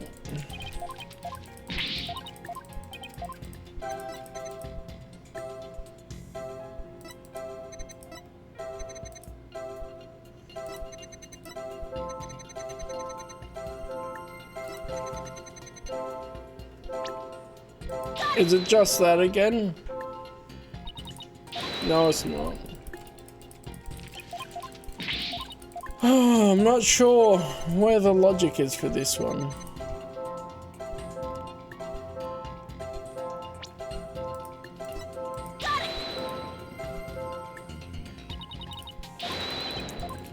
Okay, I'm just gonna brute force it, I guess.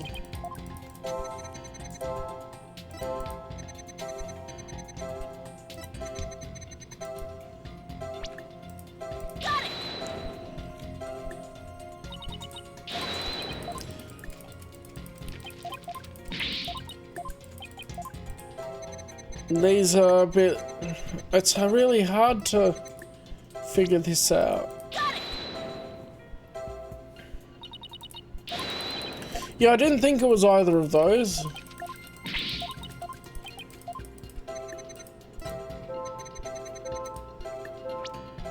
I did say it before here, I think. Yeah, just making sure I did.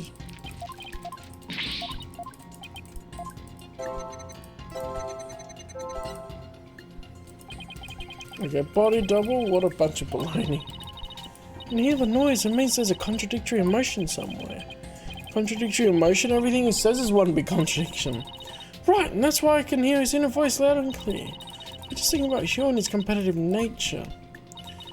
We should be able to figure out the root of this discord. Is it just that he's happy that the body double's there?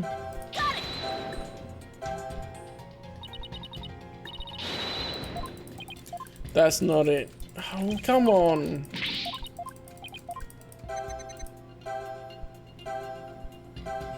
Like, that surprise.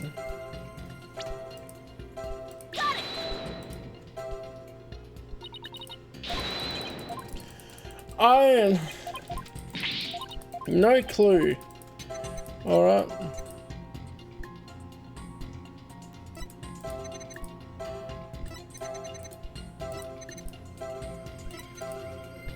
Wasn't either of those. It's not any of those.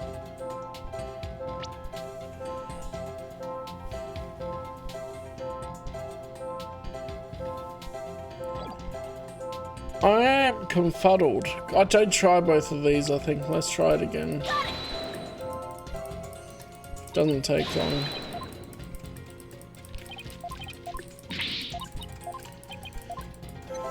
Okay, and then if I do this one.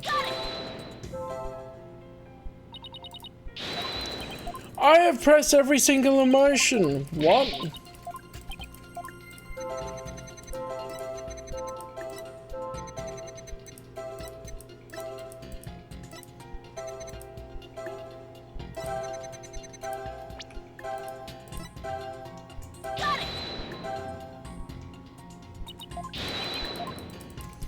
I'm gonna go through again. I don't have any other logic for this. I can't figure it out.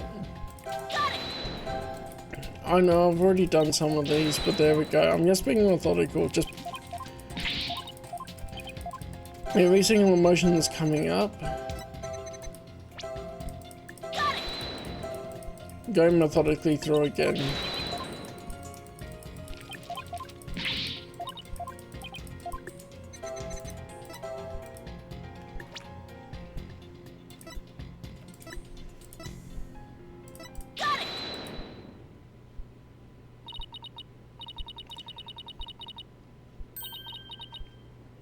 I didn't know my sleeves. You say very odd.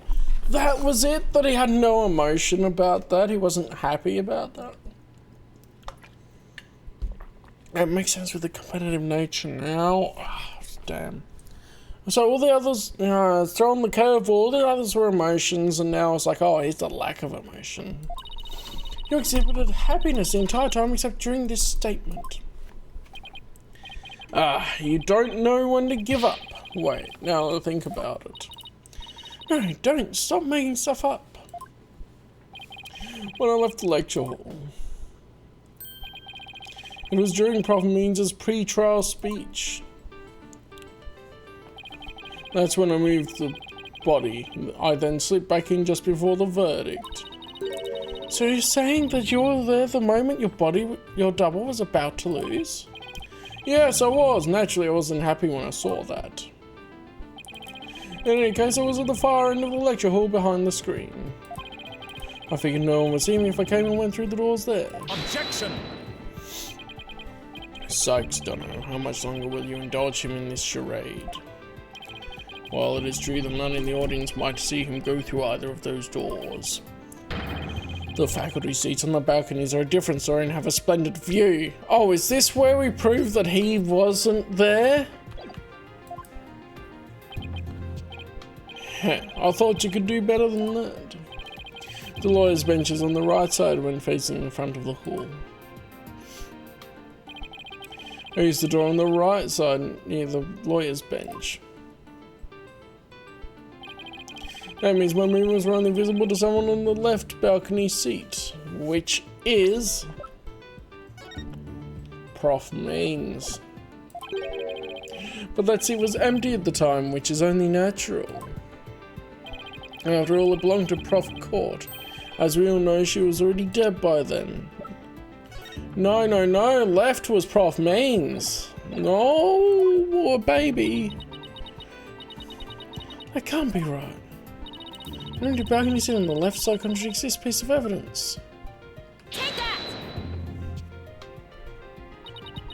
I have no idea where this contradiction is going, but I don't have any other moves at this point. Guess I just have to follow it and see where this takes me. You said the left balcony seat was empty, but was it really? I saw it with my own eyes. It was definitely empty. What about this diagram? According to this, Prof. Means was supposed to be seated in the left balcony seat. But if you left the lecture hall during his pre-trial speech, he would have been standing there at his seat addressing the students and faculty. Ah, no, this can't be right. This is gonna be a long one, so I might end it after this section. And we'll continue the trial next time. You didn't know everyone any favours by exposing the falsities of his confession. I've told plenty of lies so far, but this part is true, I tell you. There was nobody in the left balcony seat. You gotta believe me. It doesn't seem like he's lying this time. Okay, Mr. O'Connor, let's have you testify again, but this time don't spare any details.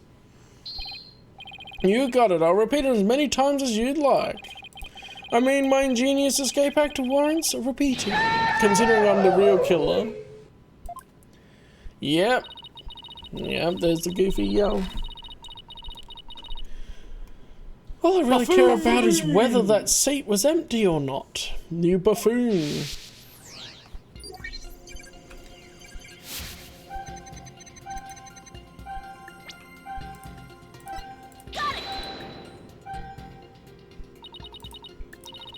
Okay.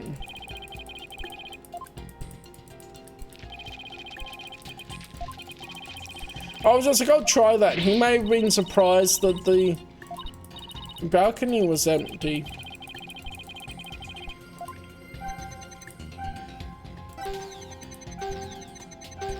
Why won't you believe me? It's true, I tell you.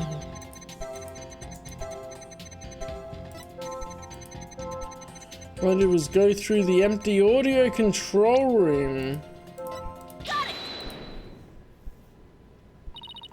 I detected powerful sadness and fear right after you said this part. It's as if you'd said something you shouldn't have. What's wrong with you? You shouldn't reveal a person's inner feelings for all to see. Mr. O'Connor, it's you who is revealing your inner emotions by the way you speak. Plus, I have a good idea about why you're feeling sad. You're a horrible person. Can't you just leave me be? You said that you went through the empty audio control room, but that's not true, is it?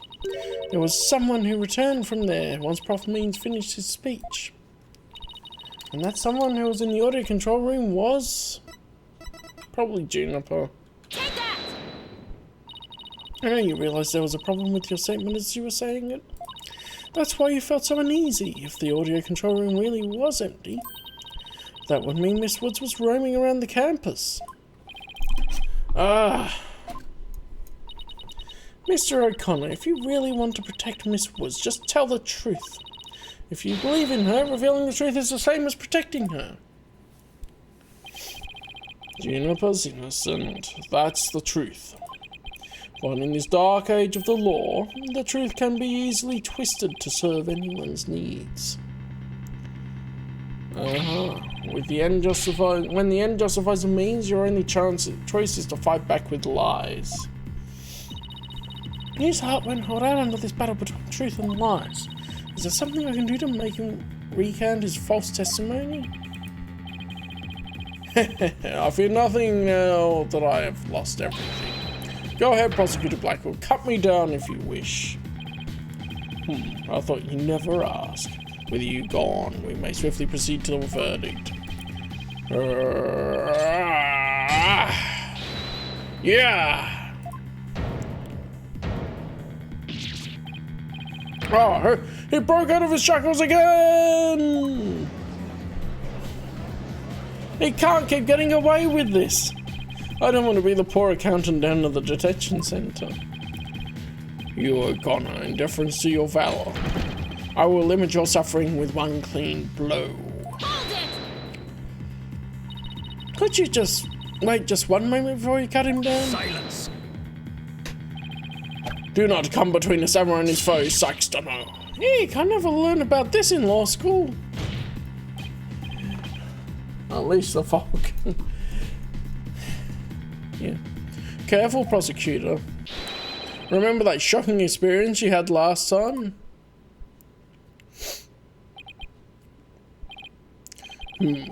Very well, Golden Boy may live. For now.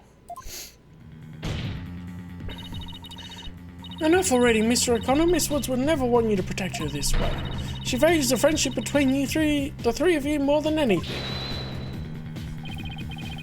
Well, that's where you're wrong. She doesn't feel anything for me now. Yeah, even Savini's can survive a car hit. Hey, you know, part of that may be because he got whipped by Franziska so much that he developed a tolerance to pain and violence, and his body just started evolving so that he could survive any hit.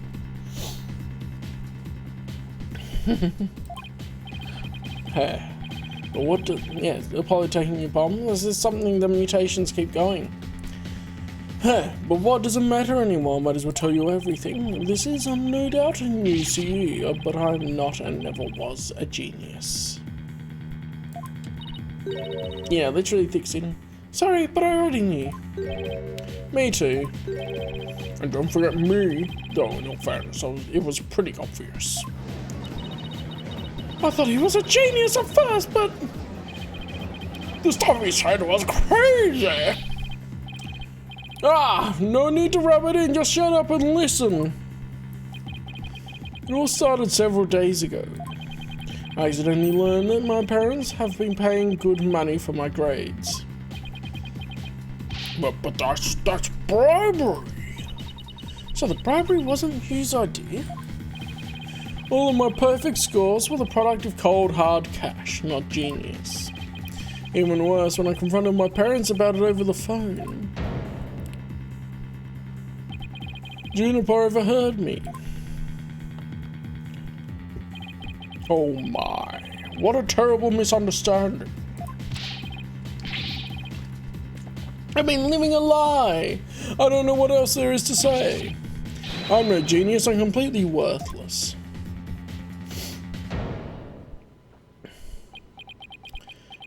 A perfect 0. Well, you probably got some of the questions right. I wouldn't be 0.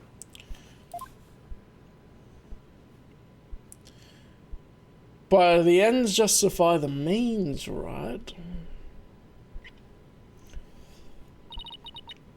Yeah. Even so, I still wanted to make it up to Juniper for disappointing her like that. That's why I wanted to clear her name by pinning the blame on me. I mean, she probably hates me now, so it'll be a relief for her to see me locked away. If you're trying to help her, then why did you testify against her? You're the ones who told me to tell the truth yesterday. So I thought if I did, it would help her. I wasn't trying to provoke us. Looks like we seriously misunderstood him in more ways than one. At the detention center yesterday, Junie was in tears when she opened up to me. But the truth is, the friendship between the three of them is still rock solid. If there was something that could help me prove that to Hugh... we even have proof of our friendship. Yeah, as long as our friendship lasts, we will be carrying them around. I know, what about that proof of friendship they mentioned? I wonder where or what it is. I didn't buy it. Yeah.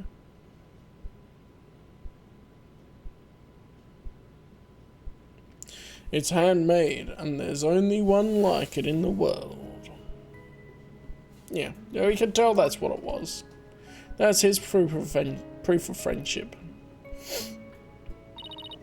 Maybe it's... No, that's definitely it. That band around his neck.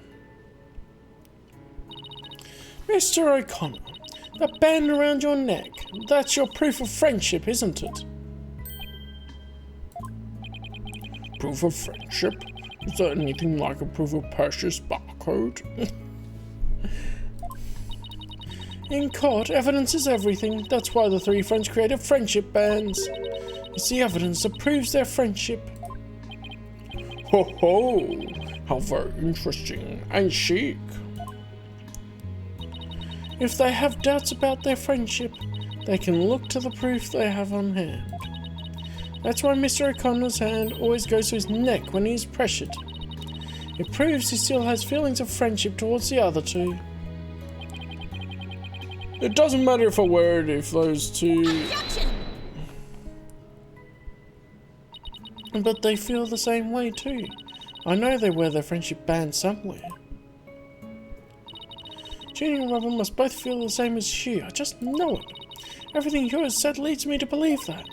In fact, you may also have just told me that the others wear their friendship.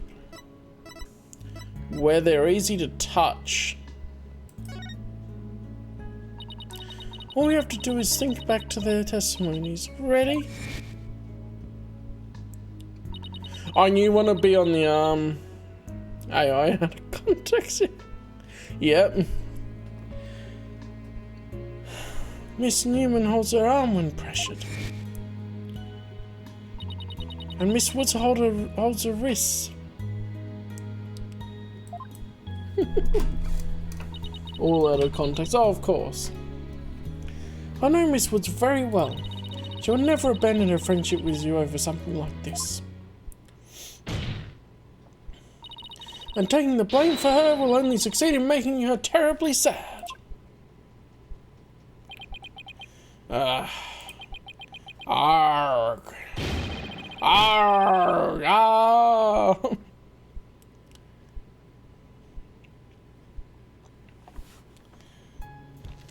Oh, a cutscene.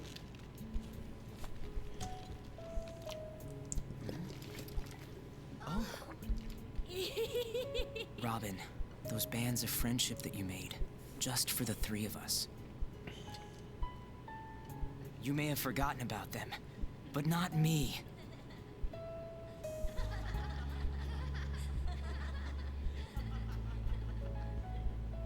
Hugh!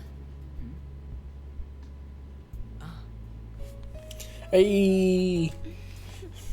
Hey, Hugh!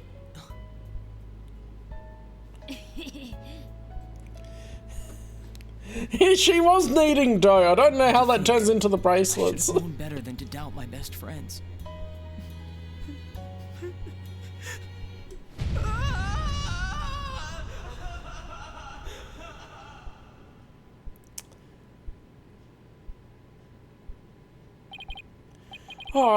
I didn't kill anyone, and I didn't have a body double.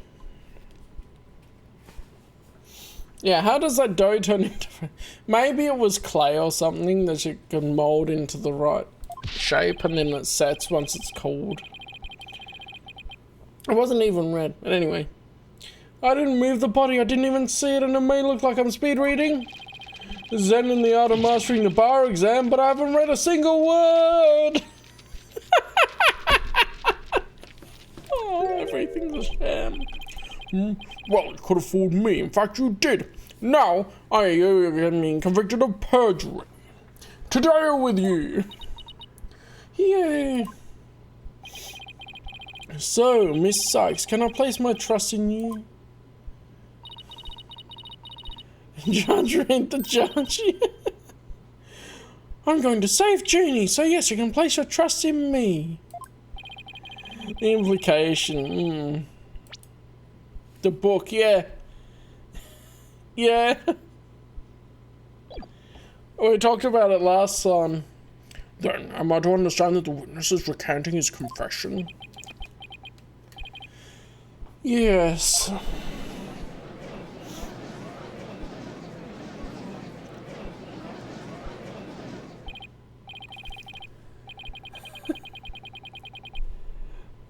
It's important. Apparently judges have to pass the bar as well. A most roundabout trial. I much prefer the turnabout variety myself. Is you and me both. This just keeps going in circles. No, we are back to the fact that there was but one suspect who lacked an alibi, which is, in the end, the truth you've been seeking this entire time. So, we're back to square one. Now I'm exhausted and depressed. No. We know there was no one in that. Prof Means was not there, so where was he? Just think, McFly, think. That's what I feel like with them. It probably doesn't matter at this point, but I might as well update the move matrix.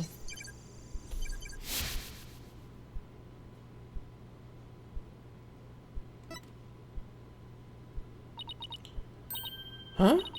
Does this mean... Further resistance is futile. The time for a verdict is nigh. Please wait! What sort of devilry are you up to now? That's a good meme. What if our client wasn't the only one without an alibi? The trial would continue, right? The suspect is a victim? And this will be hilarious to have a case with that kind of twist as well. Well, yes, I suppose it would. But after such a thorough investigation, does such a person really exist? Yes, we found someone. It may have something like a major roundabout. It's a roundabout. But Mr. O'Connor's testimony has cracked this case. There's no more noise. Hugh is telling the truth now. During the mock trial, the balcony seat opposite him really was empty. And which now means there is one person unaccounted for. I knew he was so sus. Bye-bye. Besides Junie, the only person without an alibi during the mock trial is Aristotle Means. The balcony seat was empty. That much is true, isn't it, Mr. O'Connor? That's right. How many more times do I have to say it? So basically, Prof Means wasn't where he was supposed to be during the mock trial. Silence. Need I remind you, every last soul in the lecture hall heard him deliver his speech? Objection! I know, and that's not in dispute here. Now let me explain how a speech could be given from an empty seat. It was pre-recorded. Let's save it just in case. Man, I'm into this now. Pre-recorded, I'll go. Yeah. What if the speech was pre-recorded? Yeah, fool, it was his stunt double. Yeah, no way is that his normal face. Like, come on. That's the only way the speech could have been delivered from an empty balcony seat.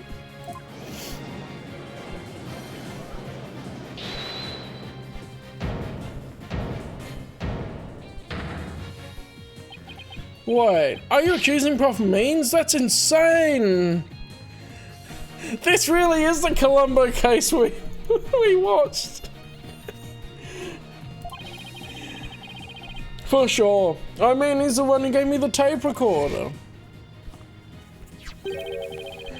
Take this to the police, he said, and tell them you found it. What? Really? Wait a second. Mr. O'Connor, did you just say the Prof Means gave you that phony recording to you? Phony? The defense will refrain from hurling unsubstantiated allegations. Well, I said he gave them to me, but what do you mean it's phony? Wow, who could have seen this development? Tape recorder updated. Again. The voice shouting "You're a goner" as recorded on this tape was dubbed onto it using a line our client said in the mock trial video. Why, this is an extremely crucial piece of evidence.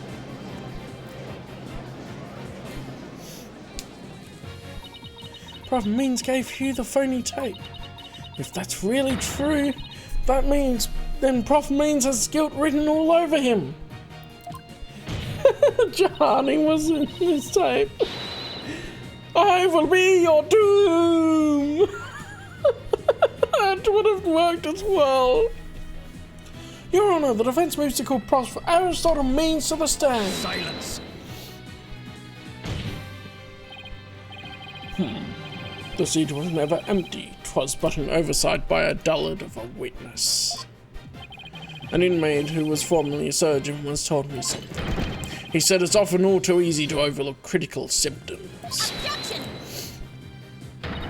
Well, we're not going to overlook this oversight. If the speech was pre-recorded, the basis for suspecting our client would be shattered.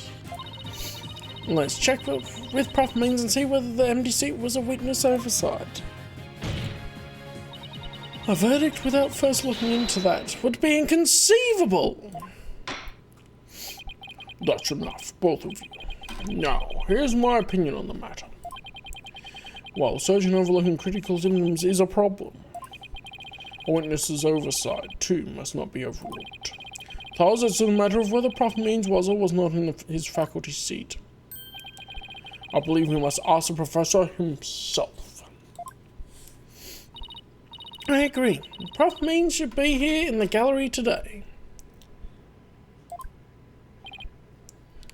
Contact the spirit medium. Yeah, I really want Maya to come back. We've got like this game and then the last one, Spirit of Justice. I really want to see Maya again. And we have the team up of Maya and Phoenix again. That would be so cool. But who knows? We'll see where it goes. Do as you please. Alright.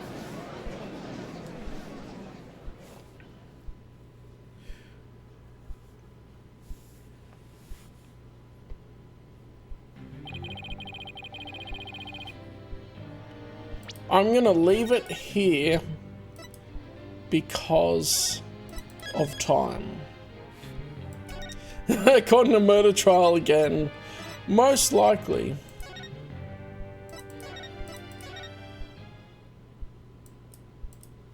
So.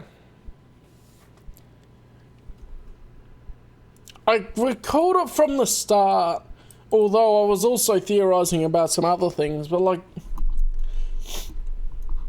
And he probably got rid of the prosecutor course teacher as well. That's what I'm thinking, but he was never caught. That was deemed someone else took the blame, or it was deemed an accident, or something like that. And I'll be back in a couple of minutes. We will have a look at videos. And